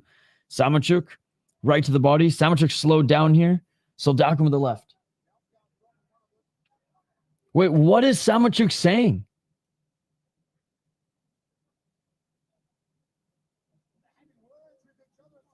Wait, they're yapping. Dude, fight. Oh, Soldatkin's mouthpiece fell out.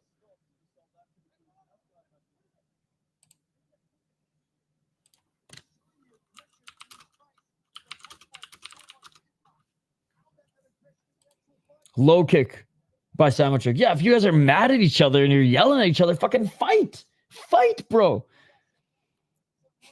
This is the most technical heavyweight striking fight I've watched in a Grand Prix finale. 54 seconds left. They're yapping at each other, but they're not swinging. 45 seconds. Let's see who wants some more in this final minute. Soldatkin with the 1-2. Soldatkin with the low kick. Gonna be a long night. Every fight decision. It has been a long night. But at least the flyweight Grand Prix is coming up, which is probably going to be decisions there too. Left hand by Soldatkin. Right hand by Soldatkin. 24 seconds. And Soldatkin's had the better third round. Knee to the body by Soldatkin. Samociuk's completely gassed. 1-2 by Soldatkin. Left by Soldatkin. A 1-2 by Soldatkin.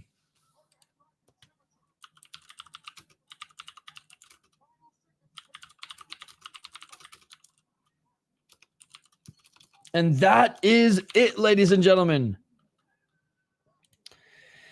That is it. It's ramen time, baby. I think Soldatkin's going to take it. He had the better performance in the first round. Samociuk had the better performance in the second round. Soldatkin had the better performance in the third round. Really? Dude, the Super Rising cards, way more. I think there's like hundreds in the Super Rising cards. You're just used to Deep, where we have 5 people. No, that was 3 rounds. I've been very unimpressed with this heavyweight Grand Prix all around. Stay retired Bader. Yeah. If they want to build a heavyweight division, I don't know if this is the right way to do it. Close fight, I'll get the slight edge of Soldatkin. Me too.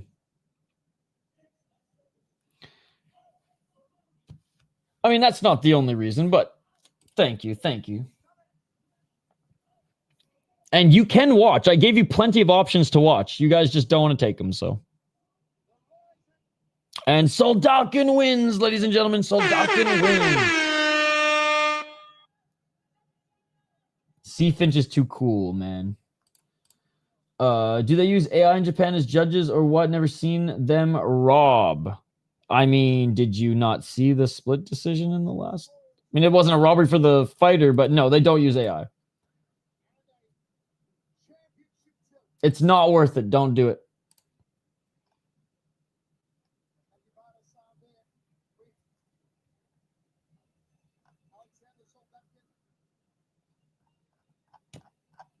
And there it is, ladies and gentlemen. They can't do confetti or anything because they got more cards. I bought the pay-per-view, RIZIN.TV, but if you guys want to become a member of the YouTube channel and join our members-only Discord, which one of the perks of becoming a member of the City Life Project YouTube channel is regular membership streams every week, and our Discord, lifetime access to the Discord, so you can cancel your membership on YouTube right after you get it, and just join our Discord and always hang out with our great community. Our great community help each other find old fights, current fights, links to fights, MMA news, the whole 9 yards, and a good chunk of us are watching it together right now. What's the new City Life slogan? I buy the pay-per-views, so you don't have to. He's the winner of the Heavyweight Grand Prix. Rami doesn't want anybody buying memberships. Go check out Rami's channel instead. He's a real MMA channel. What is up, Pierre? Blue Bets _ real MMA channel. Go check it out. Nice trophy by Soldatkin.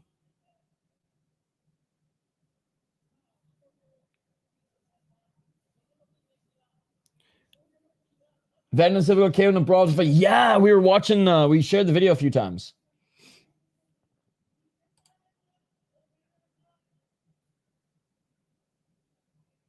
Yeah, dude. Rami's the best. Yes, he did. He did. Soldatkin won. Good to see you, Cool Breeze. Good to see you.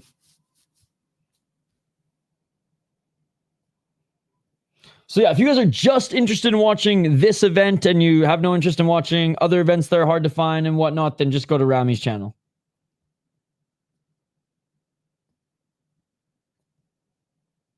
Oh, you missed so much, Loner. You missed so much. All right, intermission time here, ladies and gentlemen. We'll have some announcements, probably some New Year's Eve announcements, maybe like a headliner or two. I know they're going to probably... Actually, I don't know. Are we too close for New Year's Eve? Are we not close enough for New Year's Eve? They might do the New Year's Eve announcements on the next show. Hope Ryzen gets more heavyweights. He's pretty fun. $12K. Let's go. Hey, not a bad little prize on top of your fight purse.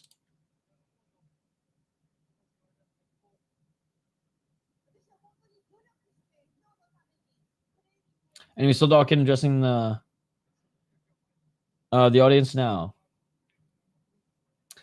Just got here. Was the Sabatello fight pretty close, or was one of the judges just off? One of the judges was just off. Like the first round, Sato actually like did a lot of damage. Soccer kicked him in the face and like looked really good. Second and third round, Sabatello didn't give really Sato any room to work.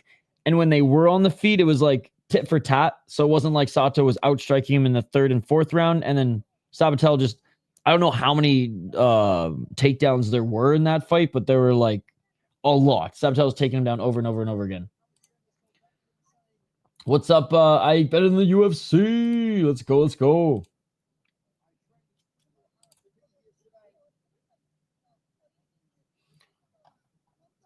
All right. So next we're going to the Flyweight Grand Prix, which this absolute bullshit matchup. Ito won his fight, yet was voted out and is now fighting Erson Yamamoto, who lost his Flyweight Grand Prix fight, to be the alternate here. It's crazy. It's crazy. But that is the next one, ladies and gentlemen. That is the next one.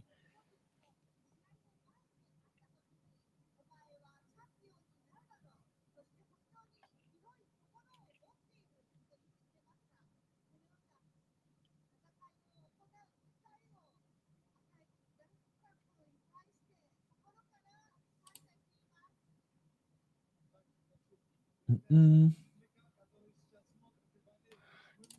What do you mean? I don't understand. You guys should have watched you should have watched the picks and predictions video. Yep.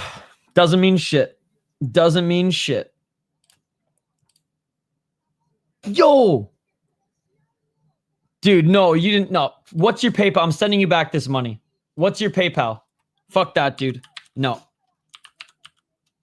I'm sending you back your PayPal. You should take all of my subscribers because I am not a real MMA channel. You are a real channel. You put so much more work into your shit than I do mine, my friend. So I'm happy to send everybody your way. And please, I'm not even going to read that. I'm sending you back your money. Send me your PayPal. Send me your, well, just send me your PayPal. I'm sending you back the money. I do not deserve that, dude. Dude, no, I'm sending back the money to Rami. I do not deserve this. Dude, what's your channel again? Guys, go check out at Blue Bets.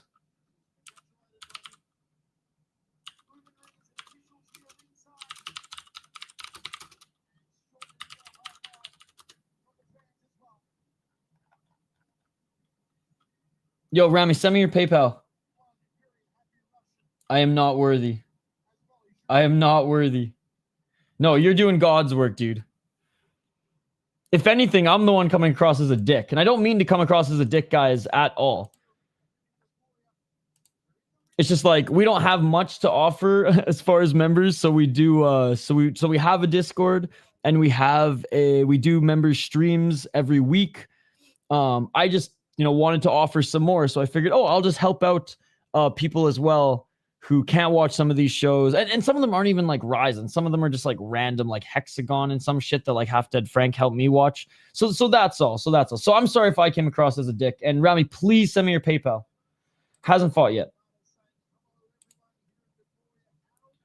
They had 5 fights, so 5 winners, which means somebody not gonna have an opponent, hence it gets voted out again. RIZIN dumb planning.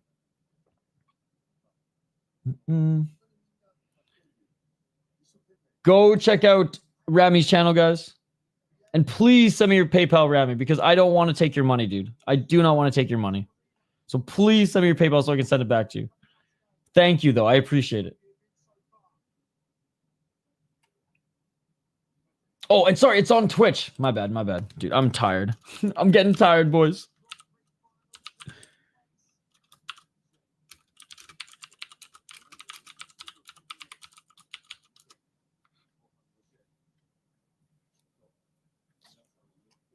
But yeah, so it was a 10 freaking fight Grand Prix, which makes no sense. And when it was going down, I didn't really question it. I was like, they'll make it make sense. But they did not make it make sense. Dude, well, thanks, Rami. You're far too kind. You're far too kind, brother. Cheers. I feel like I don't deserve it. But I appreciate you, my man. Guys, go check out... Feel bad for Yuki. Go check out BlueBets_ on Twitch.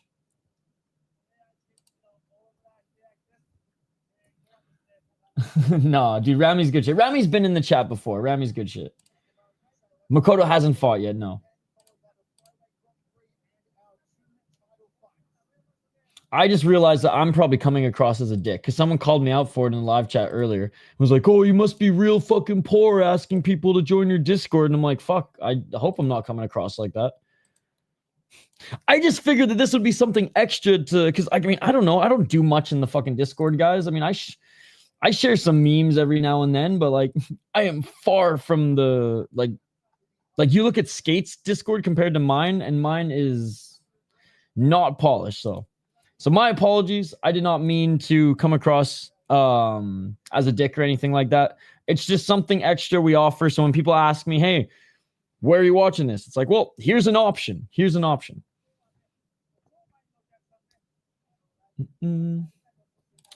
Wait, didn't Ito get eliminated against Makoto, or was it a non-tournament bout? That wasn't even in the Grand Prix. That was before the Grand Prix. Did Goma win at you last night? I think he was half serious, though. Oh, Jangobo did tell me to watch your stream because he said you crashed out. Should just get 6 more random flyweights and made it 16-man bracket.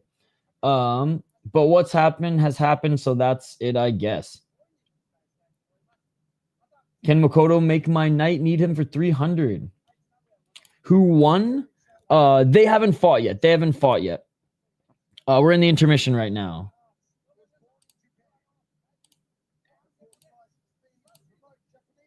Yo, again, thank you, Rami, for the freaking donation, man. You are far too kind. Far too kind. You're the man, dude. Seriously. And thank you for hanging out with us here tonight.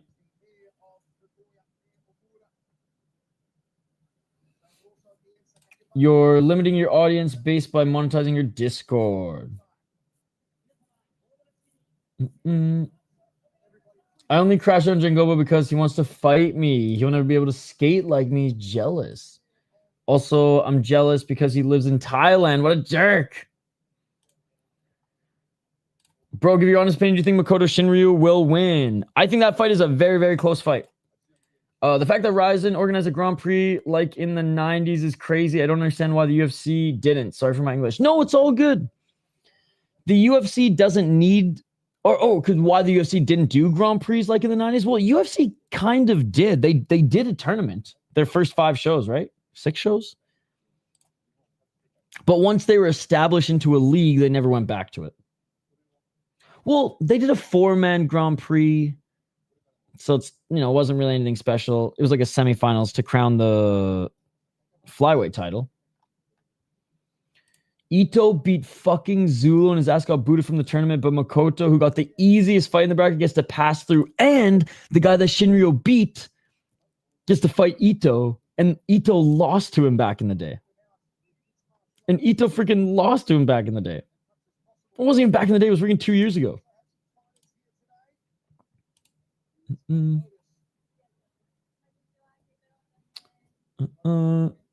Goated channel. I don't know anyone who does RIZIN or One watch-alongs.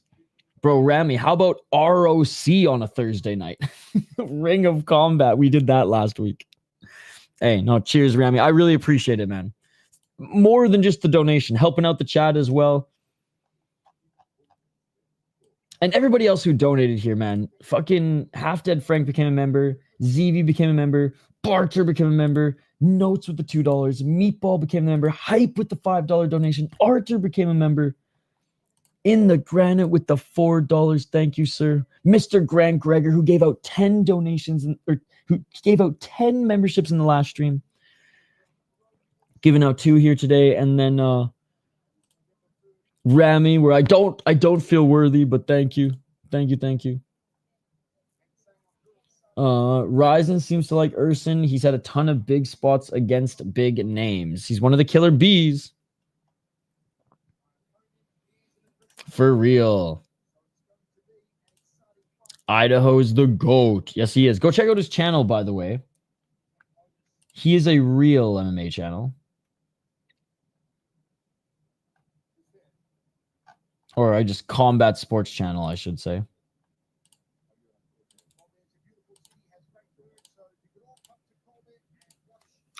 Links in the chat. Oh, yeah, Akimoto's fighting Hagiwara, right?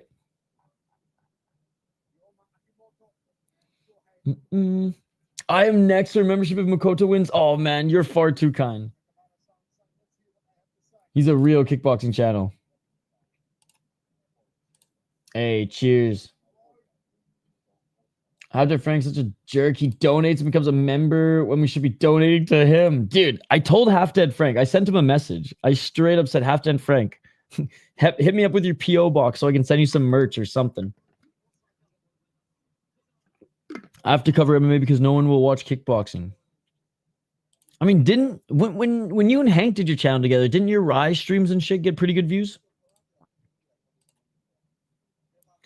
Takoro, Kopp, Miyata, Iko, Fukuda, Shibata, and Shinryu's insane level of competition for 5 and 8 guy. Especially a guy who has overhands, hooks, and takedowns. And that's it.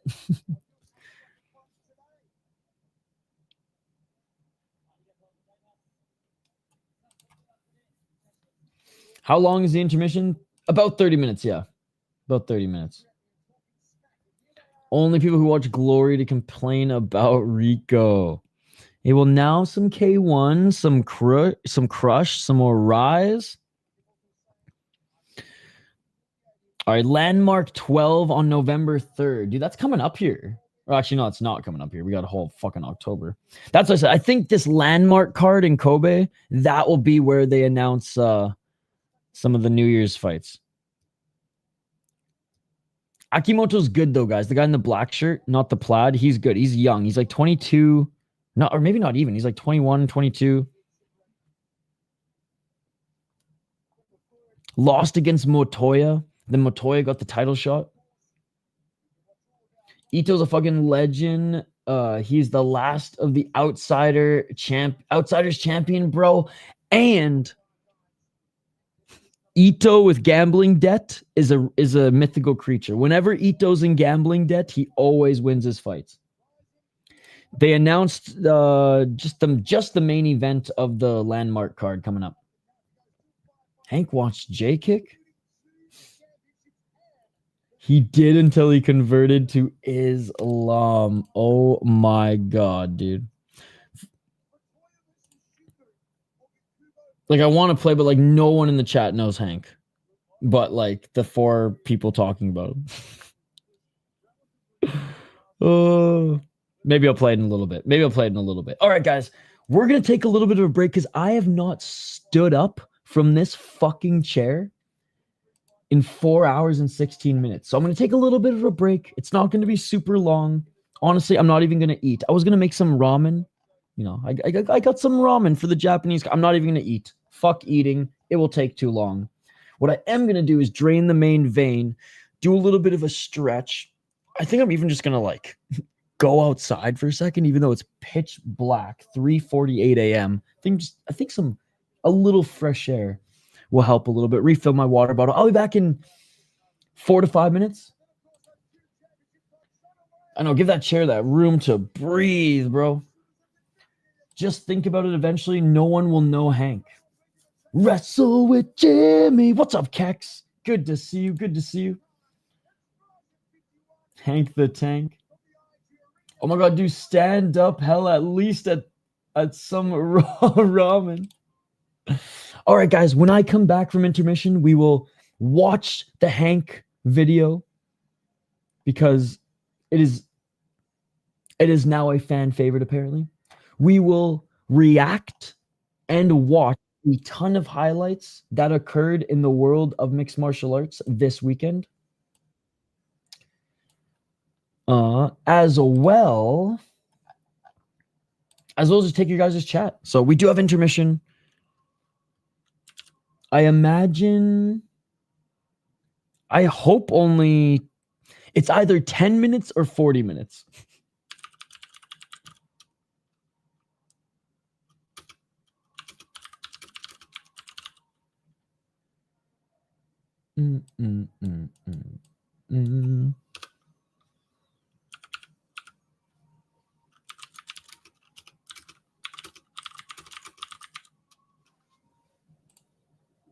I don't know yet. I don't know how much time is left. They haven't put it on screen.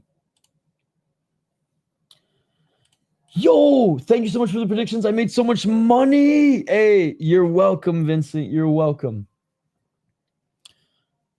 You think Kex will marry me eventually? I don't think I've ever met Kex before. Unless Kex was in our channel like early days. Show the fights, Isha. Show the fights. All right, guys. I'm going to take a quick break. You guys do as well. I imagine either 10 or 40 minutes. Either 10 or 40 minutes, but I will be back in 5 minutes. Quick break on the other side. Do not go anywhere. More RIZIN. Flyweight Grand Prix. Ito. Justice for Ito. He beat fucking Ulu, and this is how they treat them. We'll get to it on the other side. We'll get to it on the other side. Do not go anywhere. RIZIN.51 continues after this quick break. Talk amongst yourselves. We'll be right back.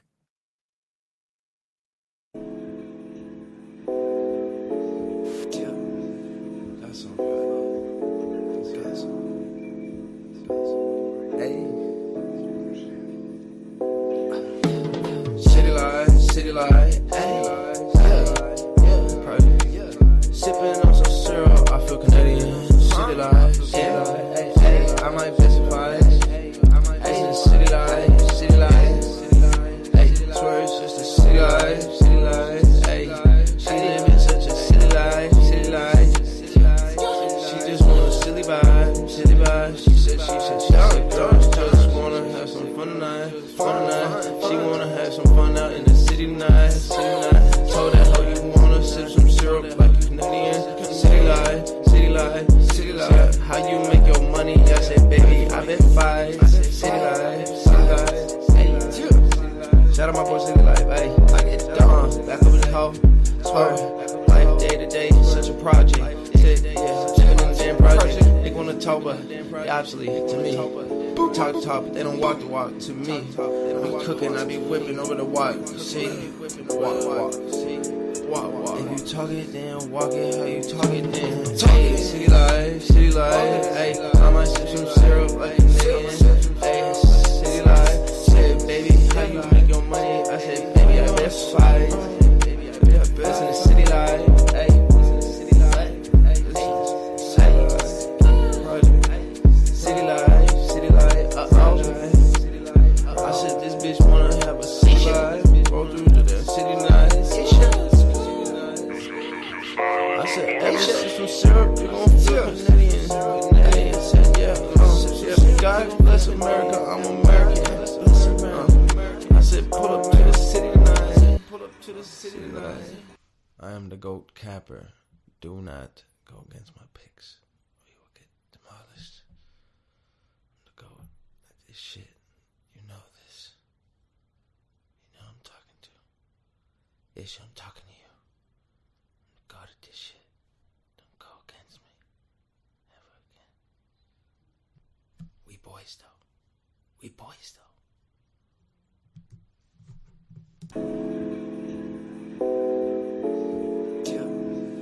That's all right. Hey. City light, sipping on some syrup, I feel Canadian. City light, I might specify. City light, swear it's just a city light, she live in such a city life. She just want a silly vibe, she said, just wanna have some fun tonight. She wanna have some fun out in the city tonight. Told that hoe you wanna sip some syrup like you Canadian. City light, how you make your money? I said, baby, I bet 5. City light, shout out my boy City Life, ayy. I get done, back over the hoe. Swear, life day to day, such a project. Living in the damn project. They wanna talk, but they obsolete to me. Talk the talk, but they don't walk the walk to me. We cooking, I be whipping over the walk. You see, walk. If you talk it, then walk it. How you talk it, then talk it. City life, ayy. I might sip some syrup like Canadian. Ayy, city life. Said, baby, how you make your money? I said, baby, I bet 5. Best in the city life, ayy. City light,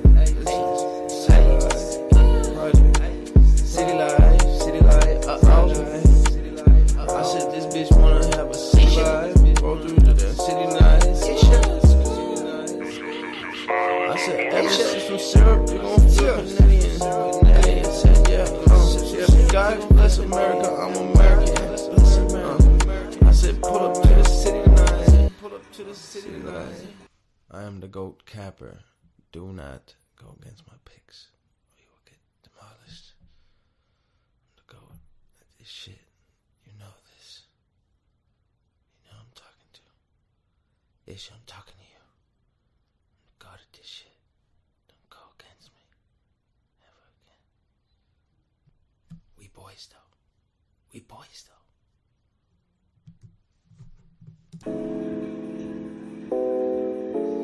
Yeah, that's all right. That's all.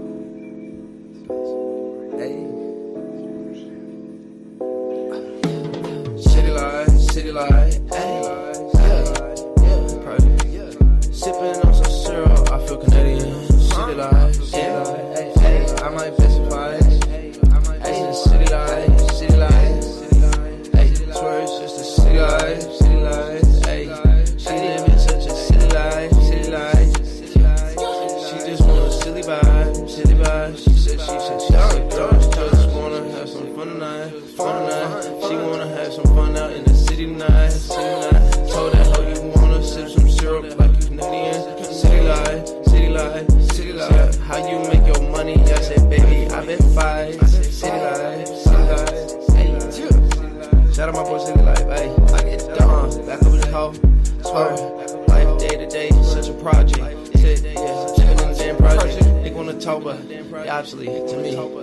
Talk, but they don't walk the walk to me. I'm cooking, I be whipping over the walk. See, walk. If you talk it, then walk it. How you talk it, then talk it. City life, hey. I might sip some syrup like a Canadian. Hey, city life, said baby, how you make your money? I said baby, I bet 5. Best in the city life, hey.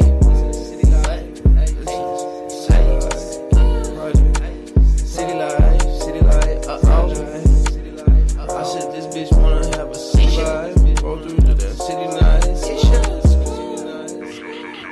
I said every shit from syrup, you gon' feel Canadian. I said yeah, God bless America, I'm American. I said pull up to the city tonight. I am the GOAT capper. Do not go against my picks, or you will get demolished.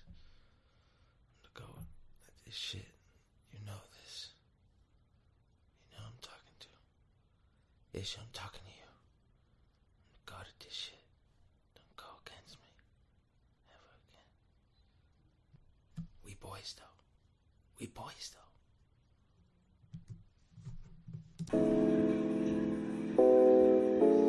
Yeah. That's all right. Hey. City light, hey. Yeah, project. Sipping on some syrup, I feel Canadian. City light, hey. I might specify. Hey, city light, hey. Swear it's just a city light, hey. She live in such a city life. She just want a silly vibe. She said she just wanna have some fun tonight. She wanna have some fun out in the city tonight. Told that hoe you wanna sip some syrup like you Canadian. City light. How you make your money? I said baby, I bet 5. City light. Hey, shout out my boy City Life. Hey, I get done. Back up with the hoe. Swear, life day to day, such a project. Project. They wanna talk, but they obviously to me. Talk, but they don't walk the walk to me. I'm cooking, I be whipping over the walk. See, walk. If you talk it, then walk it. How you talk it, then talk it. City life, hey. I might sip some syrup like a Canadian. Hey, city life, said baby, how you make your money? I said baby, I bet 5. Best in the city life, hey.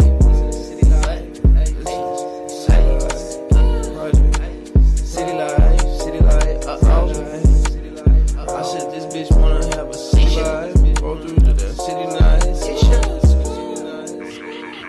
I said every shit from syrup, you gon' feel Canadian. I said yeah, God bless America, I'm American. I said pull up to the city tonight. I am the GOAT capper. Do not go against my picks, or you will get demolished. I'm the GOAT at this shit. You know this. You know I'm talking to.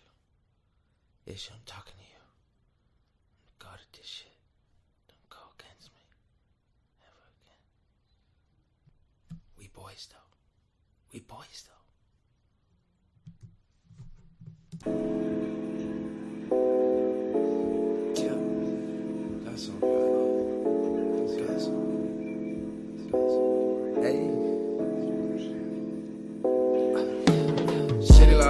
city light, ayy, yeah, perfect.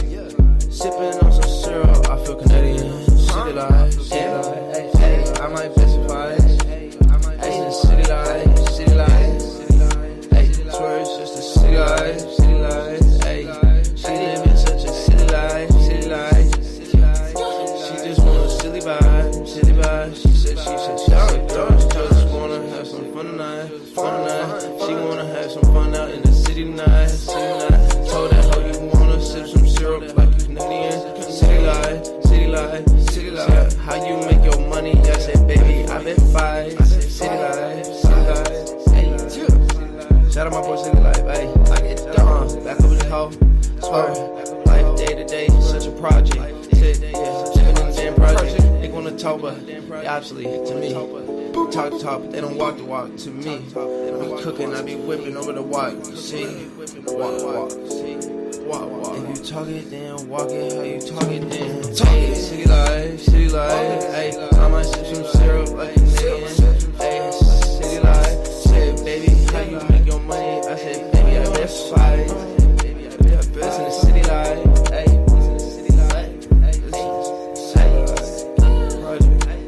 City life, I said this bitch wanna have a city life. Roll through to the city night. I said, every sip some syrup, you gon' feel Canadian. I said, yeah, God bless America, I'm American. I said, pull up to the city tonight. I am the GOAT capper. Do not go against my picks, or you will get demolished. I'm the GOAT at this shit. You know this. You know I'm talking to. Ish, I'm talking to you. I'm the GOAT at this shit. Don't go against me. Ever again. We boys though.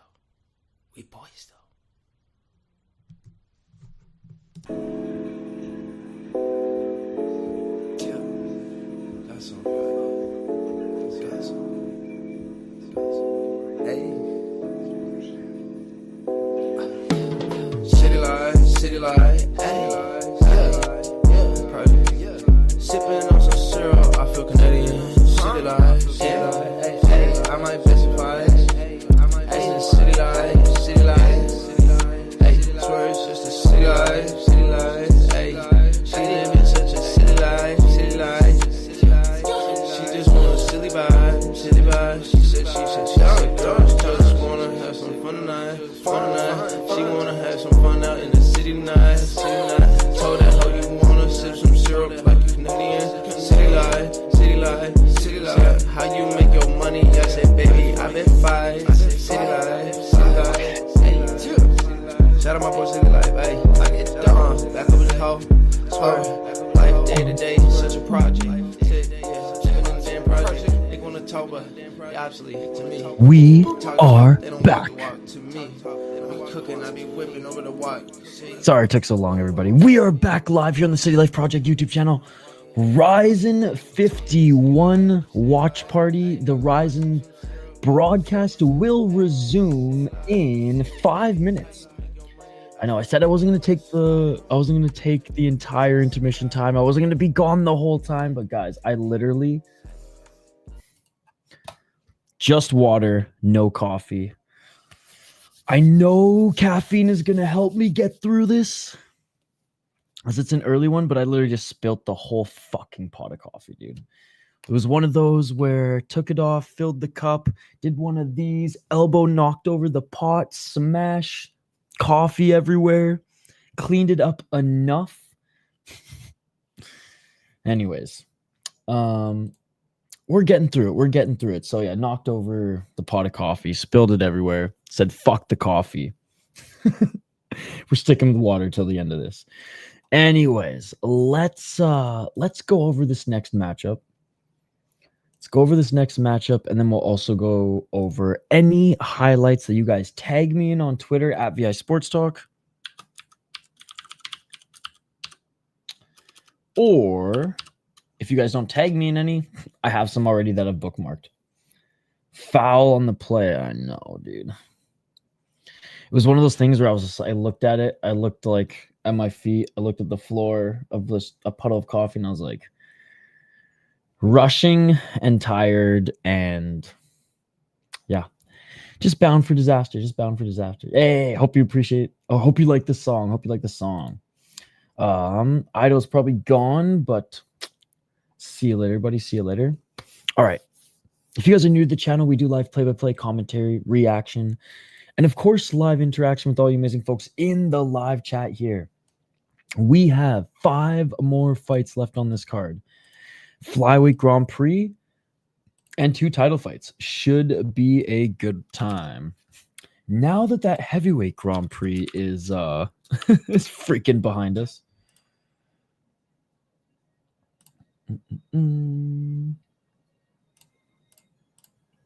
Yeah, I mean, the main event was whatever. I thought it would be more entertaining, but I thought Soldatkin would beast mode his way to a finish. I did not expect it to be... I mean, the first round was good. It was technical. They each were doing damage, but third round, them yapping at each other over a mouthpiece instead of punching each other in the face. I don't know about that. Another thing, I know I'm just sounding like a freaking negative Nelly and complaining here, but another thing that pissed me off too was, and I'll admit, when it was going down on the last RIZIN card, I was just excited to see a ton of fun flyweight fights in a tournament, not really realizing, okay, what's going to happen to the odd man out? And the odd man out was Yuki freaking Ito, who beat one of the better guys in the tournament in Naximulu Zulu. I always fuck up his first names, but freaking Zulu, who's from EFC. I believe he's a 3-time EFC champion, was on the Ultimate Fighter flyweight season. And he's getting up there in age, but he had a really good fight against Kyoji Horiguchi as well for a title. Beat Joe Arai. Joe Arai just, I think, defended or won back his Deep title, and he's going to be fighting this sick prospect in Deep coming up. So, yeah, I mean, he's been pretty much EFC's guy this whole time, and like I said, like, hurt Horiguchi, and isn't a world beater by any means. Like, you know, couldn't make the UFC then, you know, surely not making the UFC now, but a solid pickup for RIZIN, A, just to have on the roster, and B, or a guy that they can lean on from their roster, even if he does go back and forth in EFC. All right, the broadcast is returned, by the way, in a minute early. But regardless, he beat one of the better guys of the tournament, a guy that I thought was going to beat Ito. And it was, I would say, one of Ito's best performances, if not the best guy that he's fought. One of probably the best guy that he's fought. Like, I'm going down the list here. Like, he never fought, you know, Asakura. He never fought Horiguchi. I would say before Zulu was probably freaking Makoto Shinryu and Tony Laramie. Maybe Erson Yamamoto. Certainly not Honda or Kondo. Maybe Honda. Maybe Honda. But anyways, you guys know what I mean. He had a tremendous performance against him. Coming off, yeah, a loss to Shinryu, but a win streak before then where he beats Road FC's champion and their top prospect, and the I forget if he was a champion in BTC, but a top guy out of Canada in Tony Laramie. By the way, Tony Laramie was injured, so he couldn't compete in this tournament, but he will be back for the landmark card. So anyways, Erson Yamamoto loses to Makoto Shinryu first round submission. And due to a media and fan voting for the next matchups, there was going to be an odd man out for the reserve fight. And Ito was basically booted from the second round into the reserve spot. And the freaking media and or fans decided to bring back Erson Yamamoto to fight him for the reserve spot. So let me conclude. Ito won the first leg of the tournament against one of the better guys in the tournament. got his ass voted out of the semifinals to become the freaking backup if needed. And the fans freaking voted in a guy who beat him in 2023, and not a good matchup for Ito, who has good takedown defense, okay scrambles. Like, he's well-rounded overall, but very much a striker first, very much, yeah, a striker first. We saw that against Tony Laramie. Whereas Erson Yamamoto has crazy-ass overhands, crazy-ass hooks, and takedowns. Not really much more than that. Like, he has offensive wrestling and just wailing style shots. If Ito can keep this on the feet, I do think he's developed enough since 2023. We'll get back to the chat here in a sec, guys. We're just doing our breakdown right now. I think he's developed enough since his loss to Erson Yamamoto, where he beat Kondo. Where he beat 1, 2, 3, 4, 5. Yes, 5 guys in a row before losing to a top guy in Shinryu and then beating Zulu. Like, he's clearly gotten better. I hope that he can beat Yamamoto here, not fall to him again, because this is bullshit that he got kicked out of the tournament. And, well, I never wish this upon anybody, and take this with a grain of salt. This is tongue-in-cheek, but, like, eat a gambling debt or a gambling in debt Ito is a better fighter. Let's hope he owes somebody money, because that way he'll take this money, baby. I'm going with Ito. I hope he keeps it on the feet. Erson Yamamoto getting a second shot against a guy he's beaten in the past just doesn't sit well with me. He hasn't fought yet. Yeah, hasn't started yet. I saw an edit of Yuki on TikTok, and he definitely got aura. The aura. See, I told you, Jen Gobo. I told you aura's on TikTok. Is Jen Gobo still here? Oh, man. That I had more viewers watching my chair and listening to the City Life song. We get back online and they're like, nope, I'm out. By the way, I am watching this on RIZIN.TV. I bought the pay-per-view. Honestly, the lower level regionals carried this weekend, because, like, the first PFL card was good. PFL Europe was good. PFL Mina was one of the worst cards I've ever seen, ever. Not just PFL, but ever. Thank God the last 2 fights on the card saved it. UFC was okay. This Rising card's okay. LFA was okay, but apparently Unified delivered. Luke's was really good.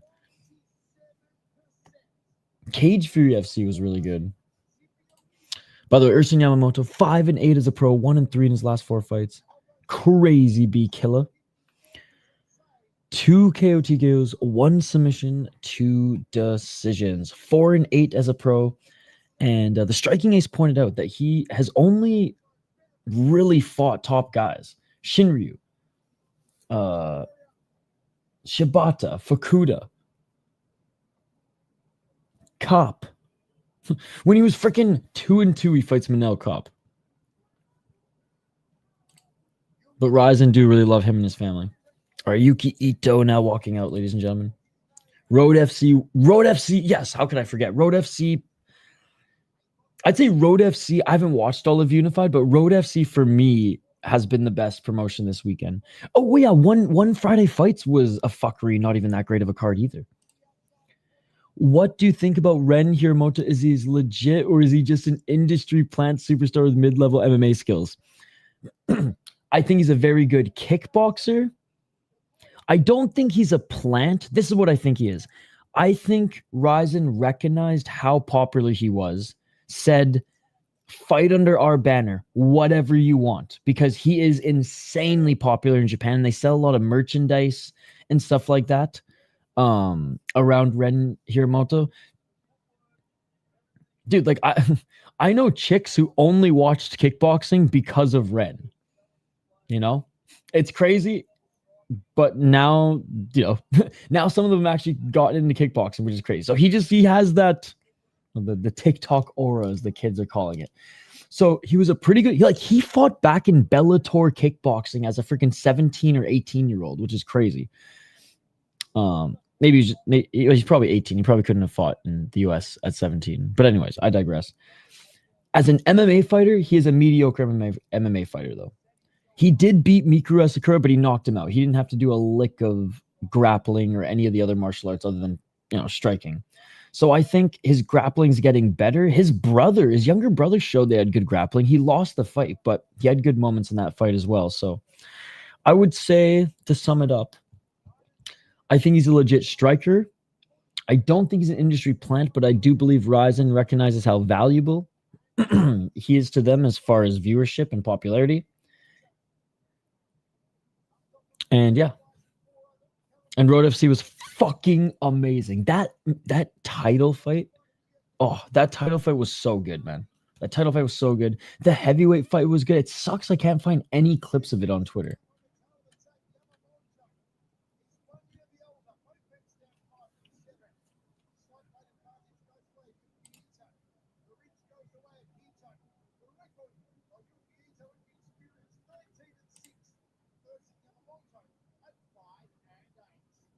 Both these guys are pretty much the same age too, by the way. Yamamoto does not look like this anymore. He looks like kid Yamamoto now. Rest in peace. Oh, and Akimoto's on commentary.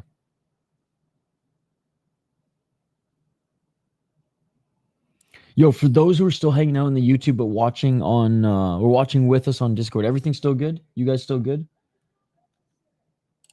Just posted in the RIZIN Discord, dude. Half Dead Frank. What the fuck would we do without you?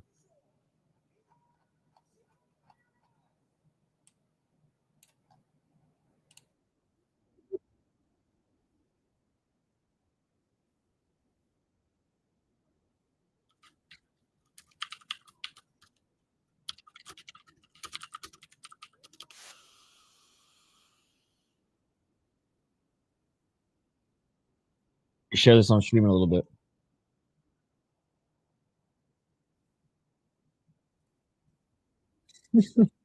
Our fighters are being announced in the cage. Dude, half the thing, I can't believe you weren't part of the We Are RIZIN podcast Discord for the longest time. Yeah, you're going to fit in there more than even me, dude. Dude, everyone there knows so much more about Japanese MMA than me. I stick out like a sore thumb. Kyrgyzstan, stand up. Yo, what's up, Eldos? Yo, yes. Shout out to Fight Network, by the way.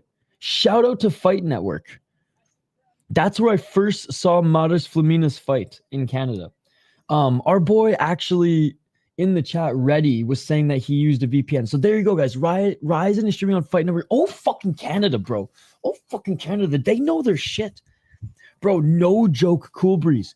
When I was a kid, that's where I'd watch Pride FC with my dad growing up. It was called something else, but I remember fucking Fight Network. It was always on a 2-hour tape delay, but we'd watch Pride FC on Fight Network. And I watched like Cage Steel out of the UK on Fight Network, because in Canada they'll take whatever they can get. Where at the time, that network would take whatever it could get. Anyways, fight has begun. 30 seconds in. Yamamoto going for the takedown here early. Ito looking to get back up to his feet. But there you go, guys. VPN Canada Fight Network YouTube. 4 minutes and 8 seconds on the clock. And Shane is sleeping right now. What the hell? Let's go Kyrgyzstan. Yamamoto dragging Ito back to the ground. 4 minutes and 8 seconds. Hasn't thrown really a punch yet at all, though. 4 minutes. Ito, left hand. He is trying to get Yamamoto off of his back, though. Well, off of his side. Ito back up to his feet. Oh, high kick by Yamamoto. And he goes right back for the takedown.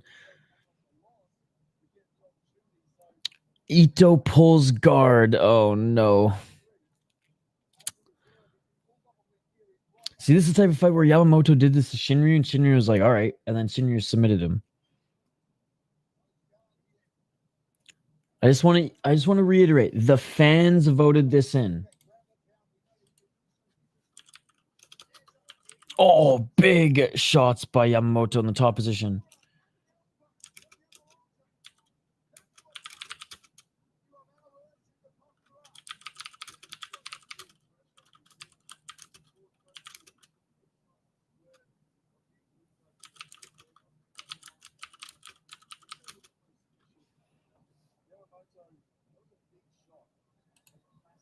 Oh, Yamamoto back up to his feet. He did land a couple shots. And he's back. Oh, not into the guard. Ito rolling over here. Again, Ito was the one who dropped, man. Ito needs to stay on the feet and just force Yamamoto to a boxing match here. RIZIN MMA match does not work. The fight is over. He lost. He lost a decision. Most MMA math doesn't work, but John Yamamoto, he's beaten Ito before, and it's just like this Sabatello Wish version of MMA. Because Erson Yamamoto knows how to do, well, 3 things. Throw overhands, throw hooks, and this.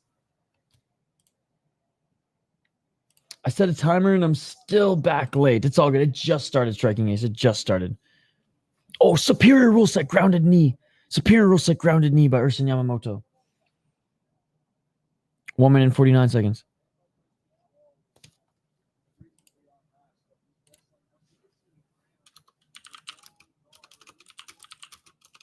Back up to their feet. Good job by Ito getting back up to his feet.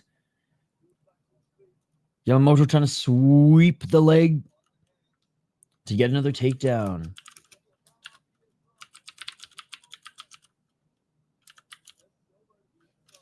$121. Yamamoto's pushing Ito into the corner, dragging him away from the corner. Body lock still, drags him to the ground. Ito crawling to the corner. Just think, guys, the fans / media voted for this shit.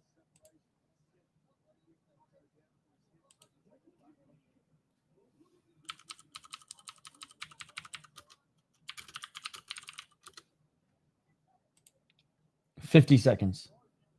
Oh, Ito breaks free. Ito breaks free.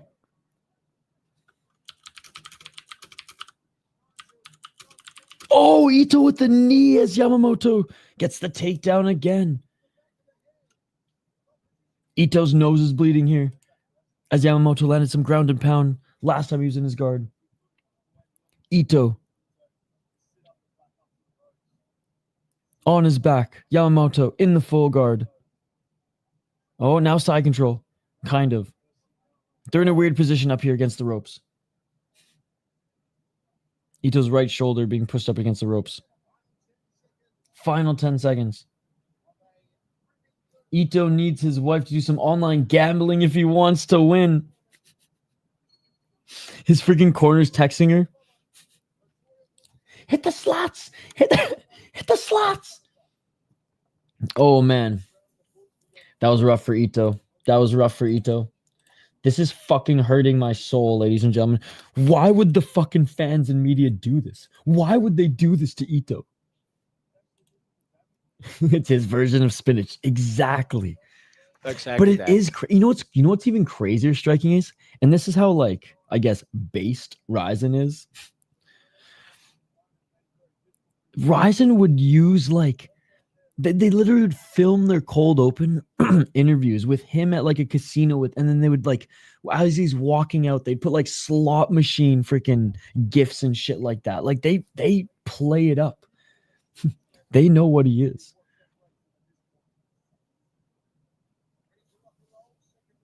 And he's ready to rock and roll, ladies and gentlemen. Wish to see a catchweight bout between Ito and Kohei Hagiwara. It would be a hell of a fight. It would be a Hail Mary. That's a great suggestion. We might see it happen someday. Ito is, yeah, we might be able to see it someday. Hagiwara's fighting Akimoto. 4 minutes and 45 seconds at the next landmark card. The fight has started. We're in round 2. Let's get it all. 4 minutes and 36 seconds, and Yamamoto going for the takedown.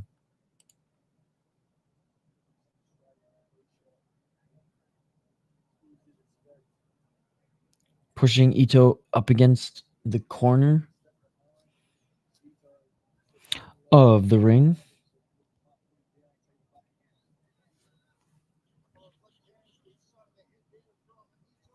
Erson body lock. Couple shots in the clinch right here, but we know the game plan of Erson Yamamoto. Oh, right elbow by Yamamoto.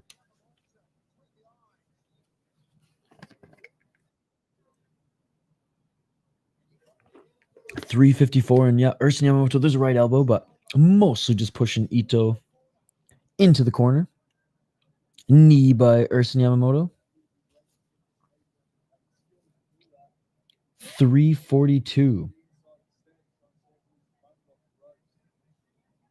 Oh, and there's the takedown by Yamamoto. An absolute wrestling clinic right now. 324. And Ito trying to roll out of it here. Ito threatening an arm of Erson Yamamoto. Erson Yamamoto with a big left elbow. Erson might be looking for an arm bar here. Ito back up to his feet.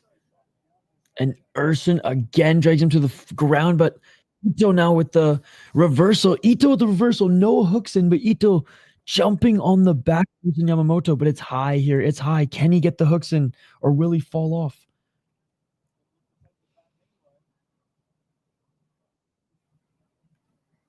Ito left hook in.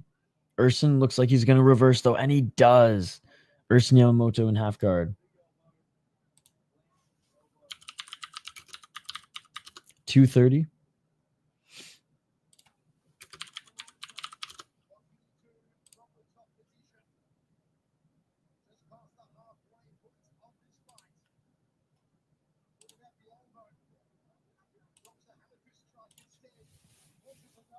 Oh, big shots by Yamamoto.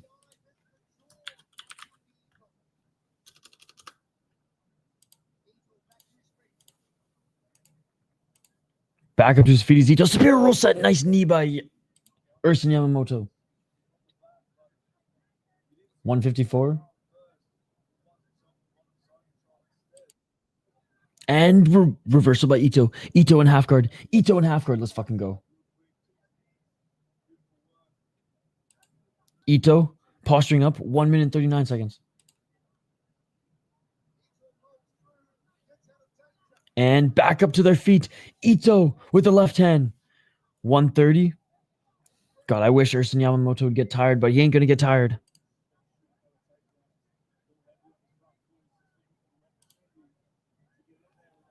$118. Erson Yamamoto ducks under that left hand by Ito. Body lock. Let's see if he drags him to the ground.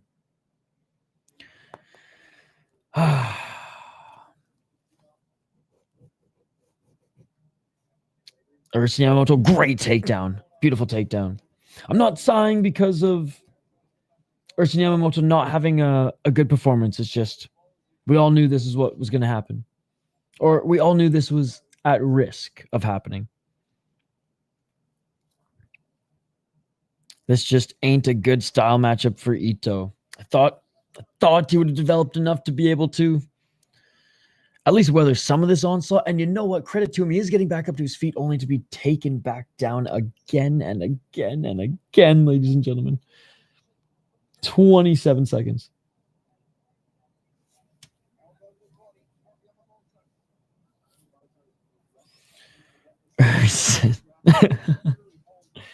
Oh, man.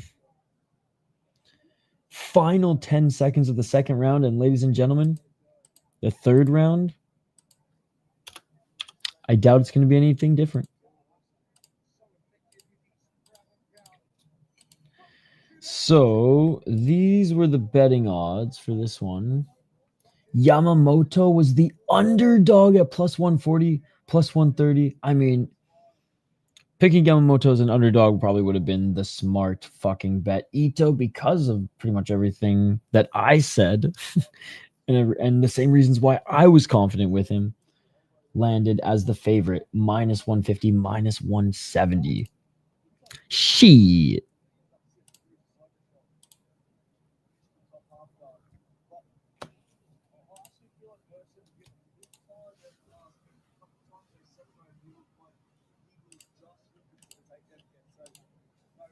All right, third and final round, guys. Does Ito have a freaking chance?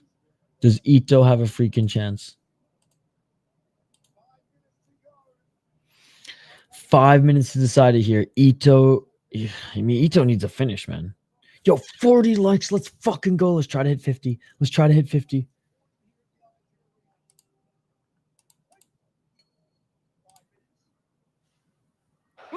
Here we go. Imagine if Erson becomes the alternate and gets his ass choked out by Makoto again, right? And it's like the fans, I guess, well, obviously the fans and or media, they're going to pick a Japanese fighter, but like, anyways. 436. Going for the body, or going for the clinch here is Erson Yamamoto. Ito pushing Erson into the corner.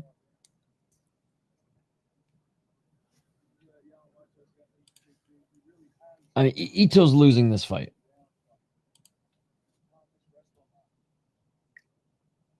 4-13. But let's see if he can do something here in the third round.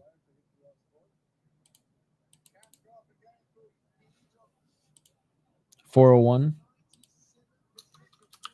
And ref separates them. Oh, Yamamoto right hand going for the takedown, but Ito stuffs the takedown. Yamamoto with a knee to the body. 344. This is Ito's time. This is Ito's time.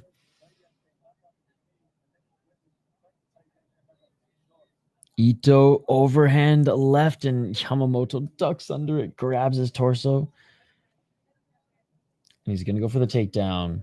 No, can't take Ito down just yet. Pushing him into the corner.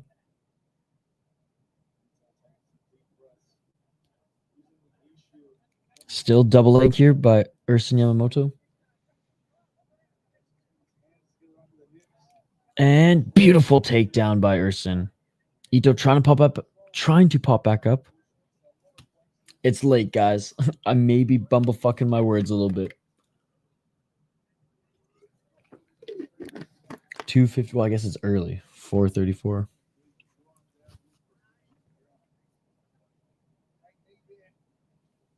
.248. Back up to his feet is Ito, which impressive. But has done little to no damage on Erson Yamamoto. Another takedown by Erson. Dragging him back down to the ground. 229.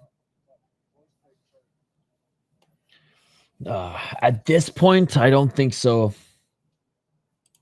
And I picked him to win. I picked him to win as well. Yeah, these are my notes. This is how crazy I am when it comes to RIZIN. I love watching tape on the Japanese guys. So I end up always just taking notes. Overall, I think overall most of us are doing pretty good in picks, but I believed in Ito. I thought Erson Yamamoto, or I thought Ito would have been able to keep this on the feet a little bit more, but Erson has just been doing what Erson Yamamoto does. Ito fought in deep. He needs to throw a knee up the middle. 139. Back up to his feet again is Ito, which again, love that he's able to get back up to his feet, but hasn't done anything. Check, check. Don't. If he loses, still need Makoto, please. I'm kind of getting cooked. 120. And Yamamoto drags Ito back to the ground. Now Yamamoto looking for a back take. Nah, just some ground and pound here. Side of the head of Ito. More right hands. See this thing. Erson Yamamoto, okay, finally he got the hook in. He wasn't even concerned with getting the hooks in. He was just like, I just want to land shots to the side of your head. And back up to his feet is Ito.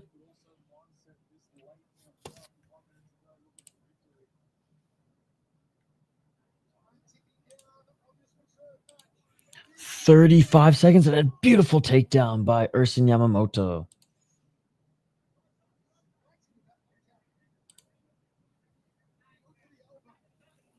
.25 seconds.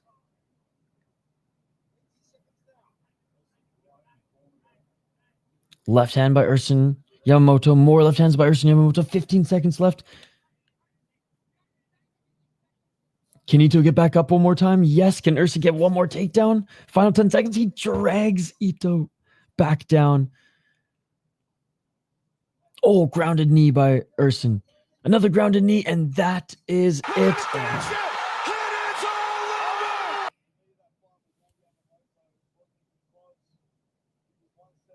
Poor Ito. Good win by Yamamoto. He did his thing, man. Took away all the opportunity for Ito to strike, and Ito back up to his feet, but oh, dude, Benjamin, we got at least 3 more hours, dude.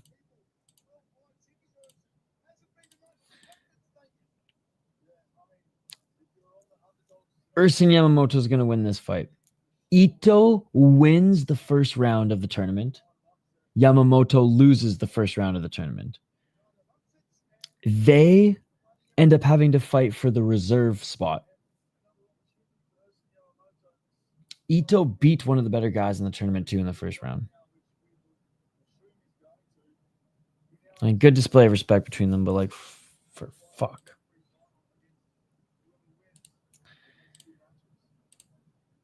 Damn, bro, that guy's a crossing for yeah. So I mean, that's literally his game. Yes, the intermission already happened. Let's go. I just had a sauna. Feeling good. Rugby final was fire, fried chicken, and tacos for dinner. A few beers. I'm living. Let's go. I am starving. I spilt all my coffee. And Ito just lost. So.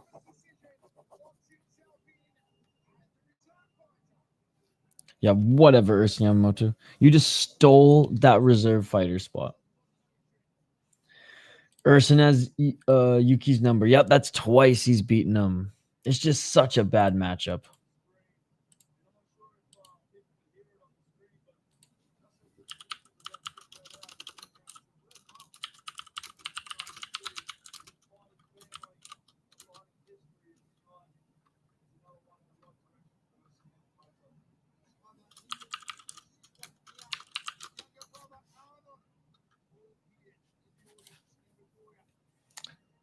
Damn. Oh no, Jackson.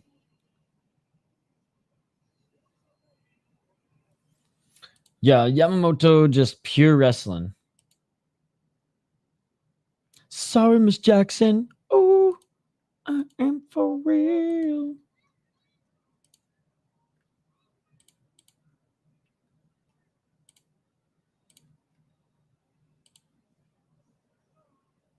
Give this Erson guy a Russian. Last thing, like, he's not. I don't know. I think a Russian would still beat him.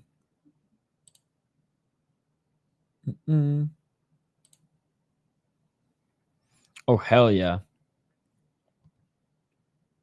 It's over. It's over. Erson Yamamoto won. Erson Yamamoto won.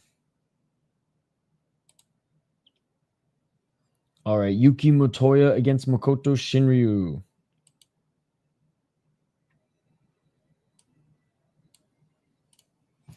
They're the next ones who actually deserve to be here.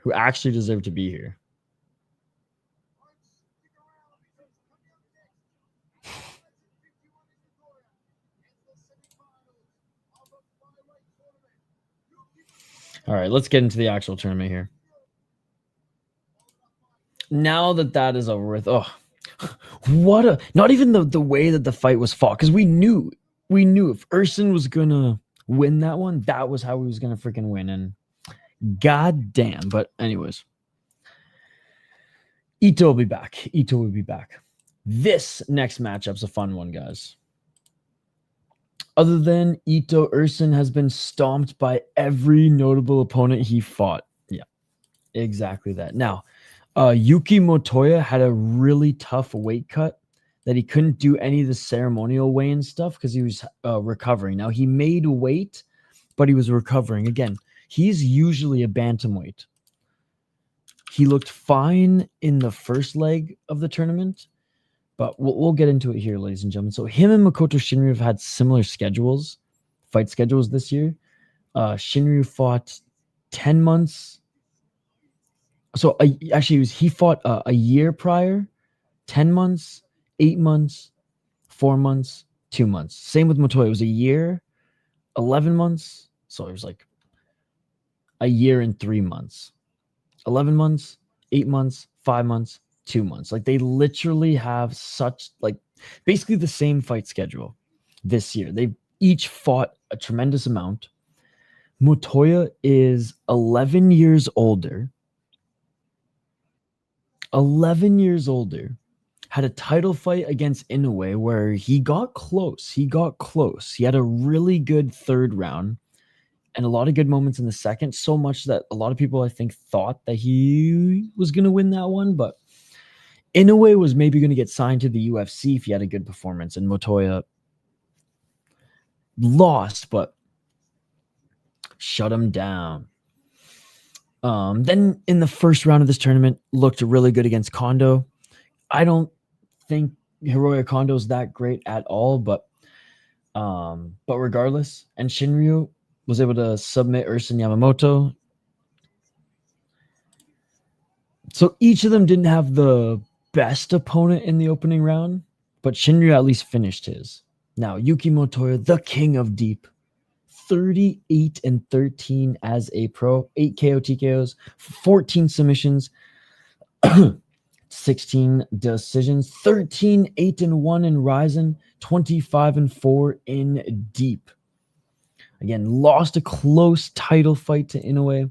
Before then, beat Akimoto, the young prospect who's fighting Hagiwara. Akimoto was undefeated coming into that one. And still old man Motoya, Uncle Motoya, shut him down. He beat Ota. He beat Hiromasa. He did lose to Vince Morales. His striking's not the greatest. And he lost to Kaya Sakura. So he is overall a well-rounded MMA fighter who's grappling, not just his wrestling, not just his jiu-jitsu, but just his MMA grappling as a whole. That's his biggest tool. And that tool itself is very, very important and has an array of other just like sub tools in its own right, given that there's different forms of grappling and different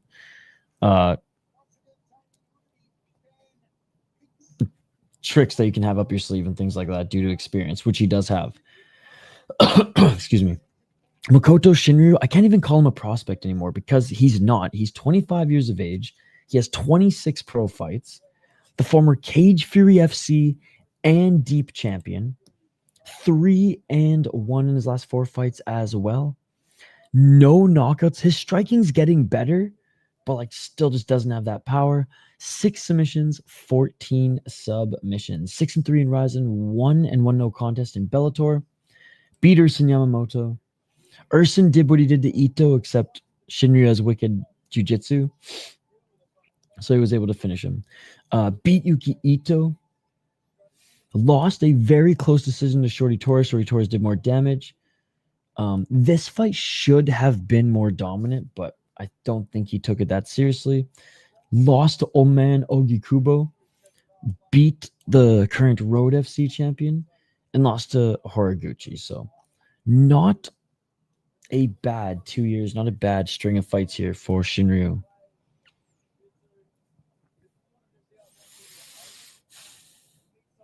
I really want Motoya to win.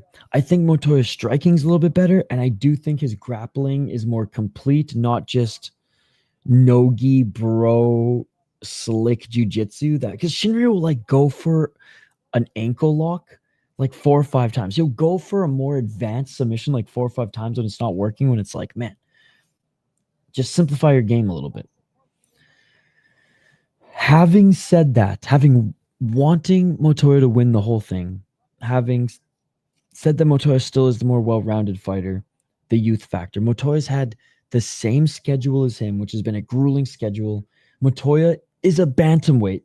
Motoya is a true flyweight. Motoya is a bantamweight. And he cut weight a month ago or 2 months ago and fought at flyweight. And just did the same thing. Had a tough weight cut. I'm going with Makoto Shinryu. Asterix, the youth factor, the schedule, the weight cut. Kind of all those things together. Not in Motoya's favor. Yo, what is up, Chris Gray? 4 more fights after this, yes. Dude, they literally changed how that bench. Oh, excuse me. And the glass was set up after that. Uncle Motoya, with his funky boxing grappling, is gonna win this. There you go, guys. Go back to Rami's channel. No, by decision. Has to be value as Motoya as the underdog. These aren't live, but this is what I pulled from earlier today. Motoya, yeah, plus 156, plus 145, plus 140, plus 120, plus 140. Which, hey, he's a good underdog. He's a good underdog, but he did have a tough weight cut. He did have a tough weight cut, so much so that he was recovering while the ceremonial weigh-ins were going on. Waiting. Yes, Yuki Motoya is making his walkout now. 3 streams in a row. PFL, UFC, RIZIN just haven't really stopped, so I'm pooped. The sun is not rose yet. All right, Yuki Motoya making his walkout. I didn't even make picks for the UFC card. I beat Shane in the beer bet though. Motoya is two notable ways to win from having 20 wins against notable opponents. Absolutely bonkers, but he never even got us suspended for or whatsoever. But you just know the big coach knew Big Boss was going to win it that year, and Chara was too big of a player to lose for them. Yeah, and it's like Chara wasn't even that dirty of a player. I think that was more of just how that like board was set up than anything. I mean, it was a nasty hit, but Chara never played dirty for how big he was. He could have played dirty. I bet some, like, I don't bet. I'll bet on some good value underdogs, but put it this way. I watch so much combat sports. We stream and I watch about 30 to 40 hours of combat sports, mostly MMA every week.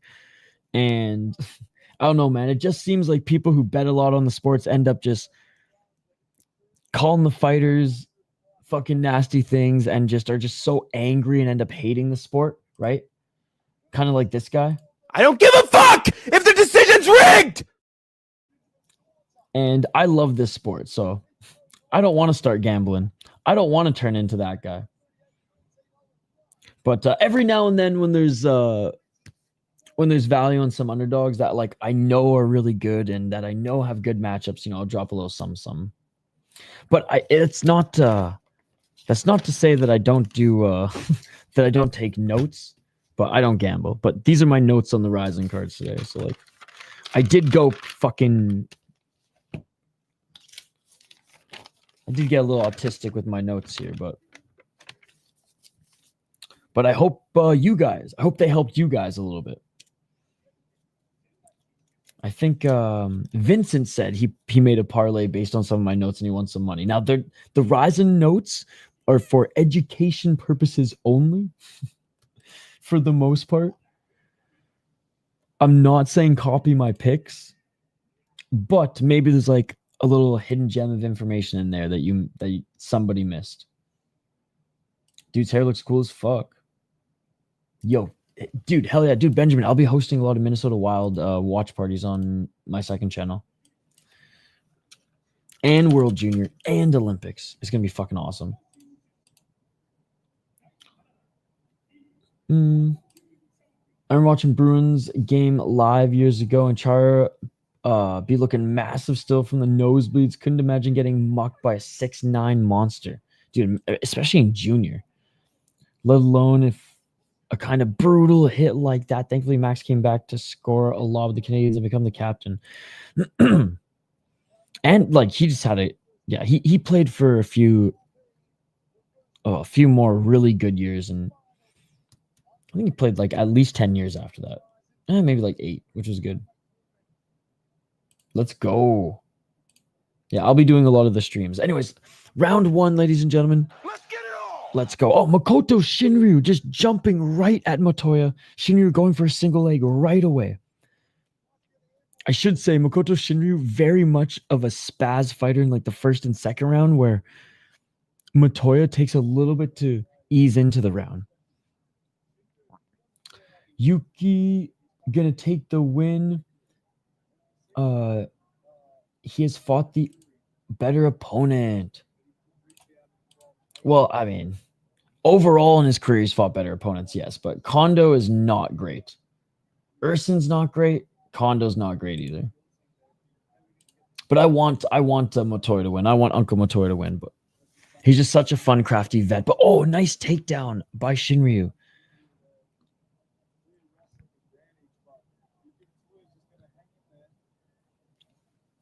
Motoya pushing Shinryu's neck for leverage, but scooting back to the corner. 351. Yo, Vincent's still here. Good to see you. Good to see you.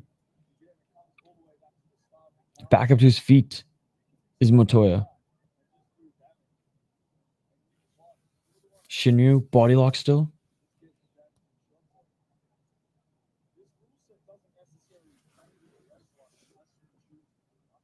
More knees by Shinryu. Oh, Shinryu with the 1-2. High kick swinging to miss by Motoya. 319. They're at center. Body kick by Motoya.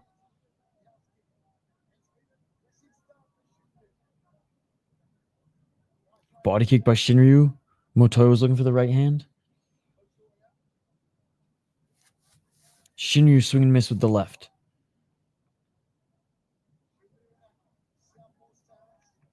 Oblique kick by Shinryu. Low kick by Motoya.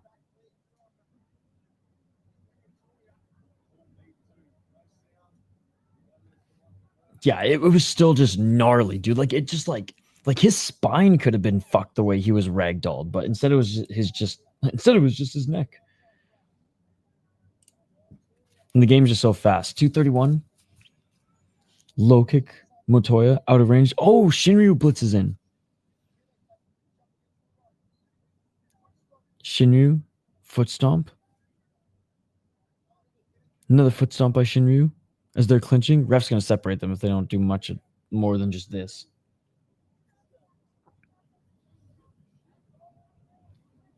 And getting out of it is Motoya. 205. Left hand by Shinryu. Nice takedown. Explosiveness by Shinryu. Oh, Shinryu, superior rule set. Superior rule set. 2 grounded knees by Shinryu. Nice knees by Shinryu. Good job by Shinryu to catch the knee. Absolutely. Grounded knee was fire. Body kick by Motoya. Shinryu with the oblique kick.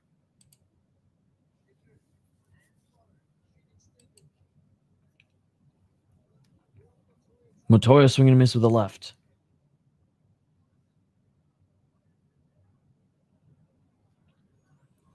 Is this round scoring as a whole or random Road FC point? No, this is as a whole. Oh, big left by Shinryu. Shinryu loves to level up and then plateau. It seems like he leveled up tonight. That's a good point. 51 seconds. Motoya with the 1-2. Motoya with the body lock. Let's see if Motoya can get a takedown going here.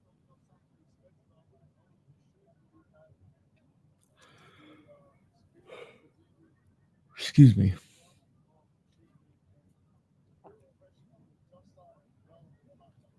$33 seconds. There was some malice-ish in the hit because the game before the Max scored a game-winning goal. They slightly pushed Jar from behind. Oh, left hand by Motoya.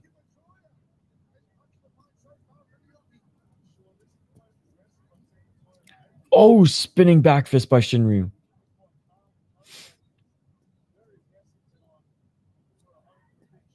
Right hand by Shinryu.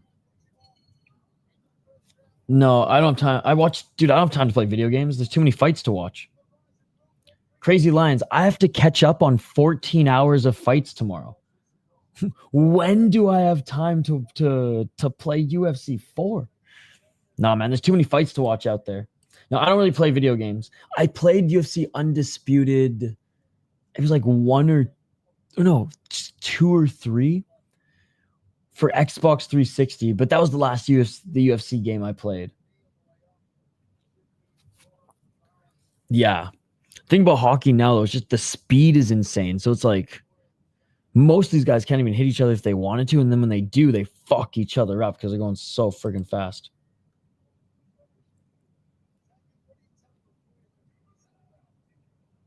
Yeah, we ain't seen no more Zidans on the pitch. Shinryu showing good boxing fundamentals out there. Yeah, no, good round by Shinryu.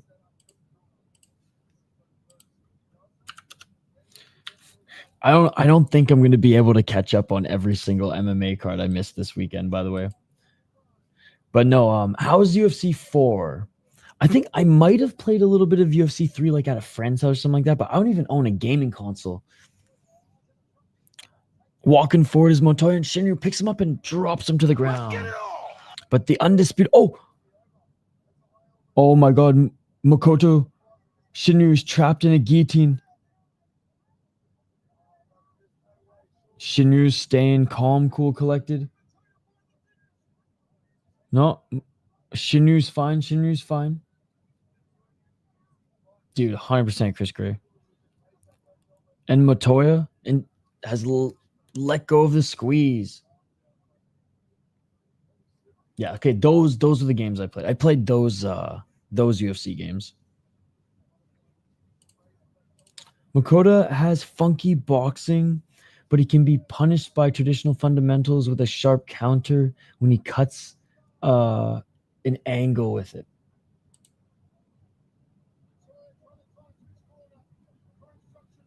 $349. But yeah, man, I haven't played video games in so long. Like the only game I kind of want to play right now is Counter-Strike 2, but again, I just don't have time. Dude, yes, you did, Sean. Great pick, great pick. A little bit of fuckery. Yep, Modern Warfare 2, 360, Necessary Development, Cool Guy, Adolescence. That's literally, I think, why I had a 360.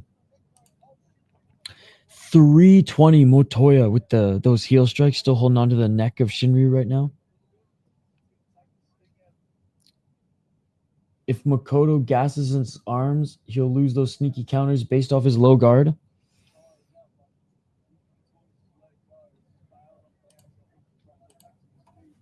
Three minutes and 4 seconds. And Shinryu here. Beautiful back take by Shinryu, but can Motoya roll out of it? He does roll out of the back take here, but Shinryu stays on top.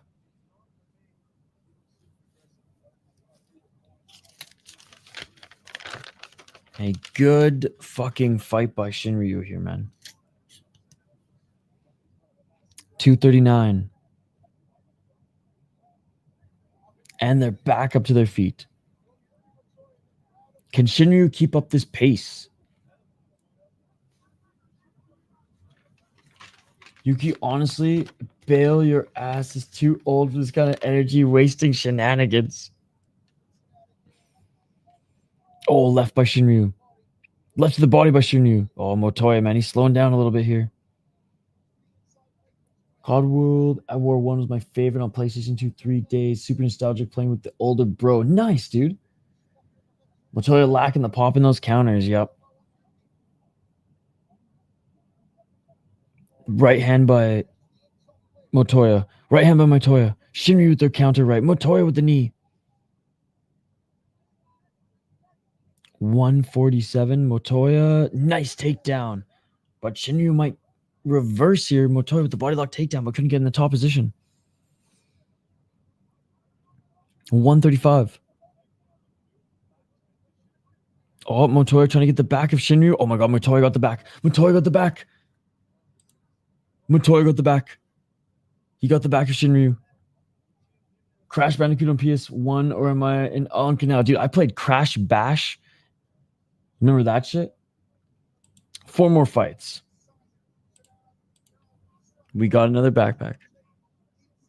Backpack, backpack, backpack, backpack. Yeah! Body triangle is secured and it's tight. 58 seconds. He's got a minute. Pull Shinryu back. Body triangle secure. Can he get that left arm free? Uncle Motoya always just eases into the fight. Oh, back mount by Motoya. Back mount by Motoya. Motoya trying to snatch that neck again. Was softening up Shinryu there. Trying to snatch that neck, ladies and gentlemen. Shinryu, good job fighting the hands. Makoto Shinryu, can he reverse? And Makoto Shinryu, he reverses. He reverses. Grounded knee again. It didn't land clean, but he threw that grounded knee at Motoya. Left hand by Shinryu. Counter left by Motoya.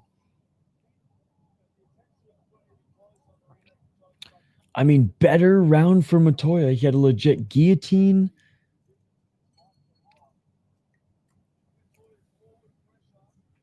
Motoya forward pressure. Didn't land that many good shots. Guillotine attempt. Rear naked choke attempt. I mean, you could argue it's closer than not right now.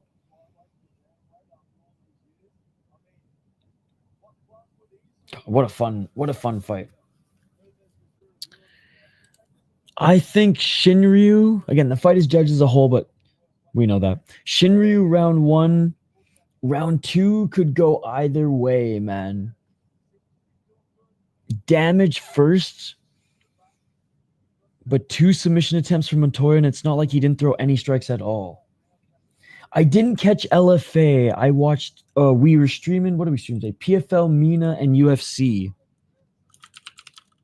But I got to catch up on LFA. I did watch some of the highlights.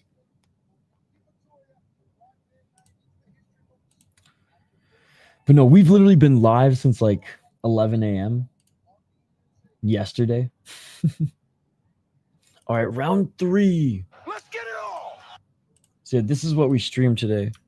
Oh, nice shot by Motoya. Motoya. So yeah, so we had PFL, Mina. I did a RIZIN prediction show. Then we did UFC. So it's like 3.5 hours, 1 hour, 5 hours, and we're still going strong here. I heard LFA wasn't the greatest today. The main event was the biggest robbery you should watch. Okay, I will. Oh, that sucks to hear that it was a robbery, but I will 100% watch it. Crazy Lion. Report back the next time I'm live, and you can be like, yo, Isha, did you watch it? And we'll discuss. Motoya has his moments, but Makoto is looking damn good. I just saw on Tapology, no KOs. What's going on? I know, it's been... Dude, PFL Mina cursed the whole day. The best cards this weekend have been Road FC. Takedown by Shinryu. Please don't jump for another sub. 348. Oh, reverse triangle, perhaps? Nice. I would say like Shinryu had the better first round. Second round could go either way. You could argue either way. And third round here, well, it just started. We're just getting started. Oh, guillotine attempt again by Motoya. Doesn't look like he's squeezing, though. What kind of pizza did you make? 312. And Shinryu's head is going to pop out of here. What the fuck? How did Motoya jump the ghillie from an inverted triangle? Dude. He's everywhere at once. No, that Port Renfrew, Sandbar Trail. Spring and or yeah, I'm thinking of like early spring or I guess fall-ish. I went there early spring. And Shinryu pops his head out. But if you look up Sandbar Trail and mushrooms, I'm sure you'll find like the best times to forge. But more shanties than I could ever like, I got tired of eating them that weekend. We had so many. Dustin Poirier wishes he was Makoto. And Makoto back up to his feet. Trying to re-enter the guard. 2 minutes left. I think Shinryu's going to take it, man. Makoto was the favorite. But not by a lot. Not by a lot.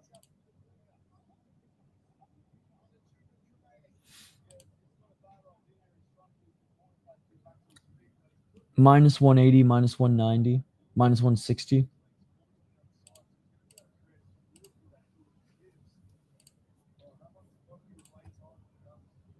And dropping guillotine again, Motoya. I mean, he's going for it here. 1 minute 39 seconds. Stop going for the guillotine. 130. Motoya. Oh, and Shinryu's head pops out. 120. And Shinryu's going to make Motoya pay. And now Shinryu getting in the top position. Motoya looking to get back up to his feet. Dude, so good. Fucking iron chin. Makoto has an iron neck.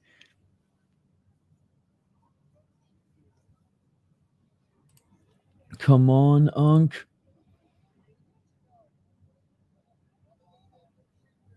Shinryu trying for another takedown, and he gets it. I mean, what a great performance by Shinryu here tonight. Arguably one of his best performances yet, because, again, Yuki Motoya is no slouch, ladies and gentlemen. Motoya has lost power with age, but I pray for a KO. Well, not only that, but just he never really hit hard and depleted after this weight cut, too. I'm surprised his cardio's still humming. Yo, let's go. Shinryu rolled into the full guard. 10 seconds left. He's such a fucking dog. Shinryu looking for a stomp. Shinryu tried to stomp the face of Motoya. Except Crush somehow that was nuts. Dude, that's what the skate said. And that is it, ladies and gentlemen. That is it. Great fight, and I think Shinryu's gonna take this one. Hey, fair enough, Chris. Literally, all I use it for is there's one thread that I share some memes with and talk MMA news with, and then I have an updates thread, and now this thread. So that's the extent of it.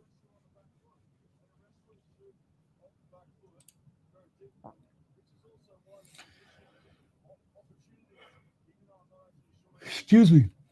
By the way, shout out to our friend Mr. Big Wig Majig AG Lig Vietnam Ham Jam Fig Steg. This is my boys up next. Let's chat. Give him some love. You don't want to see who I picked in my notes. But we're going to show him some love. Alibek. Yo, Mr. Bigwig trains with Alibek. Great passing the guard moment from Shinryu and Mr. Deep.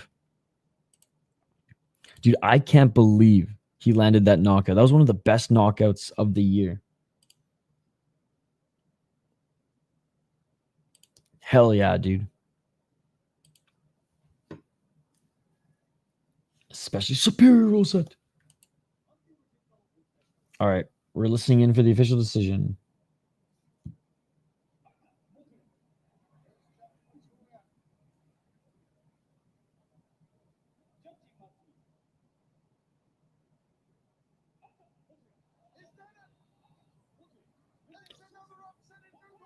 No.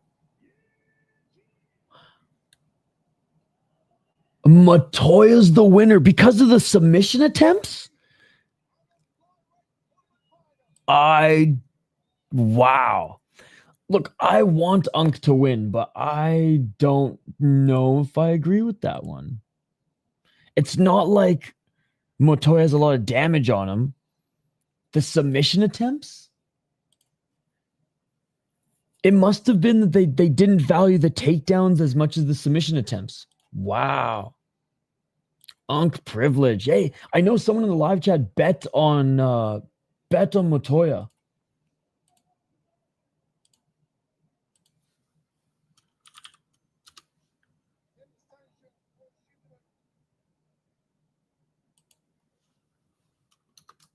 Yeah, Aniki MMA, by the way, YouTuber. I'm literally talking to him in the RIZIN Discord, and he said it was the submission attempts.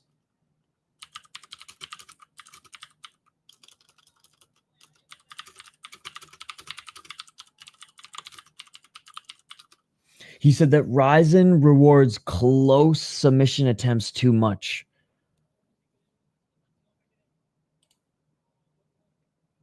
They value finishing more, or attempting, I should say. Got you.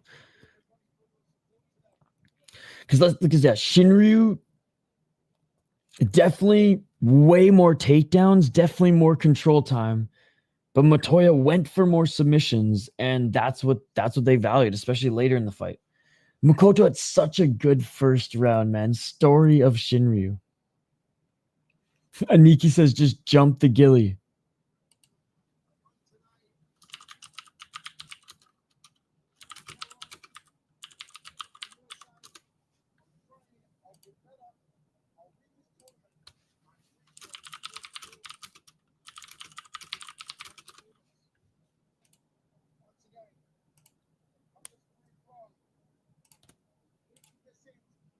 And Shinryu's knees early.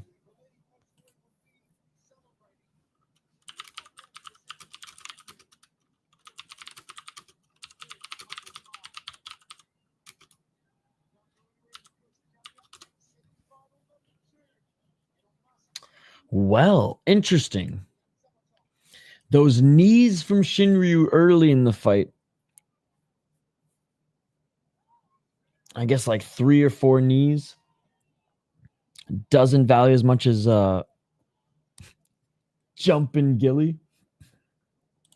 Dustin Poirier would have been great in RIZIN. He would have never lost a decision. How many fights of the main after this? There's 2 more fights till the main event. Sounds good, Chris Gray. All right, final. Look, I love Yuki Motoya. I thought Shinryu had a good fight there, but the submission attempts. The submission attempts.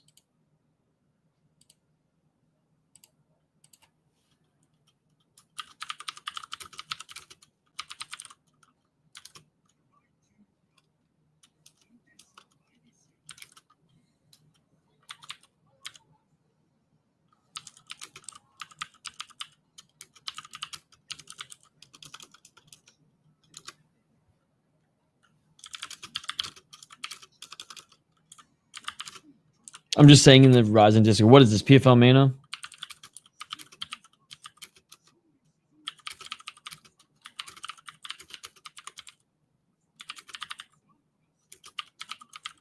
I was like, we need at least one more finish, or we need at least one finish before Satoshi gets his.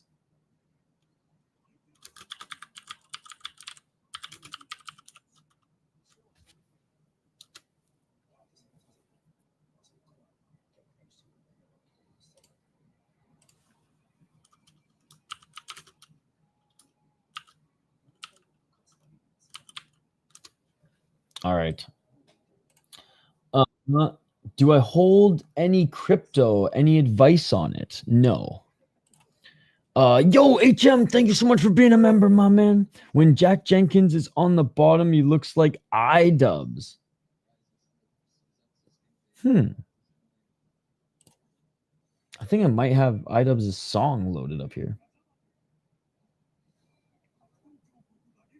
Speaking of iDubbbz, what we like to do is go back. I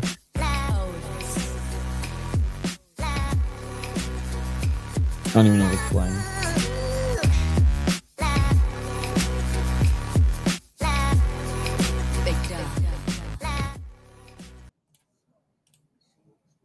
Honestly, I think the final right here, even if Shinryu won, I think the winner of this wins the tournament. Yeah, that's what Aniki was just saying. How's it going, by the way, HM? All right. Final Grand Prix fights, ladies and gentlemen. Final fight is part of the Grand Prix. Here, the Flyweight Grand Prix.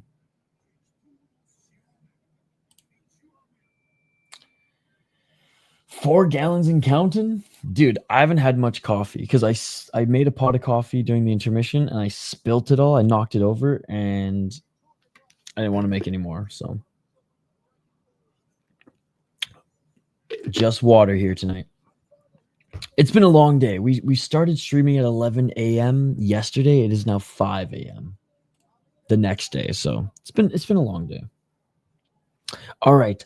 Making his walkout now is our boy, Mr. Big Wig Majig AG Lig Vietnam Ham Jam Feg Stig's training partner and friend, Alibek Gadzhammatov, who is 6-0 as a pro, fighting out of Dagestan, but training. Well, he trained out of Dagestan and Turkey. 125, huge for the division. Way more of a striker than a wrestler, despite having an Ov in his name, despite training in Dagestan. Way more of a striker that I'm sure Mr. Big Wig can attest to, but a very good fighter regardless. Shaydullaev's after this.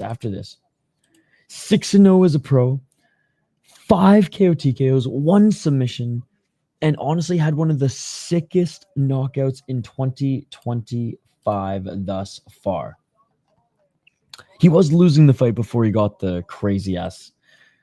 Well, he was losing the round. It was round 1. He was losing the round before he landed that crazy.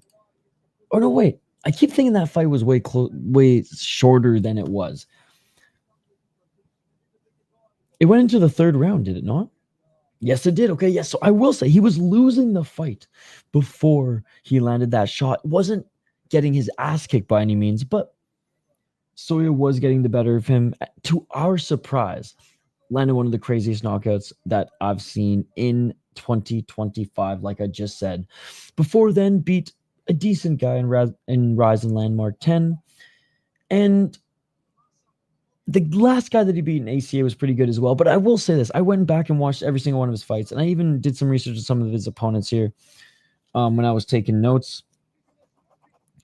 He has never fought anyone even close to the grappling of Ougikubo. Honestly, the guys that he fought were mostly strikers like him, or hybrid guys who really relied on either their lay and pray or just like one punch power. Ougikubo's lay and pray is a little bit different. Here. So yeah, no live reps or experience outside of the gym against anybody who's as good of a wrestler as Ougikubo. And furthermore, I highly doubt his either Turkish or Dagestani coaches are saying, oh yeah, we're gonna just mold you into a fucking Ougikubo level wrestler in one camp. Like, no, that's not gonna happen. And it's not even like they had a camp for this. He fought 2 months ago against Soya. I think they drilled probably keep this fight on the feet, take down defense, get up ability, and I think his game plan is knock Ougikubo the fuck out. Ougikubo, he's getting up there in age, certified unk. And he is no stranger to winning Grand Prix in Horizon. He doesn't take shots as well as he used to. So taking a shot to get the takedown might not be an option against someone as dangerous as Alibek. But he's still beating top guys, man. He's still beating top guys, and he's still looking good doing so. 0 KO TKOs, 6 submissions, 21 decisions. We'll get back to the chat here in a sec. Great win against Jose Torres. Good win against Shinryu. Good win against Dodson. Lost against Archuleta, Horiguchi, and Socho Kim when he was in fucking beast mode. Great fight. Beats Kaiskira. Beats Inoue. Again, this is back in 2021 now, and that was a few years ago, but I was very impressed with his last 3 fights. Can he out-grapple? Can he control Alibek if he gets a hold of him? I do think he can. Alibek, the favorite for a reason in this one. And he's a huge favorite. Like, it's a comically big favorite. Okay, never mind. I'm thinking about the co-main event. Ougikubo. Okay, it's not even that bad. For some reason, I thought he was like 380 or 400 or something like that. But the co-main and main, those are comically huge. But anyways, he is the underdog, plus 155, plus 150, plus 140. And Gadzhammatov, minus 180, minus 200. That range there.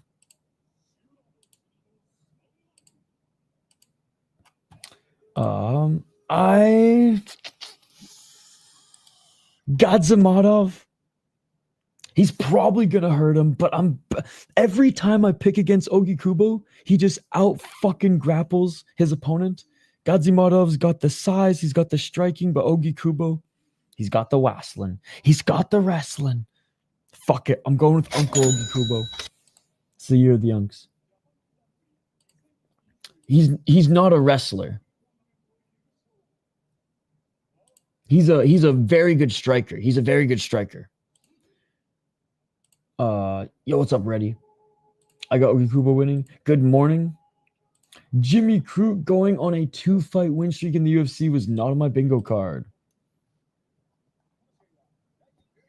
He hasn't won yet. He hasn't won yet.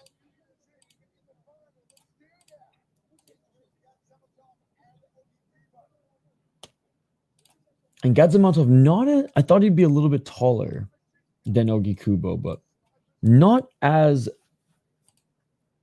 big as I thought he'd be in comparison. Or at least standing standing in front of him. All right, round one, ladies and gentlemen. Let's get it. Final fight in the Flyweight Grand Prix.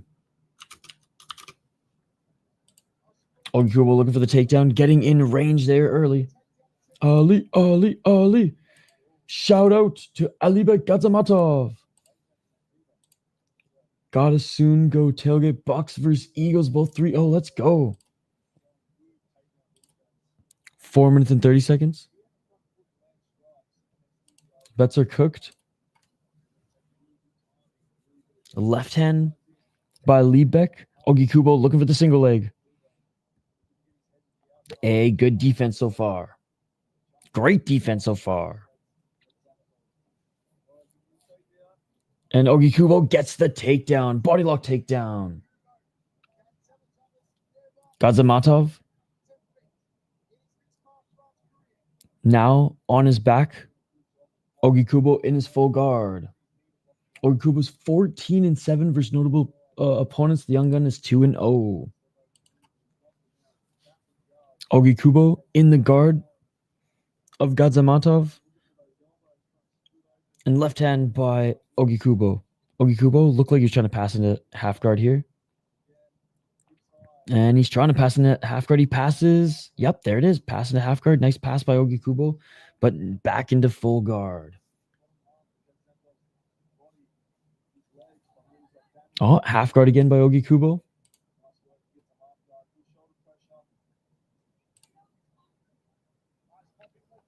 $313.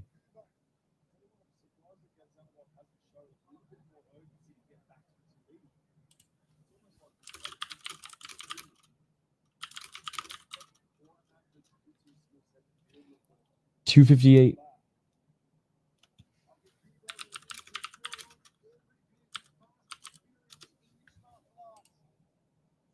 Ougikubo's fought the better competition. He should win. $244. I mean, it's not even just that, too. It's just Gadzhammatov hasn't fought anybody as good of a wrestler as Ougikubo. But if this is on the feet, man, Gadzhammatov will be dangerous. The fight's still going on. Round one, Ougikubo back up to his feet, though. Or both of them back up to their feet. Ougikubo with the body lock.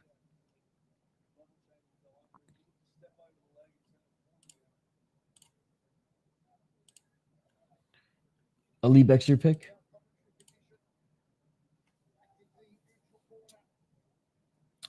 Come on, Kubo. 2 minutes and 9 seconds. Knee by Ougikubo.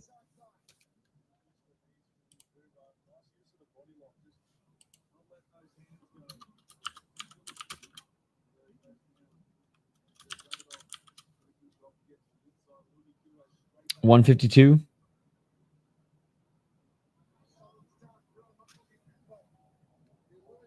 in the corner. Ougikubo pushing Gadzhammatov into the corner and can't get him down. Alibek, let's go, let's go. 131. And Alibek can't get out of the grasp of Ougikubo, but Ougikubo does need to get the takedown or the ref's going to separate them, and that's just going to help Alibek because Alibek needs to get his striking going. Knees by Ougikubo. But again, I watched every single one of his fights, and I tried to find like a wrestler who just even fights similarly to Ougikubo, and none of them fought the same way. So it's just going to be interesting to see how this fight goes. But a good job by Gadzhammatov keeping this fight on the feet again here. But Ougikubo is not going to stop hugging him. He is not going to stop wrapping his arms around him, trying to drag him to the ground. Very much a striker. Very much a striker. Sanda style. Yes, 100%. That's how he's won his whole career. Nice job by Gadzhammatov with a knee. Gadzhammatov, oh, spinning elbow attempt by Ougikubo. Yeah, Ougikubo's an amazing wrestler. 21 decisions, though. But he smothers you. Left hand by Gadzhammatov. The fight's still going on, guys. We're in round 1. Oh, nice 1-2 by Gadzhammatov. Good damage here by Gadzhammatov early in the round. Or sorry, early in the fight at the end of this first round. And that does it for the first round. Solid end to the round by Gadzhammatov. Did some damage. Maybe it was enough to sway the judges here early, but we'll see. We'll see. We all know what Ougikubo's going to do. He's going to try to just continue to smother him.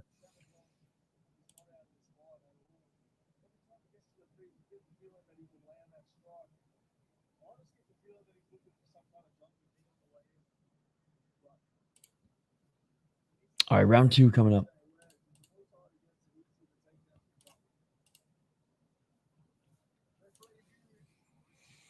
Man, even 30 seconds to a minute more striking from Gadzhammatov, and that's surely, the damage factor. Ougikubo has been at the top of this division since Alibek was 14 or so. How crazy is that? All right, round 2.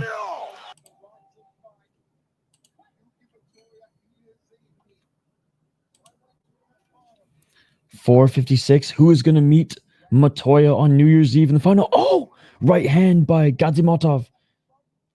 I know Ougikubo went for the takedown. Great stuffing of the takedown by Gadzhammatov. Nice spinning back pick by Gadzhammatov. Gaining back some confidence here is Gadzhammatov as he boxes out Ougikubo. Walking forward is Gadzhammatov. Gadzhammatov with the left hand. Are we going to see a knockout here tonight? Are we going to see a knockout here tonight? Front kick by Gadzhammatov. Left hand by Gadzhammatov.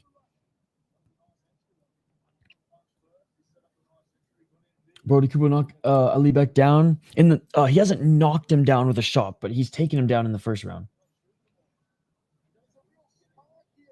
Body lock here by Ougikubo. 4 minutes and 8 seconds. Yeah, oh god, no. He hasn't knocked him down. He's taken him down. But not in this round yet. 358.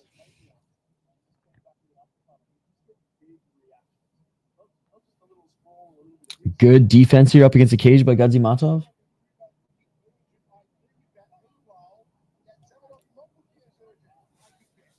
Next fight, buddy. Next fight. The fight's still going on. We're in the second round. Nice left by each of these guys. Straight left by each of them. 230. Left hand by Alibek. Left hand by Ougikubo. Ougikubo, he's looking for that entry. 320. Left hand by Ougikubo. Level change. Left hand by Alibek.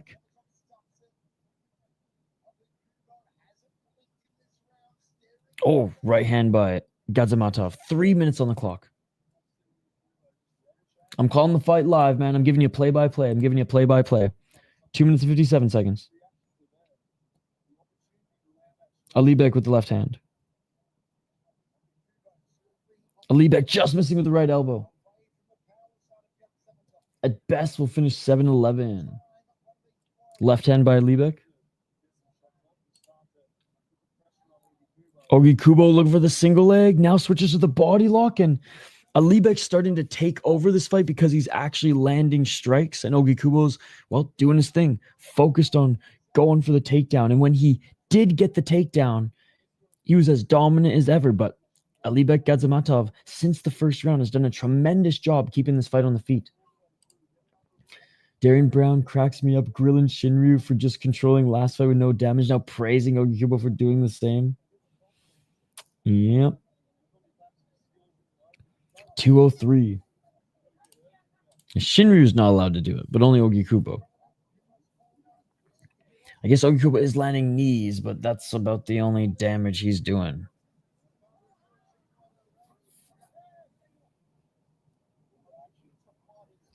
Bias, honestly. Oh, of course. Hey, what's up, dude? 138. Kubo hasn't had a TKO win in 17 years. I can't see him breaking that dry spell tonight. Takedown, pop takedown, back up to his feet, and Gadzhammatov falling out of the ring there, but they push him back in. I need Ougikubo to win. He's my last leg. I win 500. Well, unless he gets... Oh, Ougikubo gets the takedown. 1 minute and 13 seconds, and Ougikubo back in the top position, but only for a minute here. He needs to score a lot.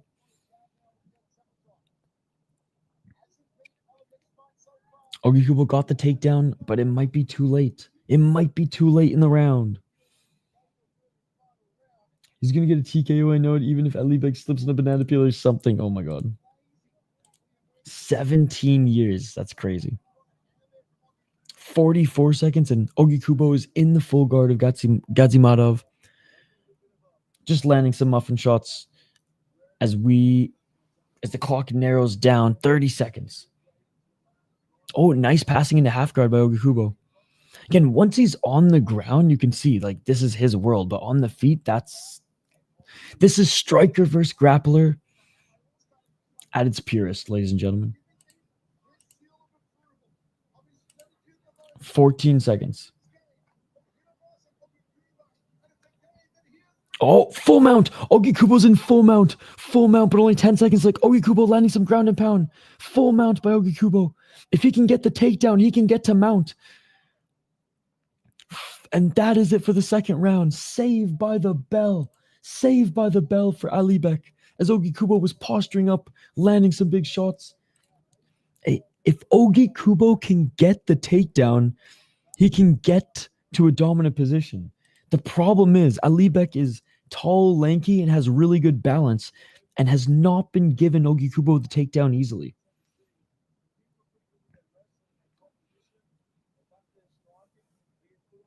Round 3 coming up.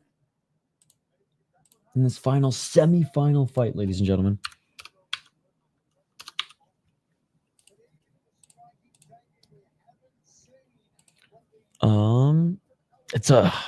It's a weird fight to score, man. It's not that easy. It's not that easy.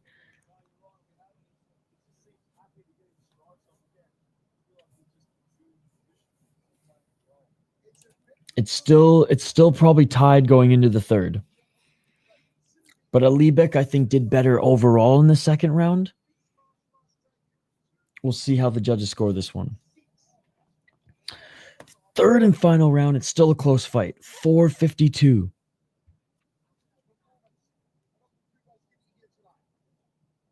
A left hand by Alibek. Excuse me. And Ougikubo looking for the single leg. Ougikubo body lock. Can he get the takedown? Ougikubo still can't get the takedown. Nice takedown defense by Alibek. Knees by Ougikubo. 4:25. Why are the commentators talking like it's a complete domination? Nah, I don't know, man. I have their commentary very low, so I can't really hear them. Usually I do, but I actually haven't had any coffee for this stream. I just love this sport so much. No, tell me which fighter is better in wrestling. Oh, Ougikubo, way better in the wrestling. Jasmine Street. 349. Ougikubo continuing to out-grapple Gadzhammatov, but I'll say this, Gadzhammatov, good takedown defense, but once Ougikubo gets him to the ground, he can pass guard with ease. He was able to get to mount with ease. Fight's still going on. Started a scholarship for music in Minnesota. Oh, cool. Or Chad Smith. 323. Ougikubo, what he's doing right now, even though he's not getting Gadzhammatov to the ground or hasn't got Gadzhammatov to the ground yet, he's denying Gadzhammatov from doing anything. So like, there's not much damage that Gadzhammatov can do when Ougikubo is constantly pressuring him, constantly. Oh, and there's the takedown. There's the takedown by Ougikubo. He got it right into half guard. Right into half guard for Ougikubo. And here comes the smothering, ladies and gentlemen. 2 minutes and 46 seconds on the clock. And Uncle Ougikubo gets back into half guard, and he's looking to get into mount again. Separate. Now, I want Ougikubo to win. Everyone was doubting Uncle. Well, actually, I mean, I shouldn't say I want. I didn't want Ougikubo to win a close fight like this. I wanted either Alibek to knock him out or Ougikubo leave no doubt in the wrestling. It's still too close for my liking, but my thing was I wanted Alibek to show that he's the next guy and that step aside, Unk. But Ougikubo's still doing his thing, man. Fight's still going on. If it was a foreign fighter, they separate them after like 20 seconds. For Japanese, it's like 90 seconds minimum. 1 minute and 40 seconds. Well, I haven't seen that tonight. And Ougikubo, in fairness, is active. But I think it's less of a Japanese bias and more of an Ougikubo bias. Ougikubo's still doing this in 2025. 125.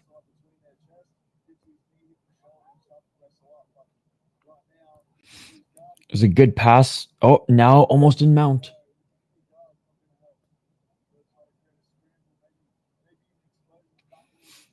I do think they do clinching is way crazier than the stand-up, but like I don't care who's clinching. Ougikubo full mount. I just want to watch this fight. Become a member of the YouTube channel, and you can join our members Discord, and we got you. First time seeing RIZIN, it's not bad. This is honestly one of the worst RIZIN cards that's of 2024 so far, so it's better than this. Oh, arm triangle choke. Ougikubo's going for the arm triangle choke. 33 seconds. Ougikubo, arm triangle choke. Side control. Ougikubo. He's looking for the choke. 25 seconds. Back to full mount. Ougikubo lets go of the choke, and he's just landing some ground and pound. Ougikubo's going to win, I think. Tommy's China's hosting tennis. Ougikubo ends the fight in the top position. Oh, Ougikubo with a stomp. And that is it, ladies and gentlemen. That is it. I think Ougikubo's going to win this one. Uncle Ougikubo's still doing it. I was whisper screaming for Ougikubo. He did have a hard time taking down Gadzhammatov in the second round. I would say Gadzhammatov had the better second round. First round, Ougikubo. Third round, Ougikubo. But I imagine the judges are going to give it to Ougikubo. But we'll see. We'll see. How you doing, K1? Your daughter plays. Nice, Reddy. Gadzhammatov tried to keep it on the feet. Gadzhammatov is a kick, like he's a very good kickboxer. He's a very good striker. Ougikubo was just pressuring, trying to go for takedowns. Gadzhammatov had really good takedown defense, but as soon as Ougikubo got him to the ground, man, it was over. Decision. Oh shit, if the Japanese guy wins, I'm gonna lose my bet.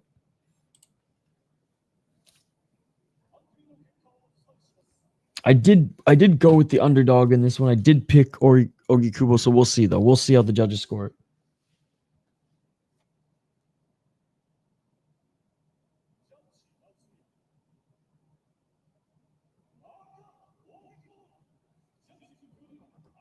And there it is, ladies and gentlemen. Uncle Ougikubo.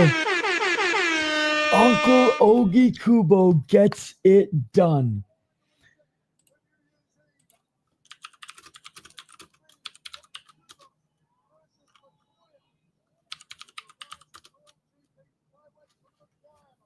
And Motoya is facing Ougikubo. Battle of the Unks. I've told you a couple times. You can buy it, RIZIN.TV,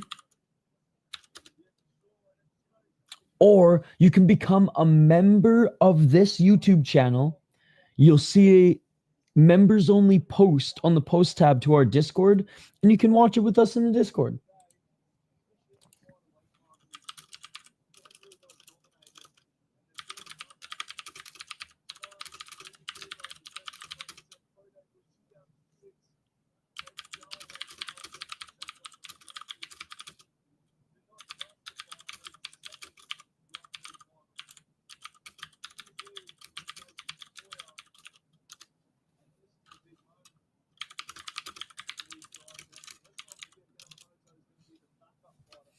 So there you go, me, ex-Tim. Damn, went downstairs and my daughter watching Coco Govern China Degenerate. Yo, Reddy, that's super cool that you stayed up tonight or this morning and watched this with us. It truly has not been the best Rising card out there, but this is probably the worst one of the year so far. But if you're impressed with it, let's freaking go. Who watches sports at this time? I mean, us and your daughter, clearly. And there it is, ladies and gentlemen. There it is. All right. Two more fights. Yo. Dude, I don't even know who's on that card, to be honest. All right. Who are you most excited for? Again, people think I'm lying, man, but like, I'm an MMA fan, but I feel like every few months I become less and less of a UFC fan. Oh, that's the Ankalaev Pereira card. Probably Roundtree, Prohaska, Sanhagen, Marab. Ozzy Diaz is on this card? What the fuck? Oh, man. Ju Sang Yu and Daniel Santos. That's going to be a sick card. That's going to be a sick fight. I just love watching Veronica Hardy fight in general. Win, lose, draw. Doesn't matter. She's in there. I'm down. I'm stoked to see Jacob Whiplash. I'm stoked to see Ju Sang Hu against Daniel Santos. Dude, this is a good card. I mean, honestly, Farid Bashra against Chris Gutierrez, that should be a good fight. But yeah, Prohaska, Roundtree, love Corey Sanhagen, so him and Marab. All right, this fight card's getting me stoked on the UFC again. This should be a fun one. When is this card?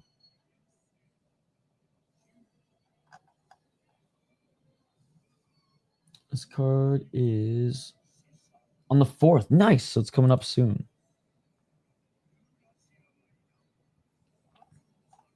Dude, yeah, there's some good fights on that card.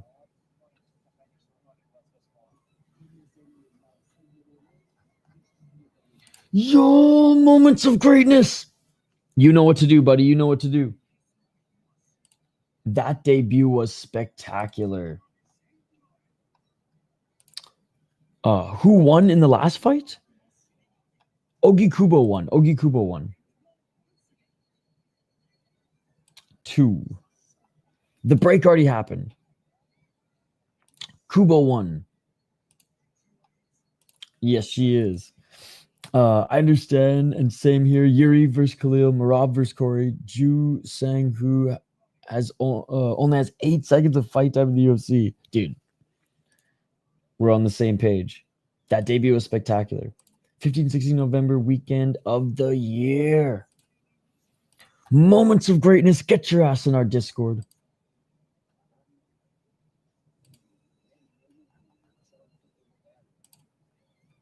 Thank you so much for becoming a member.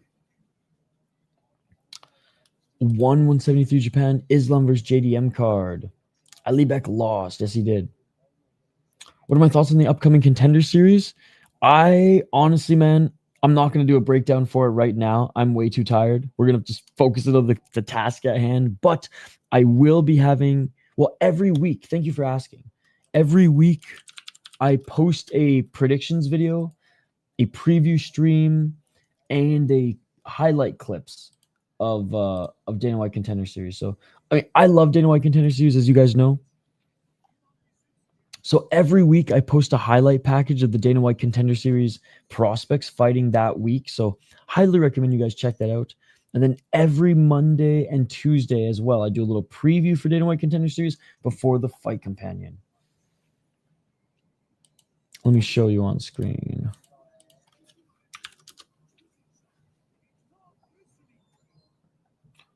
So every week, here are the highlights that I post on the channel. Basically, just footage of every single fighter competing that week. And then I do a little preview as well. I'm really looking forward to Kwon Won Il on week 10, though. I hope Patchy Mix isn't stuck in the mud again for this one.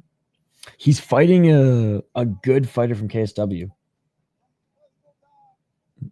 Frank's the second one, yeah. Yes, the Japanese fighter won. Yeah, so go to the post tab. So, like, I made a YouTube post with the Discord link. Gonna try and learn to speak Polish to find myself a lovely Joanna. 1173 looks fire. They just added Nabil versus Haggerty, which is awesome. Nope, they're making their walkouts now. So yeah, moments of greatness. Go to the post tabs on YouTube. So go to my channel. It should say like podcast, playlist, shorts, live, videos, and there'll be posts. Go to posts, click the Discord link, boom, you're in. Just like that. Just like that. Kubanza's good. Yep. He's a monster. I don't see him losing. Also training out of Soma. Dude, I've been so excited for Kubanza because he was fighting in Brave before, right?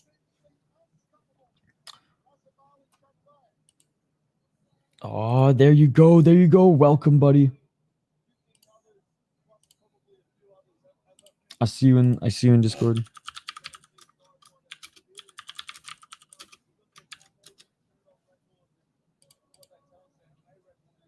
But yeah, I remember watching him in Brave.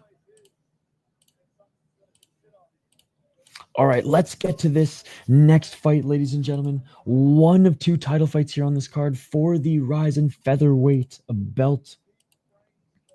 We have the challenger, Viktor Kolesnik, 26-4 as a pro, 29 years of age, 4-0 in his last 4 fights. 8 KO, TKO, 8 submission, 10 decision. Arguably the most well-rounded and best fighter that Shaydullaev has fought yet. Kleber was maybe the most dangerous fighter, but this is the most well-rounded and best fighter he's fought yet. 4-0 in RIZIN, 4-2-1 in the mighty M1 Global, 4-1 in Tech Prep Fighting Championship, and 3-0 in whatever the fuck this league was. In M1, his biggest nemesis was freaking Nate the Train Landwehr, who he lost to via split decision and then unanimous decision for the title in M1 Global. He's fought a who's who of names, and he's fought in so many good promotions as well. Now, after losing an open fighting championship and after fighting an open fighting championship, graduated to SBC in a little MMA series as well, but he did win the title in open fighting, which is a solid Russian promotion.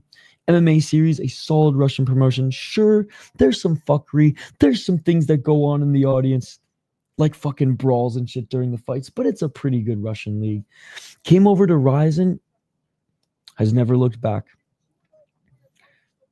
Not the best opponent in his debut, but then really good win against Takagi, good win against Nakahara, really good win against Sasu. He can strike, but his base is grappling. And he doesn't have a lot of holes in his game, does Kolesnik. Despite him in fight years being old, he's only 29 years of age, 26 wins, well-deserved title shot. Like I said, if it ain't Doubtbeck, give him Kolesnik. Walking out right now, arguably one of the best fighters in the world outside the UFC. I truly think he's one of the best fighters outside the UFC who could be a ranked guy or an absolute menace and one of the best guys in his weight class in the UFC. The only blemish is his striking defense, and that, like, if he was forced into a straight up striking match, some of the fundamentals aren't there. It's kind of sloppy, but we've never really seen anybody drag him into that fight because, yeah, he's been in striking exchanges, and yeah, his striking is not anything crazy. He just leaves his hands down at times. Sometimes coming in and out of the pocket, he'll drop the opposite hand in which he struck with. Just little things in the striking defense. And like, we're nitpicking at this point, right? Like, I had to nitpick with something. So I'll say overall striking defense, the only unpolished part of his game right now, and he's 24 years of age. 24 years of age. 15-0, ladies and gentlemen. Insane grappling, insane ground and pound, insanely strong. He does have power in his mitts. He was the first one to knock out Kleber. 4 KO TKOs, 11 submissions. I'm getting so fucking stoked on this fight right now, ladies and gentlemen. I cannot wait. 4 wins in RIZIN, 3 wins in ACA. Knocked out Kleber to snatch that title. Kubo was whatever, sent that man into politics. Great win against Archuleta. Good win against Takeda. Great win against this guy who's 12-1. And man, like, graduated from whatever this, regional promotion was. Looks good in ACA. Looks good in Road FC, and has been absolutely dominating in RIZIN. One of the few guys that RIZIN actually is holding his contract, holding him to his contract, and not letting him leave to the UFC or elsewhere early. I'm going with Shaydullaev. I think he's special. He could finish this quickly still, but I think Kolesnik gives him his toughest test yet. His striking is still developing. Striking defense needs work, but other than that, he's awesome. So explosive, insane pace, and smothering style with ground and pound or nasty submissions. He's not really been challenged yet in RIZIN. 7 wins in his last, or 7 of his last wins have been against top guys. Like I said about Kolesnik, well-rounded, good wrestling. That's his main strength, but better striking than Shaydullaev. He does have that dog in him as well. And if Shaydullaev beats Kolesnik, like, what else is there in RIZIN other than the Doubtbeck and Satoshi super fight? He's a calm, cool, collected killer. And I'm going with Shaydullaev.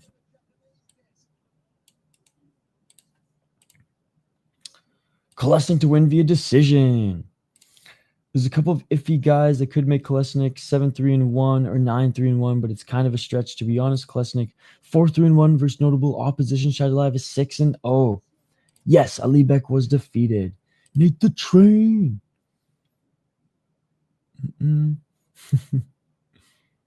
Kuban's is a monster. Yo, I need to eat anything right now. I'm freaking starving. All right. They're playing the Russian national. Oh, they're playing the Russian national anthem and then Kyrgyzstani national anthem.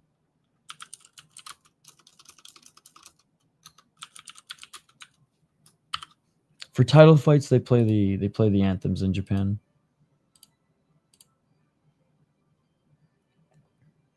These undefeated Kyrgyz are good, dude. Unreal. Shaydullaev is awesome.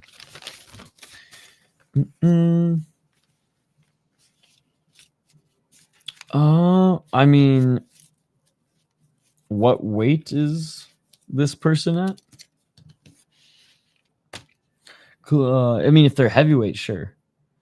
Kolesnik is on that pre-UFC Diego Lopez time where he's had a few notable wins, but is a fucking killer. That's a good example. Shaydullaev kind of looks like Islam's friend Zainukov, who's rumored to be a Dana White Contender Series. I hope he has some nice Muay Thai. Magomed Zainukov.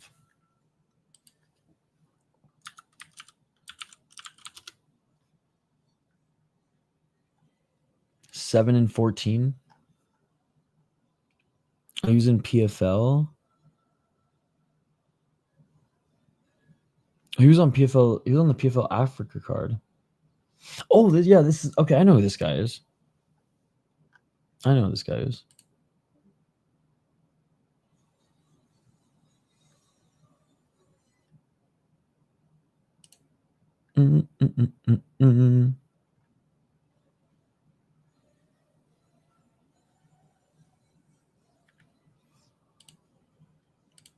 7 and oh wait, so I'm looking at a different guy then.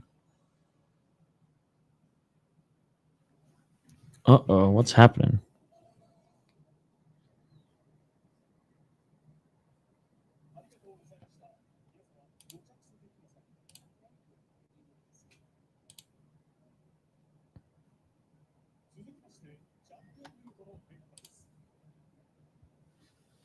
After he beats Alex, of course. Nickname Wild Chunko.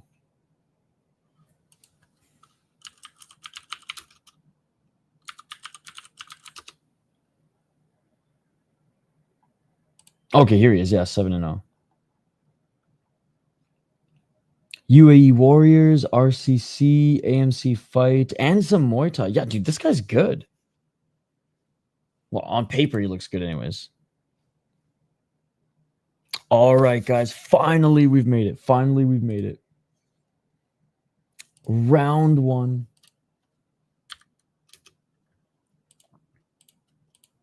Co-main event for the featherweight championship.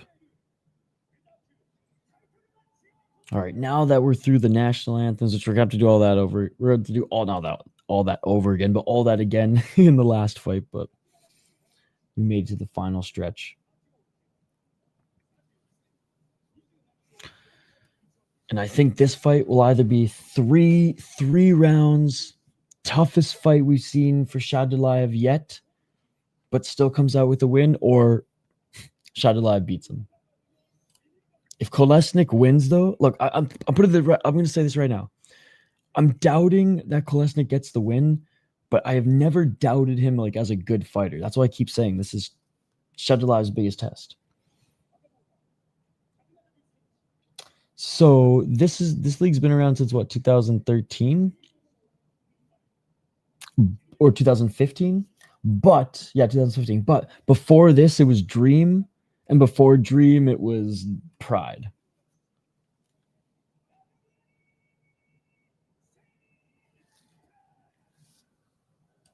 Either ground and pound after like hurting Kolesnik, or decision. But Kolesnik's one of the better strikers that he's fought. And oh yeah, and I should have said Kolesnik, big for the division, as he usually fought at 155. So yeah, Kolesnik actually used to fight at 155, but is now fighting at 145. So just big for the division as well. But anyways, here we go, guys. Round one. Let's get it on. And here we go. Shaydullaev with an overhand right. 4 minutes and 51 seconds.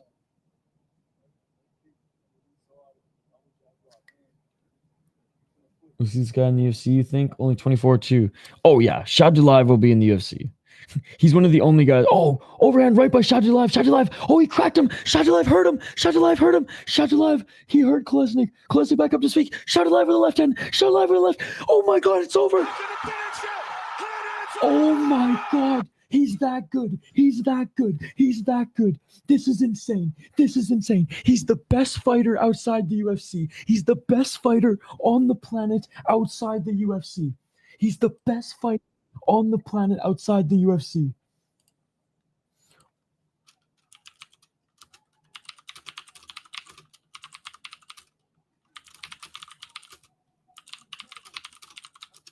Oh my God. Dude, how good is this guy? How good is this guy?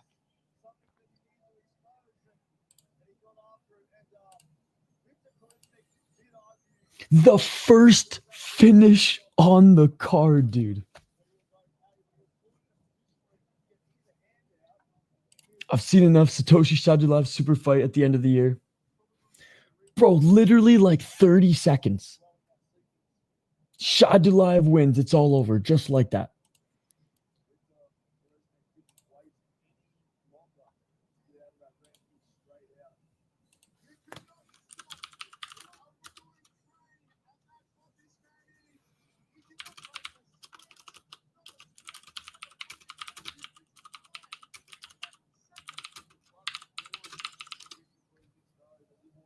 Unreal.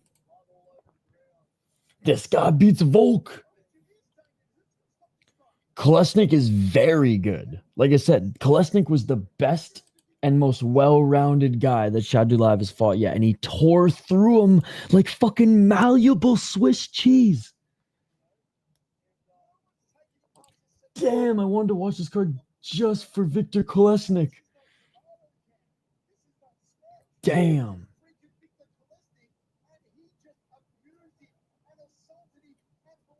Little bit of an early stoppage, but he was going to get finished anyways. Insane. I think so. Shaydullaev is one of the few guys that RIZIN is like holding his contract. Like they're not allowing Shaydullaev to like leave early or go in different promotions and fight while he's under contract. I believe he has one more fight left. It's either one or two more fights left on his contract. He doesn't want to fight Doubtbeck because Kyrgyzstan and Kazakhstan, like they're brothers apparently. Even though they're not even from the same country. They don't want to fight each other. So Shaydullaev, super fight with Satoshi.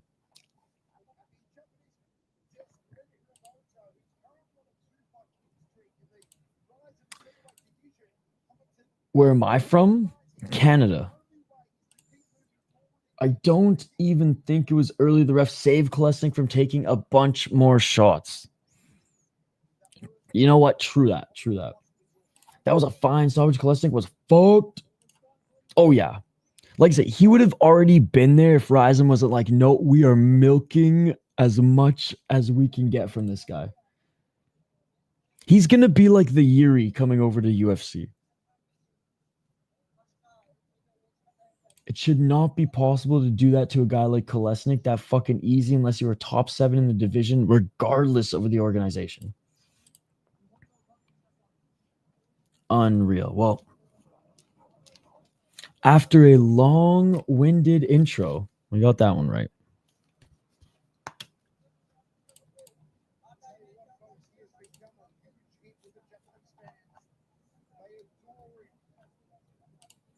Ooh, Aniki MMA just said Paul Hughes versus Shaydullaev at featherweight. Shaydullaev won like 30 seconds in, dude. Satoshi or somehow get Saladin to do a crossover fight because I don't care to see any other RIZIN 145er fight this guy. Absolutely. Because I kept saying, well, I want to see Saladin against Satoshi, or that I thought that would be a sick super fight. Yo, Saladin, Shaydullaev, Satoshi are some of the best lighter weight fighters outside of the UFC. If they're not going to fight guys in the UFC, some of them yet, Saladin probably never, we need to see them fight each other. Baha, I've said it many, many times. Shaydullaev won. Shaydullaev won, my friend. Shaydullaev won. Shaydullaev won. Shaydullaev won. This motherfucker, one of the best fighters on the planet outside the UFC, just got it done, baby. Holy shit. I am overtired. I am buzzing at the same time. And I can't believe that just happened. We've literally been streaming since 11 a.m. yesterday. And this fight card was dragging on a little bit, man. This has honestly been one of the worst, if not the worst, RIZIN card of 2024. Now, it hasn't been like an atrocious card by any means, but it has not been the most entertaining. But thank God for that co-main event. Yeah, Mikuru, duck for your life. If you want to become a member of the channel, you can watch A Wonder Against Topuria. Someday we might have these questions answered. Shaydullaev's only 24. I think Topuria might be. I don't think Topuria is going to be in. I don't want to say like Topuria is like almost done because I don't think he is, but like I don't think he's going to have the longest career. I don't think we're going to see Topuria on these freaking Tony Ferguson skids, keeping or BJ Penn keeping the dream alive. I think like he'll recognize when the proper time is to retire, and it's probably going to be on top. But yes, that is a good, like, how good would he be against someone like Topuria?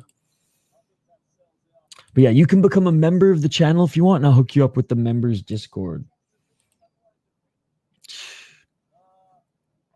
How you doing, by the way, K1? How was your weekend? It's good to see you in the chat. Yo, Mystic. Shaydullaev tore through Kolesnik in 30 seconds. If he reaches the top of the UFC within a couple of years, yep. Which, hey, 2 more fights, I think, left on the RIZIN contract. They'll try to re-sign him, but the UFC is probably going to throw the bag at him. Last fight next. Damian Brown just said Mikuru versus Razhabali end of the year. I'm muting this commentary shit. Oh my god. I love Schiavello, and Damian Brown, former fighter. I feel like Damian Brown's better if you interview him as like an interview. But yeah, he from what you guys have been telling me, he hasn't been super accurate here tonight.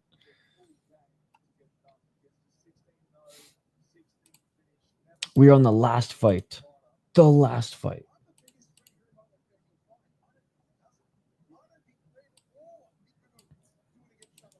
Dude, did you just hear? Damian Brown just suggested that Ren Hiromasa might be the one to beat him.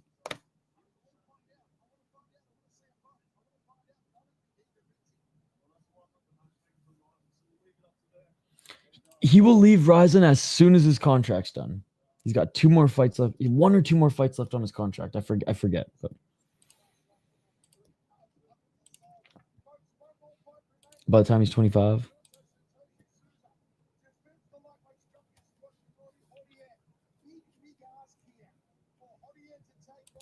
Dude, Shaydullaev versus Lopez. How sick of a fight would that be?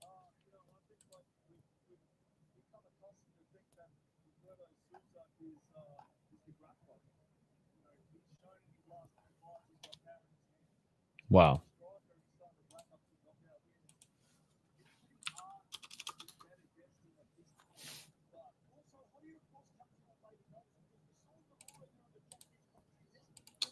Brother Damien, lay down the pipe, please. Damien is just such a company man. He's just such a company man.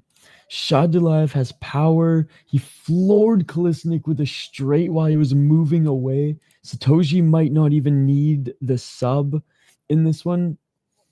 He might KO Horie too quick. It's crazy that freaking Satoshi has turned into K1 Satoshi. Dude, Ren would leave in a body bag. Scary stuff, man. Shaydullaev 16 fights in and hasn't shown a single weakness. Yeah, fuck me, right? Like, oh yeah, his striking defense. What the fuck do I know? What the fuck do I know? You know what's crazy is Kubo lasted longer. Fucking Kubo lasted longer. Kubo lasted longer than Kolesnik. Insane.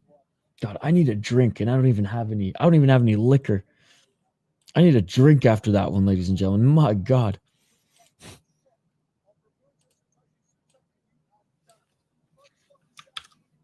All right.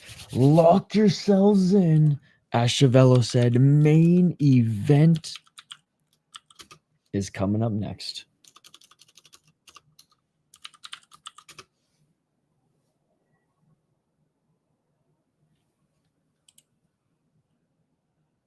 Wait, what the hell?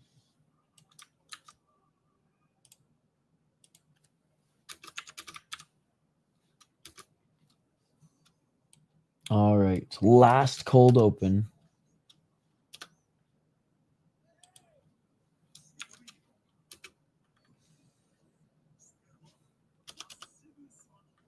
Oh, what the fuck?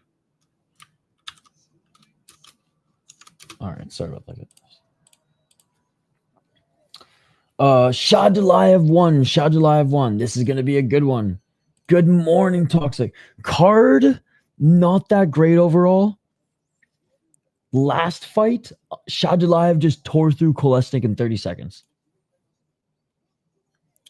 Sabatello got beaten the first, or Sabatello got outstruck by Sato in the first round. Just went back to straight up wrestling Sabatello. Ended up winning the fight, not in the most exciting fashion. The heavyweight tournament fight left a lot to be desired. Wasn't the most exciting fight. It was okay in the first round. I would say one of the most exciting fights on the card for me, Ashizawa versus Genji Umeno, awesome fight. No finish, but awesome fight. Ryo Takagi versus Kisa Miyake, awesome fight.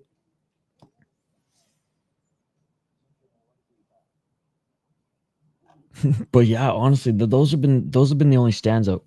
Like the Ashizawa Umeno fight was fucking awesome, like really good. Takagi Miyake, very technical. Shinryu Mota, good fight. Thought Shinryu won. Motoya, did I say Mota? Shinryu Motoya. And yeah, just not one of the strongest Rising cards, that's all. Razhabali sleeves Volk, dude. He's so good. He's so good. Probably 5 to 6 days, I bet, in that though. Oh, wait, what? 3 days and 10 hours for me to drive to now to St. John's, Newfoundland. Definitely hitting that with my motor home in 2 years. Dude, it took me 3 days to drive to Minnesota.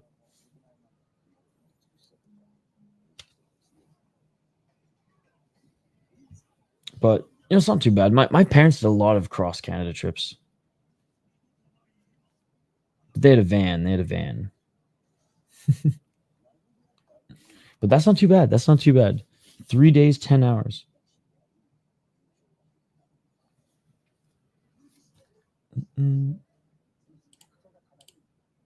What about? He won. All right, let's get to the breakdown. Dude, I sold all my shit that didn't fit in a friggin' Subaru Forester, and I drove everything I owned. I have very little things in storage back home. Horie's 4-5 versus notable opposition. Satoshi is 12-3. They only announced Hagiwara against Akimoto at the next landmark card. Let's go, Roberto. All right, let's get to this one. Yoshinori Horie against Roberto de Souza. It's crazy that de Souza has just entered his prime at 36 years of age. An insane grappler, an amazing jiu-jitsu artist, one of the best on the planet, arguably one of the best jiu-jitsu MMA fighters, MMA lightweights with the grappling set of tools in the world. And now, somehow, some way, has started to one-punch motherfuckers. Unbelievable. Unbelievable. 19-3 as a pro for Satoshi Souza. 6 KO TKOs, 12 submissions, 1 decision. 12-1 in RIZIN, 0-1 in Bellator. He should have defended the title here. This should be his 5th defense, but whatever. This will be his 4th defense of the title, even though... Sorry, this will be his 5th defense of the title. Should be his 6th. Bro. Upon taking MMA seriously, like lost to Johnny Case back in the day, no shame in that. Then did a bunch of grappling again, then beat Yachi. Beat Mustofik. Beat Yachi again. Beat Johnny Case. Avenged that loss. Lost a very close fight to AJ McKee. A lot of people say that AJ McKee lost that one. Regardless, it was a close fight. Beat Spike Carlisle. Took this fight on literally 24 hours notice. And he lost to leg kick. I mean, this fight didn't really matter. He took this fight to fill in the spot. Came back strong, though. Beat Nakamura. Very good win. Referee stoppage. Also, his corner threw in the towel. Outstruck Gustavo and beat him. Knocked him out. Or ground and pound, whatever. Knocked him down, ground and pound. Beat Vugar Karimov, the former champ. Beat Juan Bin Ki, a very solid striker. And now he's going up against Yoshinori Horie. He's just entered his prime at 36 years of age. One of the best and most dangerous jiu-jitsu guys on the planet now has power in his midst. 12 submissions, ladies and gentlemen. Yoshinori Horie, I know people are saying, oh, he's getting this title shot off just one win. Well, there's more to it. There's more to it. I take a lot of notes, Nolan. I do a lot of preparation for these RIZIN cards. Yoshinori Horie, the rising star, 14-5 as a pro, 30 years of age. We'll get back to the chat here in a sec, guys. 7 KO TKOs, 0 submissions, 7 decisions, 5-2 in RIZIN, 0-1 in the UFC.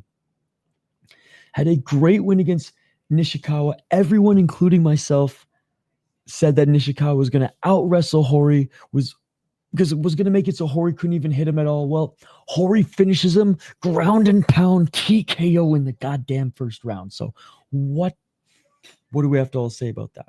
We were all wrong. We were all wrong. And Nishikawa was a damn good wrestler. Damn good wrestler. Damn good MMA fighter. 22-6-6. Now, did fight lesser competition. But everyone kept saying his grappling and his striking, his grappling so much better. Didn't get it done in North America. I still believed he was going to control Horie. Horie made it look easy. Horie had a very close fight against Luis Gustavo as well, where his stock honestly probably went up in that one. Everyone said he'd lose to Spike Carlisle. He beat Spike Carlisle. Karimov murked him. If Satoshi beats Horie, man, there's no one else for him to beat. There's no one else for him to fight in this division. Horie hits hard, man. Horie has incredible striking, good enough takedown defense, and grappling against, well, guys who are certainly not as good or as strong as Roberto Satoshi Souza. 7 KO TKOs, 7 decisions for Horie. I'm going Satoshi, ladies and gentlemen. Love that Horie's getting this opportunity, and Horie's a very fun fighter to watch. I wish him continued success as he continues well, to chase that championship, but I don't think he's going to get it done here tonight, ladies and gentlemen. Before we get back to the chat here quick, let me just get through these notes, see if I missed anything. Satoshi's taking out Rhodes top guys, former champs, insane strikers, really good vets, dangerous strikers and submission artists, really strong guys like Spike Carlisle. Despite his age, just entered his prime, elite BJJ, very strong, and now power in his strikes. Horie's been great, mostly a striker who can defend lower level grapplers, hold his own, or be better against them, but I think he'll get taken down eventually in this one and submitted. I bought the pay-per-view, RIZIN.TV, but if you also want to watch, you can become a member of the channel. Go to the post tab on the channel and join our Discord. Yes, you got to become a member of the channel, though. You got to become a member of the channel. Horie gets screwed by the UFC, got short notice head kick by Dawoodu and cut. Can't believe Nishikawa has been fighting pro since 13. Build him slow in the UFC. Dan Ige, that's not a bad debut. It already happened. It's over. It's over. Yeah, it annoyed me that he took the Pitbull fight. I am not in Japan. I am in the United States. You might cook me. I think Shaydullaev is Khabib regen. Dude, he might be even better. Or not even better. More well-rounded with the way he's just been fucking cutting through guys.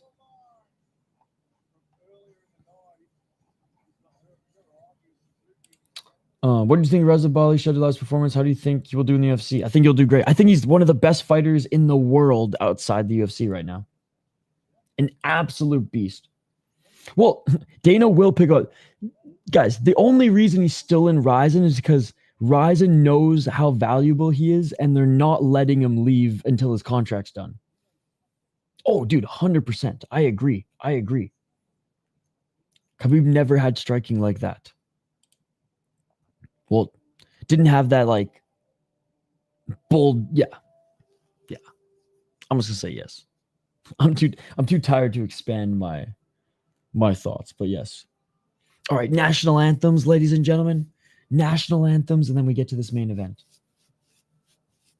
But yeah, I've been a fan of Shaydullaev for a while. I've watched every single one of his fights in ACA, Road, and RIZIN.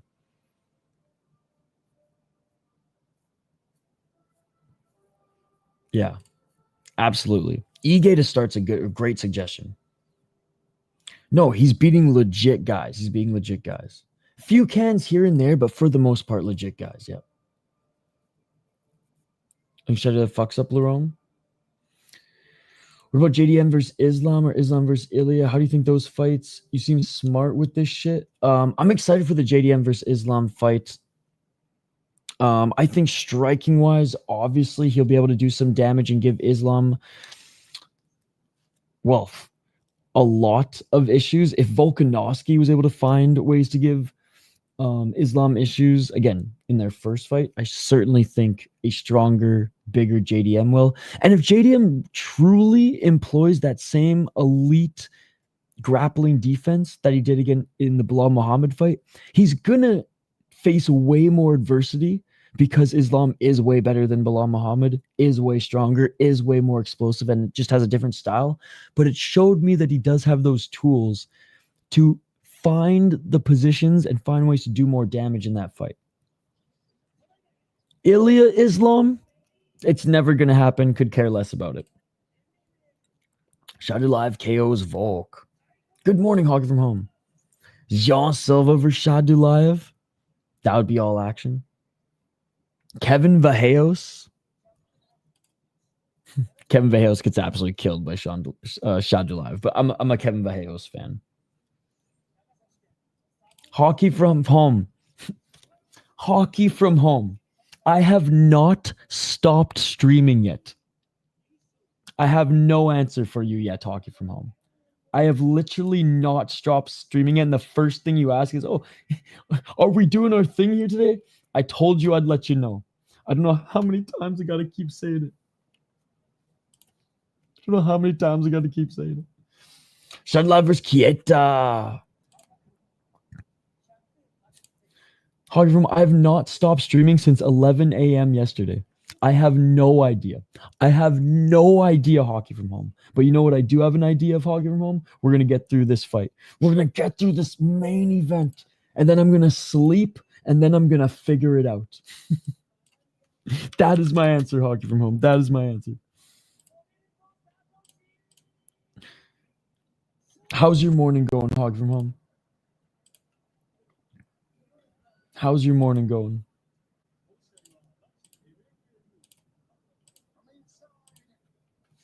Here we go, guys. Final fight on the card. And what a interesting card it has been. But what an amazing stream it's been. Just woke up to not much. Patricio would have beaten Kieta. I love Pitbull. Patricio Chihuahua. Round one, ladies and gentlemen. Let's get it on.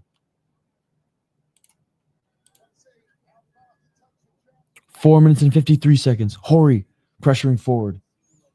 Will Horie land one of the craziest upsets in RIZIN? We shall see.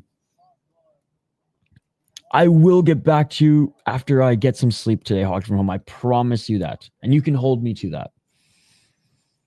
Horie with the wide stance. Satoshi. Couple feints of his own. Look how big Satoshi is, man. Body kick by Satoshi. And here it is. There's the takedown. Satoshi with the double leg takedown. Satoshi jumping on the back of Horie. Left hooking. Satoshi attacking that neck. Attacking that neck right away. Horie must have known this was coming. Backpack, ladies and gentlemen. Backpack, backpack, backpack. Body triangle secured. Yeah. And Satoshi, calm, cool, collected. Backpack on Horie, trying to get that right arm around neck crank. Neck crank. And Anaconda-esque back take, for sure. Before watching RIZIN, and I didn't realize how many Brazilian Japanese there are. Yep. A lot. 335. I want to watch the co-main. I got late. Could care less about main anyway. I can get the replay. All right, Guts. Oh, rear naked choke. Rear naked choke. It is all over. It is all over. It is all over. Satoshi with another defense. And that's it, ladies and gentlemen. And that is it. He has to stay in RIZIN. He's under contract for 1 to 2 more fights. After that, he can do whatever he wants. RIZIN's not going to let him leave. RIZIN's not going to let him leave until his contract's done. He's too good. That is it, ladies and gentlemen. Satoshi with the rear naked choke. She just signed an extension. She just signed an extension.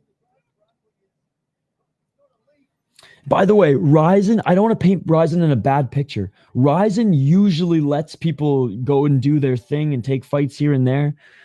They just know that Shaydullaev, we found this guy, we're developing this guy, we're going to make some money off this guy. So no, Dechiva, she re-signed with PFL on her own accord.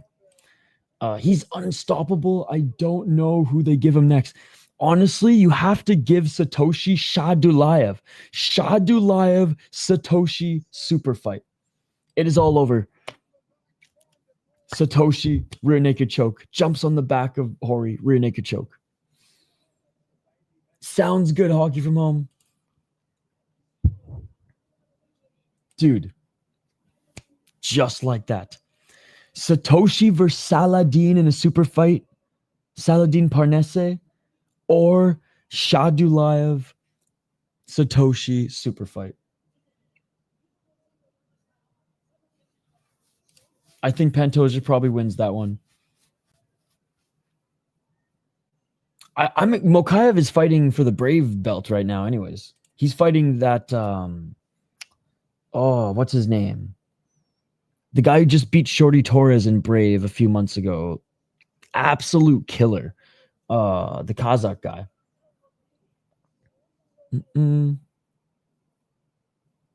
Sounds good, Hockey from Home. I look away for 5 seconds. 5 seconds. Yes. That's the guy. Thank you, Showweather. That's it, Jengobo. Satoshi just won. Jumped on the back of Horie. Rear naked choke. He's very good. Oh, man. I wanted Shorty to beat him so bad. But, yeah, he will be fighting Motoya for the Brave title. Yo, thank you so much, everybody, for hanging out. Appreciate you all. I'll check it out in a bit, Hog from Home. Even with the lack of finishes, hell of a card. Absolutely. Wasn't the best card of, I would say, one, still like bottom tier of Rising cards of 2024, but the bar, you know, it still means that they were entertaining. Hey, see you later, Loner. I think Satoshi for Shaydullaev. I think Shaydullaev gets it done early. Satoshi can threat something on the ground, but won't be able to take him down. I think you're being a little recency biased with Shaydullaev. I definitely think that Shaydullaev has a way to win, but I think you're underestimating how big Satoshi is in comparison to and how that strength is gonna work in his favor. But I'm like kind of leaning Shaydullaev as well, Guts, but like that is a sick fight. That is a sick fight.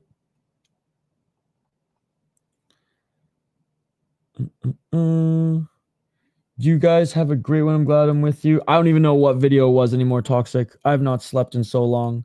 I've been streaming since 11 a.m. yesterday. I've had hundreds of videos sent to me in the last 24 hours, so probably not. Maybe I'm in an echo chamber, but it seems like more and more fans are starting to look outside the UFC and watch other promotions as well, which is great because they're A, more available, B, really fucking exciting, and there's so many organizations that are going on like every weekend now, which is great. Send it to me again on social, Toxic, and I'll check it out. I think you're too wrapped up in the recency bias, my man. That's my personal thoughts because Satoshi's entering his prime right now. Age is but a number sometimes, man. Now, is he going to maintain this prime? Not necessarily, but is he going to maintain this prime by Christmas? Absolutely. Absolutely. UFC contestant drama is taking its toll on the fans. You still here, bro? Yep. Thank you. Appreciate you and your channel. Thank you. We will do a breakdown for that soon. Early prediction, probably Shaydullaev. But, and I said this the same thing about Kolesnik, but I think Satoshi's way better than Kolesnik, so it'll be fun to see if Shaydullaev attacks in the same explosiveness or waits for Satoshi and counters. But anyways, that's the extent of my prediction right now, buddy. If I'm alive tomorrow, maybe. But I think there's some Fury Challenger Series and Thunder fights tomorrow. We'll see how I feel. But anyways, guys, I got to get to sleep. I'm so fucking tired. I didn't have any coffee throughout this entire stream. Yo, what's up, Moments of Greatness? Thank you for becoming a member. Either Thunder fights tomorrow night or Fury Challenger Series, but we'll see how I feel tomorrow because my voice is... and I need to get some sleep, but we might do something tomorrow night, either Thunder fights, which is a Brazilian league, or Fury Challenger Series. If not, I will do a membership stream on Monday for all the new members. We will react and go over a lot of the highlights and best knockouts of the weekend. And then Tuesday, we're back with Dana White's Contender Series. Road FC was the best one this weekend that I did. Today, I would say... RIZIN UFC PFL Mina. PFL Mina was awful. Hey, thank you, buddy. Good morning, Gary. Good night, America. Would love a fight companion for those, but take some time off. You've been shooting for like 202 hours straight. 6 and 12. Yeah, how did I do? How did I do here?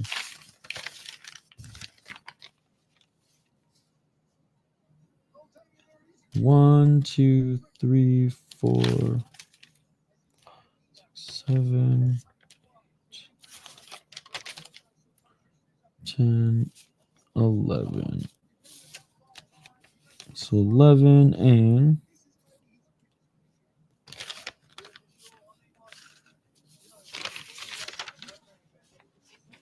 I went 11 and 7.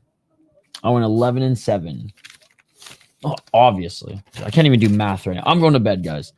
Thank you so much for joining. I appreciate you all. Everybody who donated as well.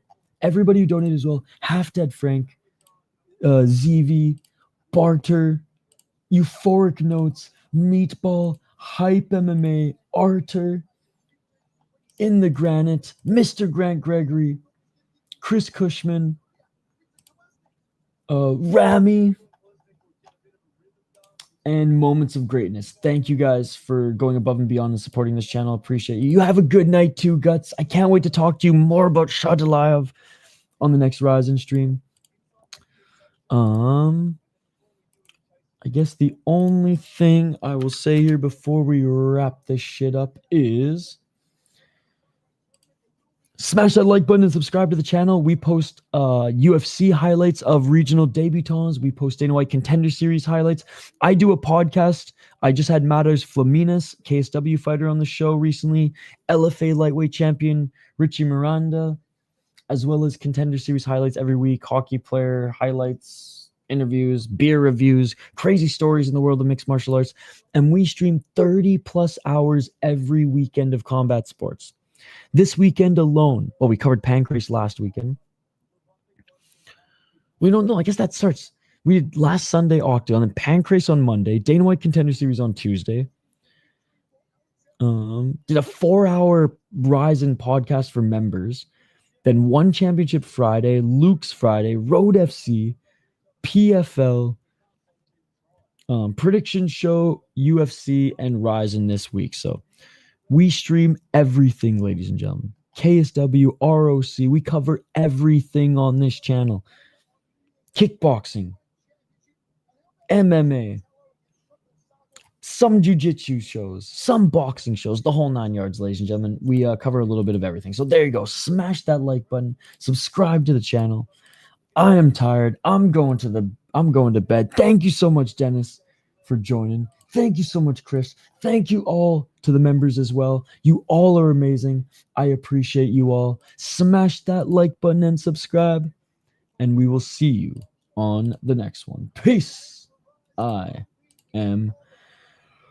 I'm out of here, guys. It won't even let me click the outro. Oh my goodness. Literally, my program's glitching out right now. It wants me to stay on. That's so funny. That is so funny. All right, I'm out of here, guys. Peace. It's still not working. Oh, that is so funny. Literally, I'm stuck. I'm stuck streaming. I can't play the outro video. That is hilarious. Kind of funny how everyone misspells Shaydullaev, probably because they wrestle Shaydullaev. I'm not sure. All right, guys. I can't play the outro, so we're just going to do one of these. See you later. Peace.